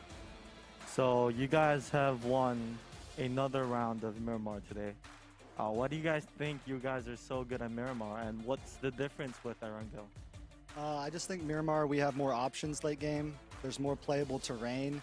Erangel, there's a lot of wide open fields and stuff, and we just seem to be more intelligent when it comes to macro play on Miramar. 일단 미라마 같은 경우에는 전략적으로 이제 플레이를 할 수 있는 위치가 더욱더 많고, 에란겔 같은 경우에는 평지가 많다 보니까 미라마를 플레이를 할 때 좀 더 전략적이고 정확한 플레이를 할 수 있는 것 같습니다. 네, 이제 파이널에 가서는 두 맵 모두 다 잡아야 할 것 같은데요. 2주 연속 파이널 7위를 하고 있는 소닉스입니다. 1위를 하기 위해서 어떤 점을 보완하면 좋을까요? So for your weekly finals this week, you guys obviously have to do both very well on Miramar and Erangel. What are you guys planning to do to improve your game and overall? Obviously, we're going to study, but at the end of the day, we just got to play lights out. Week 4 and 5 in finals, we didn't have desired results, but at the end of the day, it came down to the last game on each weekend. We could have made top 4. I think this weekend is going to be ours. 일단 최대한 연습을 많이 하는 걸로 해야 될 것 같습니다. 일단 2주 연속 동안 마지막 판 때문에 순위권에 못 들었는데 이번 주는 보여드리도록 하겠습니다. 네, 파이널로 가는 각오 한 마디 짧게 부탁드립니다. Do you have anything you want to say before you go to the finals? Yeah, thanks to everyone supporting us and watching us, and check out the Sonics merch store. Yeah. 일단 소닉스를 응원해 주시는 모든 팬 여러분께 감사의 말씀드리고요. 소닉스 머친다이스 꼭 한 번씩 확인해 주시기 바랍니다. 네, 윈 선수 인터뷰 정말 감사드리고요. 승리 축하드리겠습니다. 이렇게 해서 소닉스와의 인터뷰 마무리하도록 하겠습니다. 과연 오늘 마지막으로 파이널로 가게 될 팀 누구일까요? 여러분 5번째 매치도 지켜봐 주시고요. 계속해서 You heard the man. Buy Sonic's merchandise here as they qualify for the 4th match here into the weekly survival for that final circle falling on the weekend here at the PGI.S. Sonics managed to get themselves the chicken dinner. Joining me, Avenger and Matrim. Matrim, it's a good day. North America gets their team through nice and early. Oh my God, isn't it just the most North American thing on the face of the earth? The most American thing to be pushing sales right after you win a round? Yes. But great performance from Sonics, most notably Mime. Well, let's give a call out. That reposition from Mime to just draw so much aggression, so much attention from VP. Just a phenomenal play there. And really, you saw the fact that he was having a dance around those Molotovs. So good read on the spreads and how to play around them and to reposition through that to just really be annoying and force VP to make a very hazardous push. Yeah, definitely so, Avenger. Sonics having a great position towards those final circles anyway, but they made it all the harder with those kinds of moves, with the land that they were able to secure. Yeah, they're obviously able for being a Picado team. It's a home turf circle for them, taking the west out of this crater super early on, taking the motel as well close to it. Holding it down was really what set themselves up for this one here. They had the southwest side of circle 4 and 5 for a very long time. Nobody really contesting them, but it was also due to the amount of pressure that they put out. But I want to say here, like in the situation where infantry try to make a play for it and them closing it down as well, Virtus Pro had a valiant effort. It was insane, honestly. 15 kills going into this one. They knew they had to make a crazy send. They managed to actually get the knock on Tickleton here, but a nade was already primed up from Win, and they took it home with that one. And definitely so. Sonics number 4 moving into the most important weekend of their PUBG lives here for PGI.S. But as you said, like Matrim, we're looking at VP's situation in this game. They were blasting, be it nades, be it the AUG. Just a brilliant game from them. It's just not quite enough. Every single bit of utility. They were bringing the firepower. They had nice angles and approach. The grenade bounces that we saw to take down like multiple people in different positions, they played that so well. But then it came into the end game, options got limited, and I mean, we keep talking about it. Second places today have just freaking hurt because these second place teams have been putting up such a valiant effort and really just trying to make something happen and turn a game on its head. And it's just it feels like such a ridiculous push for these last couple of teams just to narrowly miss the victory. And Longskirt makes a top spot once again here, Martin. It's just infantry all day long, but can't quite round things out either. No, Longskirt, like we've talked about him so many times, but he's an amazing player. Potentially one of the best in the world, especially when he hits his form. He's fragging out, putting out damage, putting out effort within infantry. That's also one of the reasons why they won being most valuable killers in this weekend as well.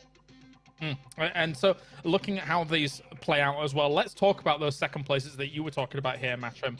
Meta, 7 kills as well as a potential winning position. Oath, 17 kills as well as a potential winning position. T1, 7 kills as well as a potential winning position. And then VP now with the 15 kills off the back of it. It has been agonizing, I think, for a lot of these teams to get those kind of situations. And sometimes we see second places fall by the wayside and it's like, yeah, they were always going to get second place. But in a lot of these situations, maybe less on this VP one because of the spot Sonics have put them in, it's been brutal. It's small decisions that have happened a circle or two beforehand, or just having to contest with too many people and having to fight through 3 to 4 teams. And we're seeing these teams find ways to do it. The worry that I have is just how mentally draining it can be. Like, you're seeing a lot of these teams bounce back a lot, But to have these high kill count games, to get second place, it really takes a lot to reset. And especially, remember, we've been at this for weeks now. So these guys are already fairly emotionally drained and know the fact that it all comes down to getting a chicken dinner now. Once you keep getting close, especially when you see a couple of these teams that keep getting close multiple times and keep having it just snatched away, it takes so much. And really, coaches, IGLs, that type of thing just have to make sure that they're mentally bouncing back their players, because you see what is happening with these second place teams. Whenever we're looking at the cameras afterwards, it's just, you just see the emotion drain out of them, and they just slump over, and having to bounce back and go, okay, we've got 5 minutes, let's get it back together, we can win the next one, is sometimes really hard. Yeah, and the sand in the hourglass is ticking away here for all of these teams as they try and qualify onto our final weekend. We're going to go to a short break as our time is now ticking down, and when we return, it's the final game of the day to find out who team number 5 is going to be.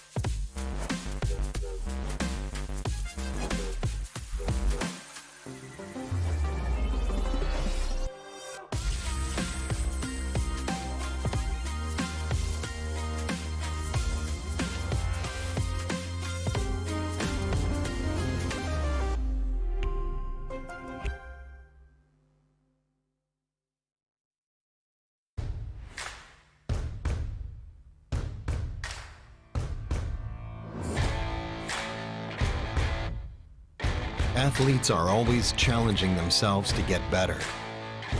You've seen this in all sports. Esports is no exception.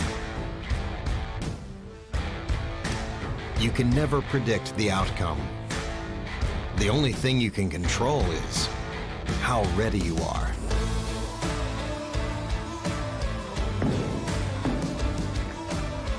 Over and over, players adapt, trying to improve, fighting hard for every percent gained.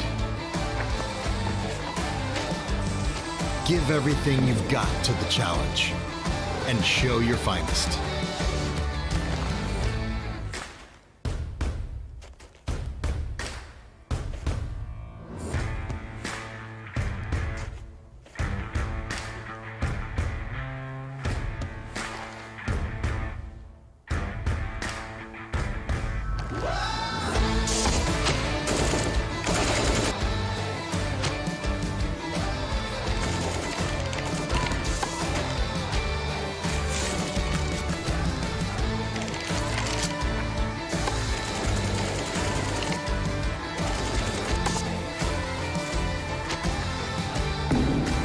Bring your best out. Strive for perfection. It's our goal too.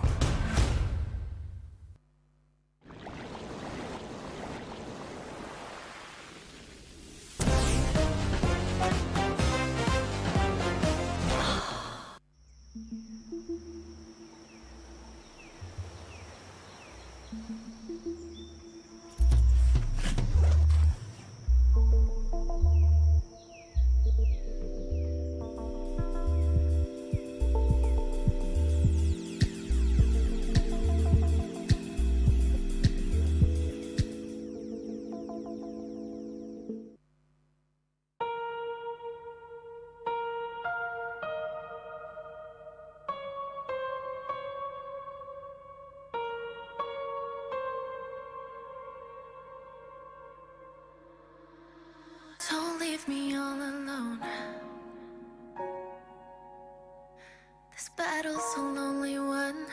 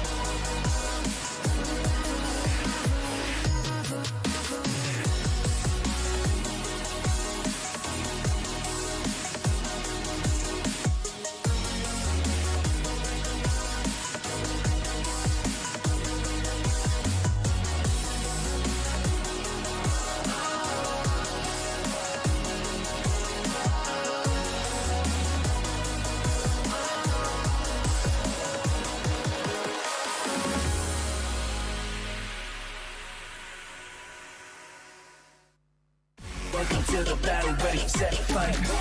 Welcome to the battle, ready, set, fight. Aim it and lock it, shoot. The winner takes it all. Shoot. Aim it and lock it. You know that nobody like me, cause I'm faster when I'm stronger. You can have me, let me guarantee. Cause the winner takes it all. You ready?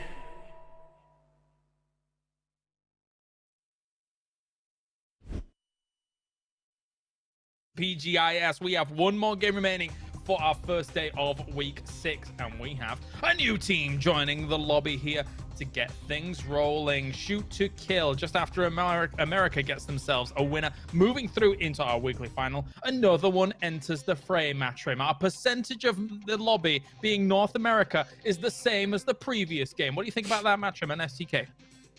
Feels good. I mean, that's the best way to take it. We got a team that managed to make their way forward. And every single time we mention Shoot to Kill, you know chat's going to explode. They're going to be talking about all the random things regarding Shoot to Kill and what's been going on with them recently. But we have seen them start to gel more and more as a roster. Naturally, they did go through a roster swap in the middle of everything. And it does take a little bit of time to get that together. Now, this is going to be the last set of chances for Shoot to Kill to really get that monkey off of their back, because they've been getting hit pretty hard on social media regarding these changes. And you know that they want to come out and they want to make a statement. They want to prove the fact that they were making the right choices along the way. Yeah, chat and crying. Name a more iconic duo. Crazy stuff. But beyond that, Avenger, when you were thinking about Shoot to Kill coming into this game, what are you thinking? Yeah, I can't resonate more than Matt said. You know, second place in week 1, 6th in week 2, 4th in week 3. Roster change happens, doesn't qualify for 2 weeks in a row. If they don't qualify for this one, I understand the kind of fans coming out of this. But knowing Penta, knowing his level, I think he has potentially one of the highest levels in terms of personal mechanical skill and gameplay in North America as a player. So I think if you look at that purely, I think it's a good call. But definitely, if you look at the results and them not being able to qualify for 2 weekends running after making the roster, and if they're not able to make it into this one here, it's going to be a rough one for sure. And then the real question is going to be, was that the right call to make now rather than after the tournament? Yeah, definitely. I mean, it's a fair assessment and a fair thing to talk about as well. All from a very, you know, a point of view of like ifs and shoulds and woulds and coulds, really. But that's for SDK. But that's just looking just at the performance and the results, right? Because there's so much things that we can sit here and talk about that we have absolutely no clue about.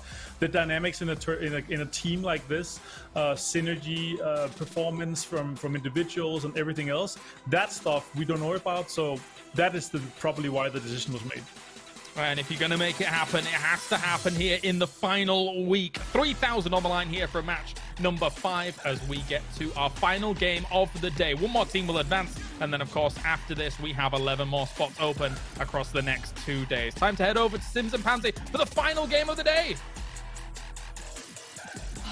One more game, one more team makes it through today, Rich. And then we go again. We keep doing this until we have that final lobby for the weekend. But again, the pressure that will be taken off your shoulders if you do this now would be huge for some of these teams, these IGLs, these players. It would be a breath, a sigh of relief almost at this point, and a very southern plane path. And as soon as we see something like this, we instantly think, well, that to me looks like some kind of Sosnovka ending that is lurking in the distance. And you know what? Who doesn't love a good Millie Island? Who doesn't love a good Millie Island to round out the day, right? We bring in another team. We go again. VP. They keep getting so close, but it's all about that top spot. Can they fare any better this time round? We shall see. One thing that we do know is that Sosnovka will have quite a lot of say action. It's not really the word to use, but quite a lot of players within reaching distance of one another. We're keeping eyes on the prize. We do remove Sonics from this. STK will have Chinky completely clean. Said we could get some, maybe a little bit too close for comfort. Lipovka. Petrichor, you'd assume we're just getting vehicles and kind of bail away from this one. There shouldn't be too many scuffles. No. There shouldn't be. And most of the teams should be okay in this so far, even if it is that Millie Island. It's not that difficult to cross at the moment. No one's going to be I was saying encouraged to bridge camp, but okay, that's very far east. Okay, we haven't seen a circle like this today, at least. It's been mostly towards, you know, Gakka, Everest, polar side. So, interesting one here. I actually don't know where I'd like to... haven't had like a prison ending in a while, or like a mad shelter one, but mansion even. Oh, bit of mansion. Bring it on. Bring me a bit of that. We'll see. For now, Petrichor Road. I'm going to write down the names again, see who's got that fair shot at the start. So we have, I'd say, Petrichor in the perfect position going forward. DXG, very nicely positioned. And I'd argue Zenith can go in there too. Now, with this though, I'm looking at rotations. It's going to be quite busy. Unless people take the northern path across, or maybe a southern swing. But the south is littered with teams. And that terrain around Lumberyard is hard to traverse. So I'll be interested to see how most teams decide to make their way forward here. Someone like, sadly, Tiamba, maybe a Freak a little further out than they'd like, but for now, most teams can kind of go about their business as intended. Got to be touched on STK a little bit with On the Desk. Obviously, they now join us now as the new team adding into this lobby, but it has to be said, there is an abundance, a massive, massive weight on STK's shoulders that they need to shake. They absolutely need to qualify for this grand finals, and that just comes back to the amount of stick that they've been getting on social media, the amount of questions that have been asked. You know, why would you change out a player mid-tournament? You're looking like you're all right. I mean, they were cruising. You know, they weren't up at the complete top, don't get me wrong, but they were cruising. They were looking good. And then they make the team change, and things haven't been as good. Don't get me wrong, Penta is still firing on all cylinders, and individually, he's performing. Oh, hold on. As a team, it's... Okay, we'll kind of pause for all but a second, because all of Petrichor Road are turning up to try and shut this one down. I don't know how... Well, Wicked's got the flash, so he's like, well, look, if you're going to take me down, I'll at least take one of you with me. Now, that is a quick answer from Petrichor Road, and that was a very early rotation from Meta. I think they tried to put Wicked in a really good position, try to, you know, just send him out there, get him in a good spot to hold down, but yeah, it's not without an answer. Petrichor Road aren't gonna let that go for free, but they do lose a player to secure this. Screen VP. Team that we've seen many a time, always towards the top of the board. It's not that initial early aggro team that just goes complete full-blown DA and hope for the best. They are proactive. They read circles ridiculously well. When it's time to fight, the individual skill comes through. And you see why they're up there. Currently with a hell of a lot of money banked below them as well, which can be said for quite a few teams thus far. But still, the job isn't done. It won't be over and done with until Sunday. And one team's finally lifting the trophy. For now, not a bad spot. Just below Yasnaya, a split between that and outside of the school and the apps that you can see in the distance. They'll be able to regroup themselves, probably go further afield and more central, so I won't anticipate they sit somewhere around the yellows and the field area. I mean, they could sit by the road and hope that it does push away from water. It was a little bit here or there in the previous one where they hoped to hold for the yellow compounds. Excuse me, not yellow compounds, the main compounds up against the ridgeline. It didn't come through, and ultimately they ended up in second. Still got a good valiant attempt and plenty of frags to boot. I think it at least shows why VP is still not to be trifled with. Yeah, Aqua 5 going to be caught on this bridge. A little unfortunate for T1 if they'd wanted to keep this together, but it looks like T1 are trying to... I mean, you can't stand and fight there, can you? Really, you got to be planning further ahead. This is sadly a casualty on the way through and a loss of life that's going to sting in this one for sure. Tiamba don't have to worry too much. They still have Lorena watching that bridge, bridge and making sure he sees that T1 have left. So they'll be able to secure their path going forward. And at the start, I touched that maybe some teams will be going on that quite wide northern swing. And it does seem as though that's the case. Going to slot themselves in around that no-lean town, maybe the Yasnaya Pond, and then kind of play in off the back of that. I do want to look towards Meta and Petrichor Road continuously. I want to see how they're approaching this. They're sitting east of Yasnaya. They've gone for the road kind of where it leads out east in the compound where we saw Meta try and claim earlier on. FaZe on the way through, and the timing could not be worse. Balefrost. Oh no, it's Snake is in the car. Can he make it through this without any trouble? A couple of shots. DA do seem to let him cross for now. They've managed to make it through. Now, DA, what do? Do they get a little paranoid that Oath might pull up? It looks like that's the case. They're going to wait this out for a second and make sure they are safe to move forward. They've got two options. They can either just go for the western bridge and hit and hope, use some meds while doing so in the process, or they might try and go to the cliff face and see if they can catch Oath going across the Milta Bay. If they cop for that, then they know the bridge is clear, but for DA, they might not want to even take that chance. And I don't blame them. I understand with games now slowly but surely getting down. After this, we'll only have 11 left to be able to qualify. It gets to start to get a little bit sketchy. Next few days, the pressure begins to mount. Simultaneous rotation comes out from Na'Vi. This is up towards the north, just above Yasnaya. 36 will have a quick eye line into this one, so don't be too confused if a third party does come in and a player is knocked from a different angle. Behind all of that, you'll also have Tiamba. Same trajectory path. Same way that they're going to be going. That vehicle is... No wonder he's had to pick him up, and it's not looking good whatsoever. Na'Vi will hold for a second. They'll catch the The last edge is the remnants of T1. Further afield, as an update, DA have made across the bridge. They did commit to it in the end. They stuck by their guns. You'll see Oath go through Mill to Power, trying to that little bottleneck. FaZe has stuck itself well and truly within Lipovka. Although they say that, there's actually 2-2. Excuse me, I was looking at the logo. 2-2, so you'll see Fuzzface and Gustav a little bit more towards the north. So there is a plan of approach, should this circle be unfavourable to Lipovka. Hey, it's the water, ain't it? 40% unplayable here. You've just kind of got set yourself up for a place where, A, you can't... Come back.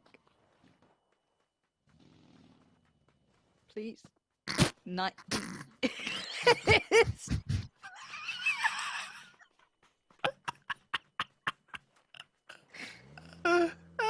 Nice. Oh, God.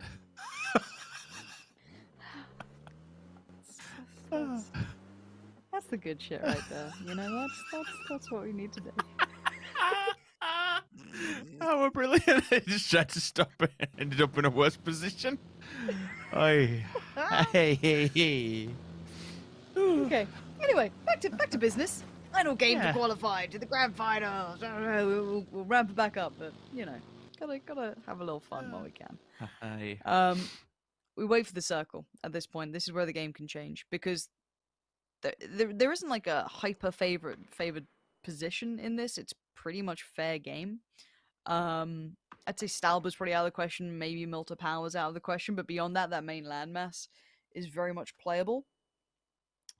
Now T1 have had a rough route in here, but they've made it towards their final destination. It seems Senya, easy now, easy now. What is going on? Made a huge He's mistake, fine. boys. It's all intended. Yeah, it's all good. Senya's fine. He'll be able to get back to his car if he wants it. No problemo. DA around prison now. Burrama on the other side. Infantry not far off. Okay, Yasnaya, bit of a ping towards that sort of side, but I'd say Virtus Pro, Zenith, and Shoot to Kill get great beginnings in this now to build further forward. They can kind of dig themselves in. Now, I don't think we've seen like a Yasnaya end, and I still don't believe it will be. There is a bit of that water in play, not a great deal, but those fields on the southern side, now they can be rife for endings. We've seen a fair few, haven't we? We have. But a circle like this kind of sets us up for a decent game. It means that everyone can be on the same page. Everyone can really get a decent compound. It depends what... Oh, was out the back... That was out the back of the vehicle. All right. FaZe lose one on transition. Senya from complete no man's land whatsoever. You touched on Yasnaya, and there's a few people who are going to be committing to it. Like, if E36 are going in here, really, this is where you're going to be staying your feet. You can't easily drive through the front side of this building. Police station, library, whichever way you want to call it. But yeah, between Yasnaya, it's that main road that I kind of look towards. I'll pause for a second. Drive by, Metralius. Down. Quick answer back from Marco. That's a decent response. The smokes will go up. Have to be aware of Relo in the distance, and maybe even pack caps also.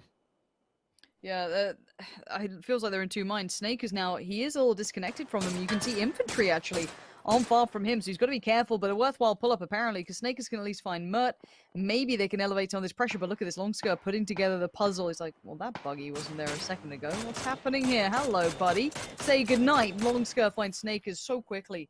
As soon as that began, their attention was drawn, and it looks like Oath are pretty much done for here. They're down to 2. Now, Merc can be rezzed. Code Marco's already rezzed. Oh, my. Now, that is a belter of a shot. Just instantaneous destruction towards DA. And the whole southern band is left in tatters. Damage has been done, and Oath says, well, you know what? We've had enough of this. We've caused enough grief. We'll leave you to it. No vehicles either. They're going to go for the... Surely they go for the revive here. They can wrap it low and keep them up, so the smokes will be with them. Infantry, you can hear that gun making a noise. Oof, level 3 gear. That's a great bad boy in play for infantry. Zenith looking very, very solid at the moment. And you know what? As if by magic, the observers can hear me. Smack bang All the way up Kings of the Mountain. So much vision, so much cover. And in such a damn fine position for this circle. We'll see how it goes. There is many different spots and many which ways we can go off this circle. It's very hard to kind of define anything. We do know there is a tiny bit of water up towards the northwest. And again, if it gets to circle the next one, if that's still in and not pushed out during circle 3, then it will play a factor. We'll have some kind of little bit of a small guesstimation of where it will at least be moving to. But for now, it's kind of fair game. It's set up for success, maybe split a 2-2. I say this, really, land is starting to become limited. It is. There's a lot of kind of open fields, a lot of open territory around here. So we'll start getting dicey, and for those playing along at home, grab your little code now, pop it into game, and get yourself some goodies as we wait now patiently for that circle. Where are we going here? Okay, mansion, bit of the, the woods around. A little bit of that southern side, kind of in between that and prison. Now, this used to be way more open than it is nowadays after that map update that came through. That used to have almost nothing there, but you can see Buriram have the trenches. There's playable spots now. This isn't as dire as it was back in the past, but there is still open territory here, and it's very hard to claim. We're going to see a pull up towards the mansion. It looks like Division X hold it for now. Now, this can be, I don't even say shared. One of the compounds maybe on the outskirts, but already Long K is going to find one of Petrichor Road. Now, Division X having a little bit of a shuffle around, and here they come, pulling up towards this. Pause for a second. It will only be a second now that the bullets have been let loose. Information certainly has been had. STK, drag on the board. Besto down and Dead Navi are just having a... It's kind of the telling story of this competition for Navi. It's been dire straits, but honestly, it's going to be one of those moments where we look towards someone like Damn One Gaming or Navi just to win this entire thing this weekend. If it's not Gen G, then someone from the rafters will just come from nowhere, and it's like, okay, job done. We'll take all the money in the championship. Thank you very much. Bye bye. That is the I suppose that is the good thing about this competition. There is still a fight back mechanic. Once we get into that point, it's nobody's won until you see that very, very final match. And for anyone who's been having a very rough time during this competition, there is still very small, tiny windows of opportunity. But things need to go their way. If you look on social media, you'll be able to find all the circumstances in which Gen G do win this whole thing and which Gen G do not win this whole thing. Where the teams need to fall for certain scenarios to unfold. It's all mathematical. But honestly, anything can happen on the day. We shall see. For now, the rotates are coming through. Afrika Freaks on the western band, just above them, you'll see Virtus Pro. They're keeping a track of E36 and Tiambo, working their way slowly out of Yasnaya. Navi, or the remnants of Navi, are still left bang towards the north. They'll be held dead to rights by S2K, who have they're just outside of the L-shaped compound, so working between the compound across the road and the tree line ridges as you go further afield into Mansion. Two teams within Mansion, they're landlocked, they're going nowhere whatsoever. And as we break out from that, three teams, T1, Zenith, Meta, all in and around Heaven area. And then further afield, DA, Buriram, and FaZe. They'll play the outer extremities on the southeast. Shoot to Kill don't have a bad spot in this, actually. Just kind of catching up to the compound they took over. It's actually a fair shout, but it's the circle that's going to change the dynamic. Now, Tiamba in a bad spot, though. They're trying to find their way forward, try and find a way out of the kind of outskirts of Yasnaya. It's tricky, that kind of roadblock now inaccessible. Mings is in the blue. This is brutal for them. And okay, centering up. Right, let's talk about this, because we actually get Mansion in fair play. We get kind of Heaven up there too. We've got a lot of room to be played with now. E36, I want to see where they head to, because they were kind of waiting this one out there in the vehicles. Tiamba's starting to move up as well. Everyone's compressing towards a similar area. This cannot contain this many teams. There will be teams culled in this circle, and it looks as though you might be right. E36 going to get it up towards the foot of the hill. And, oh no, shoot to kill. That's not the style you want. You want to be moving nice and quick towards the woods around the back of Mansion. But no, Afrika Freaks, Tiamba following, not too far behind either, was following the path that Afrika Freaks cut. But look at it. It is rife with danger. Roth already going to find Hikari. And now the rest of the problems start to mount. Afrika Freaks hit a mad turn. They're just dashing up north now. They were heading kind of east towards maybe Oath. And now they've just turned right north towards Zenith, towards Meta, towards E36. They're all pulling up towards Heaven. This is more like hell. Tiamba and Lorena look lost in the middle of the open as well. This cannot house 16 teams. FaZe and Buriram about to clash as well, and this is barely in the new circle. See how this fares. A little bit of a height advantage. Uber should be able to see how many's within there. The smokes are down, so the information is in abundance. First nade is rolled. It just catches Edie in the ankles. The second one, does it fare any better? No, it will jump. Pentalol onto Hansia in the kill feed. Ming's also down as well. This is just going to be us kill feed casting for the next 5 minutes, so please bear with us and please just keep a track on who's doing well within that kill feed itself. For now, FaZe and Buriram toe-to-toe holding each other back. You can see the ditches in front of them. That'll be FaZe's main point of contact to try and clear this out. The question is, do they realize they have Buriram players hiding in the rafters directly below them, just tucked away? Itzy's nade is good. No Adra first victim to be found. Edie might see the player just towards the container, which he does, but he has repositioned. Good. Molly comes out from the side, but instantly the repeat from Itzy's bad. Edie sees him, and instantly we're tied up once again. FaZe actually on the receiving end. Gustav damaged as well, and the one player hiding in the corner. He's been a prominent nuisance for FaZe. They're getting tunnel vision towards him, but that is a damn good spray from Uber to try and even things up. Konaxi answers back also. This is just insanity. Gustav, last man standing for FaZe. Yeah, Uber tried to kind of come back, I think it was towards 80, and then I don't know if he got blocked or what, but now Gustav falls and Buriram get to live to tell the tale. Plenty of them alive. They'll be picked up back on their feet unless someone else would make a mad dash for it. But that area is barely in. I was clutching at straws for FaZe. And, well, we suffer the consequences. First team out. 16th place. 8 seconds until that circle switches things up. We've got to see what happens here. Got me out. Can be picked up now. Edie. Oh, actually, I don't know. The Blues could be chunking away at them. They might be done for at this point. But this is looking like heaven is on the cards. We already have, what? E36, Meta, Zenith, T1, Afrika Freaks, all trying to live here harmoniously, and that just is not going to cut it. Shoot to Kill might be looking this way soon. Petrichor Road, DXG potentially. Virtus Pro, where do they take themselves now? That's the big question in my mind. It's a bit of an open field in front of them. And Infantry, let alone where they fold into. I don't know where every team goes here, Rich.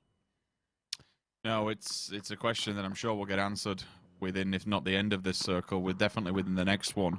It wasn't a bad effort from Afrika Freaks. There was nowhere else to go, but they lined the vehicles up perfectly to at least give them some sort of standing chance against STK. But the question is, once those smoke nades have gone, once they run out of cover from the utility, what happens next?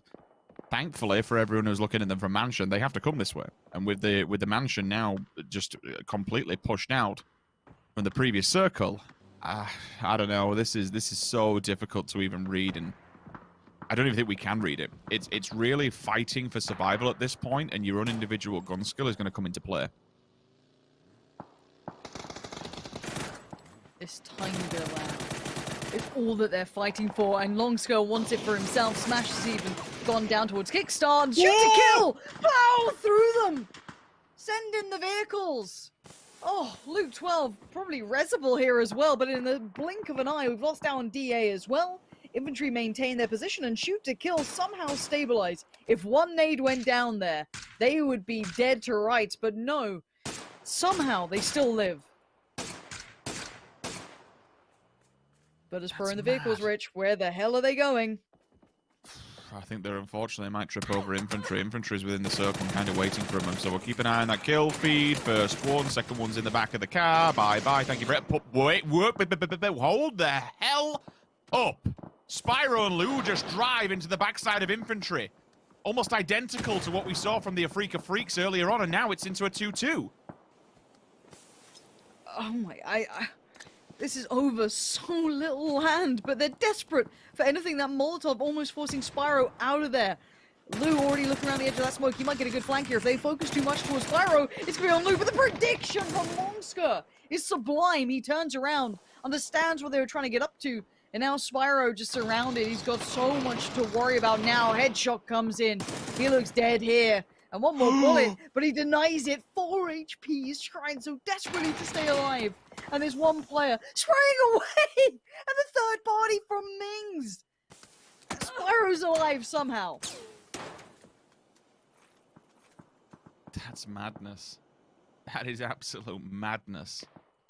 Saved by the third party, but The circle, it takes us to heaven and what you classified as hell. And it is going to be absolute hell for anybody who's not within those buildings. That is just a mammoth task to get up that hillside. We pictured it before. It's like a castle with a moat all around it. You can wander up those hills. You can get up the side of it. But once you're there, the turrets will just open and rain down hell from above. This is going to be difficult. This is going to be a very, very difficult breach for anybody who's not inside those compounds. You're now hoping that the circle eventually pulls out from it so you can kill them once they evacuate the scene. Now, keep in mind, DXG and Zenith were two of the teams at the very start that had the perfect beginning for this circle, and they're still in decent position. Of course, Zenith being the main one, both had no position to work with, so they're going for the mad dash pull-up, and it's going to be Patcaps to try and make it there. Hops out of the vehicle, but merely to be met by his maker. T1 on the other side, just greet them with a smile, and T1 maintain position. Spyro going to try and throw his hat in the ring. Quietly pulling up alongside, maybe not trying to give away too much because, as you can see, DXG try it out, and it's going to be between shoot to kill and T1 as the guards to this castle just ripping people out of these vehicles. Well, it's okay getting all these frags, but again, we're not playing for points here. It comes down to placement, and while I'm totally fine with this position that they're in, and they're dealing with people on arrival. And this was the drive earlier on. He crushes two of them. Oh my god, it's in midair as well. That is just one of those things that you cannot. There's really no way of dealing with it. It's like, okay, well, that's it. We'll just accept it for what it is at face value. Tiamba, outside of the circle, last team to try and make some sort of an impression here. It's not going well, boys. The vehicle is busted beyond all recognition. And now you've been spotted. Yeah, this is you ultimately waiting to die, unfortunately. That thing is not getting in there. Just call it a bad day and move on. Yeah, I don't see that many smokes either. M200's got one. I don't think there's any on Mings unless I'm mistaken. So their options are exceedingly limited. Even with a great deal of smokes, you're just not going to be able to do too much with it. I want to highlight how well Shoot to Kill have done to garner this position. We talk about at the start that Zenith probably had the better starting spot being out here. Shoot to Kill sent it full in. They managed to nab some really good positionings east of Yas Naya in the earlier circles. Now, Linshan aware of what's going on, and this is arguably the final go of things, trying to make something happen for themselves. And Tiamba trying to find any way forward. Oh, this is horrible. That's just beautiful work from Kickstart shot-wise, but a slow and painful death it looks like for M200 here. Yeah, he ain't getting away from that one. Tiamba still just hoping for anything. I mean, I suppose if there was something to look at from their side of this, they didn't have a helmet. At this point, it's just rough. They are literally scraping the barrel. They need everybody else up here to literally just kill one another. It's simple as that. The only way they win this is if every other team just batters each other, and the circle then eventually pulls out of it, and they somehow trap them inside. I mean, they'll have to thread the needle so well if no one's looking this way, right? Like, they're quite low profile, but Zenith can certainly see them here. Shoot to Kill probably could. T1 probably can now. Meta probably can now. E36 can now. They can... Where do they go? It's an open field. So at this point, you're right, though. All the teams towards heaven will be just taking lumps out of each other, and it's snake time for Tiamba trying to get up towards these rocks. And if they can get in here and then hit the deck... But look at the gear. No smokes, 2 nades. Broken vest, helmet. It's so little. Mings moving up, just systematically trying to get into that next position. But I guess they can just sit here and wait now. Yeah, I'm going to say, you know what?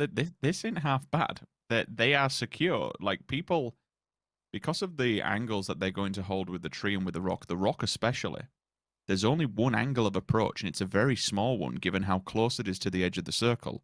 Like, there is a very strong potential for bottleneck if other teams want to try and wrap. Look at that.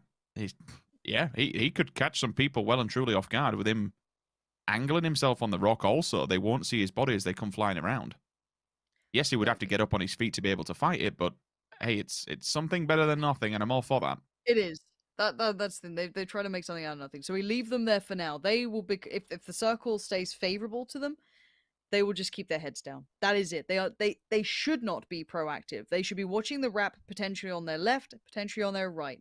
That's it. Nothing more to be said. They will not be proactive. Now we wait and see.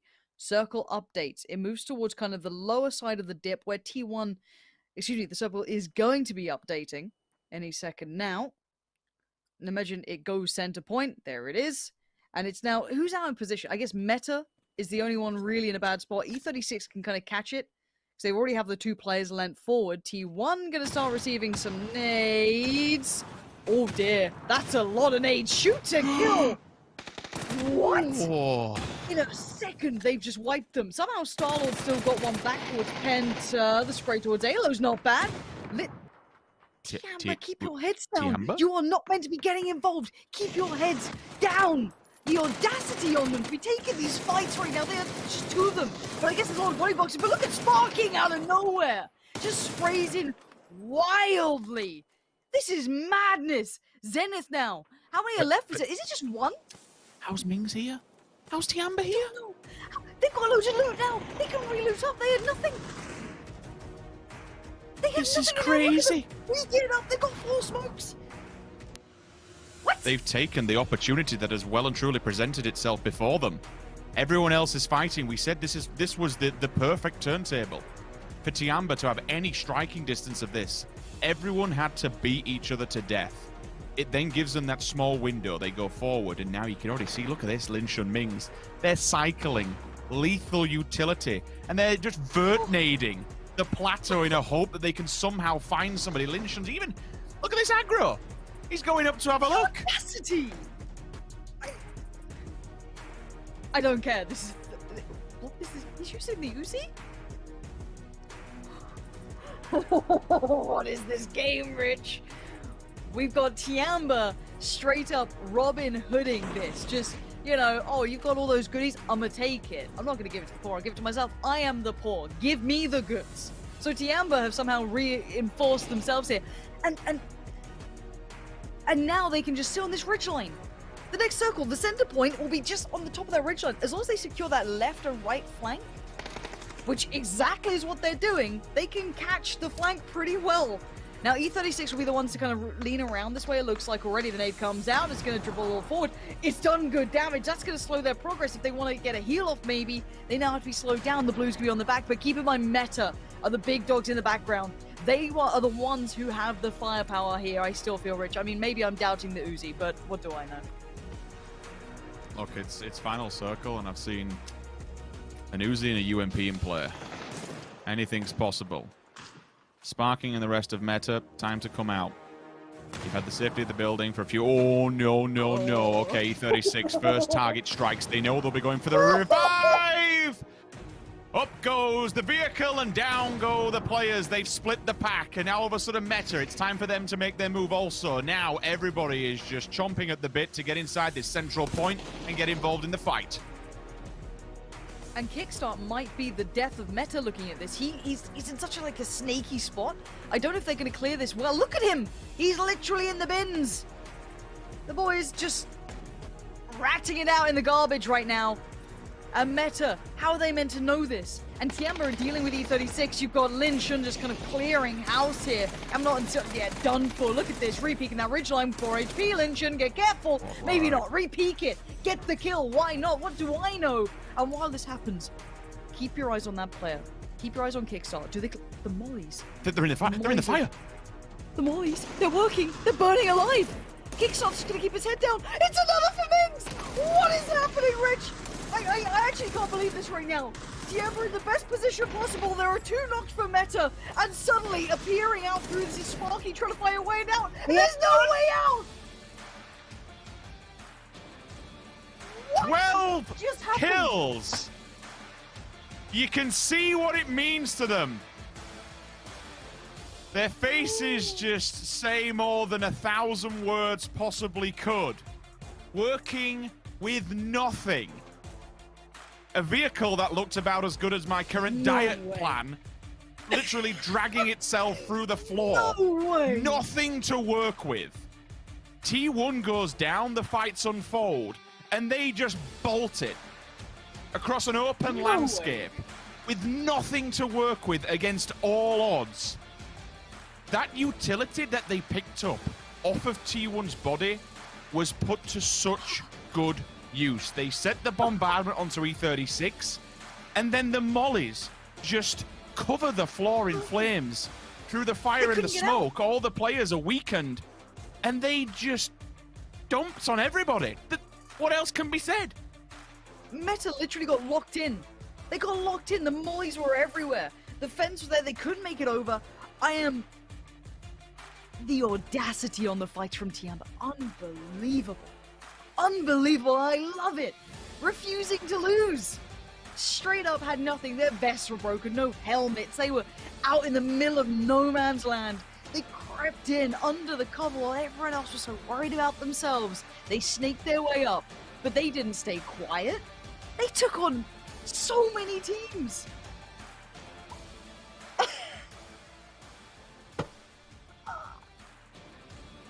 Refusing to lose. Refusing to die. Tiamba is our final winner today, and they secure themselves a seat in the grand finals at the weekend.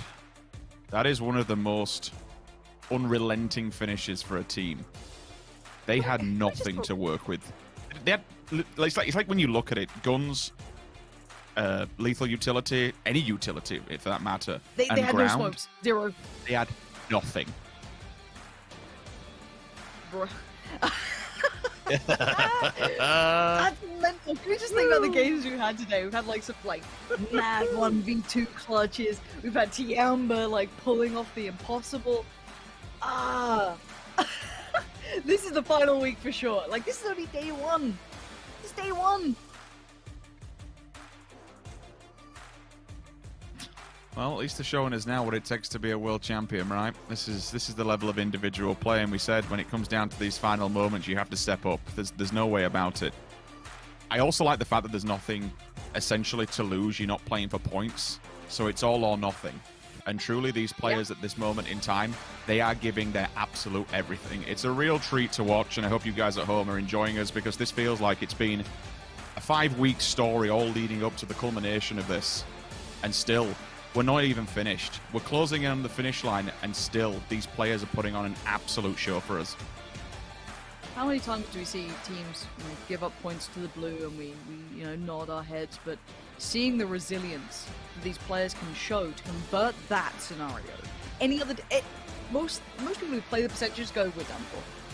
We're done for. No smokes, no utility, no way in, rough side of the circle, people already in heaven, full for.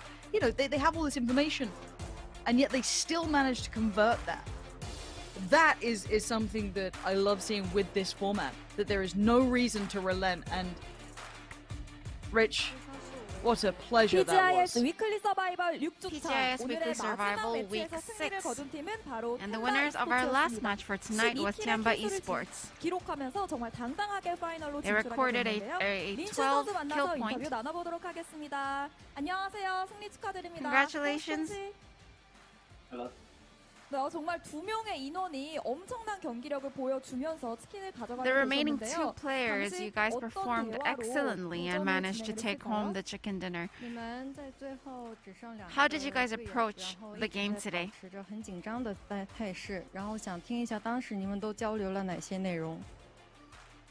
当时就交流的是136那边炸倒2个，我就叫我的队友来打，因为我们之前因为很多就是我们怂的原因导致很多团失误了，所以就最后一搏嘛，我们2个人想搏一下，然后我们把136打完了过后，打 META 就是轻而易举的。 그 당시 저와 다른 한 명의 선수가 남았는데 그 전에 이미 많은 When we only had 2 players left, we thought that there was no going back now, and so we put in everything we had left. 정말 템바 e스포츠는 계속해서 파이널에 진출하면서 성적을 단숨에 Your team, every time you guys have made it to the weekly finals, have really performed quite well. And even last week, you guys played really well on the first day, but unfortunately ranked only at number 5. But with the upcoming weekly finals, are you guys feeling confident? 我想听一下即将到来的这个周决赛，你有信心吗？我有信心，希望我们这次再进步，因为我们之前一直在进步。 저희는 이번 파이널을 앞두고 매우 자신이 있고 We are definitely feeling like we're gonna do it, and we're gonna do our best as well. 템바 e스포츠를 응원하고 있는 많은 팬분들이 오늘 기뻐하고 계실 것 같은데요. A lot of your fans are going to be thrilled to see you make it to the weekly finals so early. Do you want to give a shout out to them?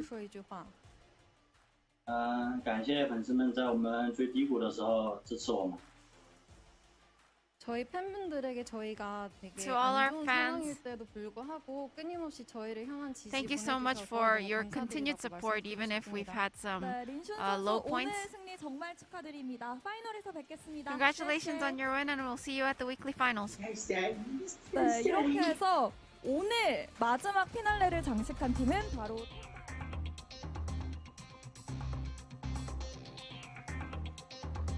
After the amount of top positions that they had, Tiamba gets themselves the victory. Vindication for all those fourths and thirds as they are able to prolong their survival here and get to the very end, and an amazing performance here in the final game. Avenger, Matchroom joining me. Avenger, that was just Tiamba all day long, and then they round it out at the end. Yeah, super happy to see consistent performance like this rewarded. They were able to step up like this, and also the amount of control that they had on the southwest side in our later stage of the circles, super well executed by them, to be honest. Rough games overall, though. Some of these rotational kills, Tiamba was in this one. Also, ensued the music here with infantry chasing down their vehicles and also flipping a buggy on the way to do that. That had me laughing, to be honest. Buriam in this area, super rough area to play, and especially super rough area to get out of, because you usually end up being gate kept by the mansion area. Tough times to face, being early limited here. Buriam was able to step it up and get a lot of kills from that one, though. Yeah, definitely so. Matchroom?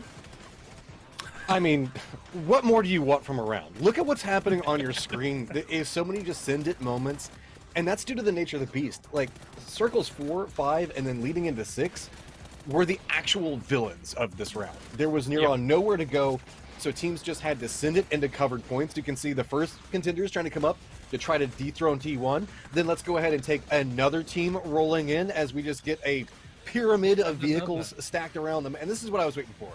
Once the grenades started hitting the stack of vehicles they have, you can see T1 just had nowhere to go. It was just explosions galore everywhere.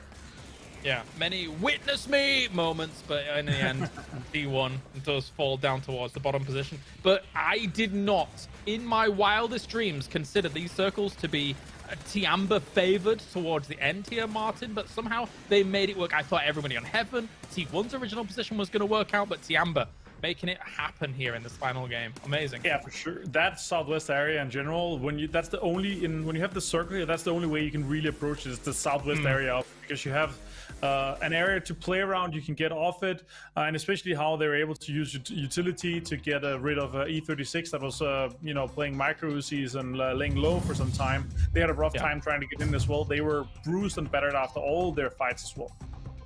Yeah, crazy stuff. Crazy to see it, and pure joy on the face of Tiamba. I think they know Matchroom, that they've been through the ringer here today. They had a lot of central positions. This actually felt like one of the only times that they've had the kind of edge positions, and they've been playing in from that, and it did work out.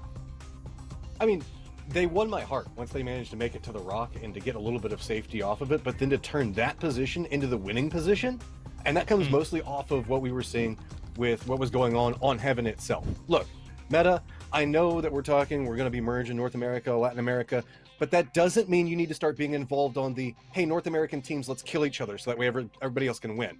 That was Shoot to Kill, Zenith, and Meta all converging while they all had strong positions to just absolutely decimate each other. And then we saw a whole bunch of other teams try to capitalize off of that, and Tiamba really just found opportunity upon opportunity after having a hellacious day of consistent fourths to finally get it together and get the win. Matchup, isn't that mandated by your region? You guys have to fight each other in a na-na-na-na-na situation? It's true. Na-na-na-na-na-na-na-na is just the way it goes. Like, we gotta murder each other. That's how we show love and affection, right? In America? Ah, okay. Yeah, I suppose so. But we have our 5 winners coming in from the day here. What a phenomenal 5 that we have actually advancing on in from day 1 here, Martin. It's a great lineup. Fantastic lineup. Teams that have 6 weeks with Gen G, Day Trade and MCG with 5, and Tianma and Sonics with 4 out of the 6 weekends. So consistency really shows. No kind of outliers with 0 or 1 or 2 weekends participation here. So super impressed so far. Tomorrow is going to be easier for some of the teams coming into it, because some of the really big boys and some of the really good teams are actually out of it. Yeah, and tomorrow we have Wednesday, and we have 6 games coming at you. We'll be starting things on Miramar and going from Erangel, Miramar, Erangel, Miramar, and continuing on. So 6 more teams tomorrow will join the 5 that have already qualified. And when you look at who has performed well, Matrim, today, but hasn't quite been able to eke out a win, who are you looking at tomorrow to maybe steal one of those away? Ooh, I mean, we saw a lot of second places with the high kill counts, and it was so ridiculously close. Oath, I would have to say, gets a little bit of favor from me because we've been regularly seeing them making it into the weekly finals. They know how to get a chicken dinner. They got denied this time around, but I think there's an opportunity. Additionally, I'll be real. I still want to see Meta. I want to see Meta do Meta things, and I want to see Tiamba do Tiamba things. I want them in the weekly finals. That's it. I'm not asking for too much. Guys, just one of you do it. How about yourself, Avenger? Yeah, I want to see some of the teams that obviously have been in all week so far. I want to see Freaks again. I want to see Oath as well. But in terms of Dark Horses, I want to see Meta in there. They've been really stepping it up, doing extremely well.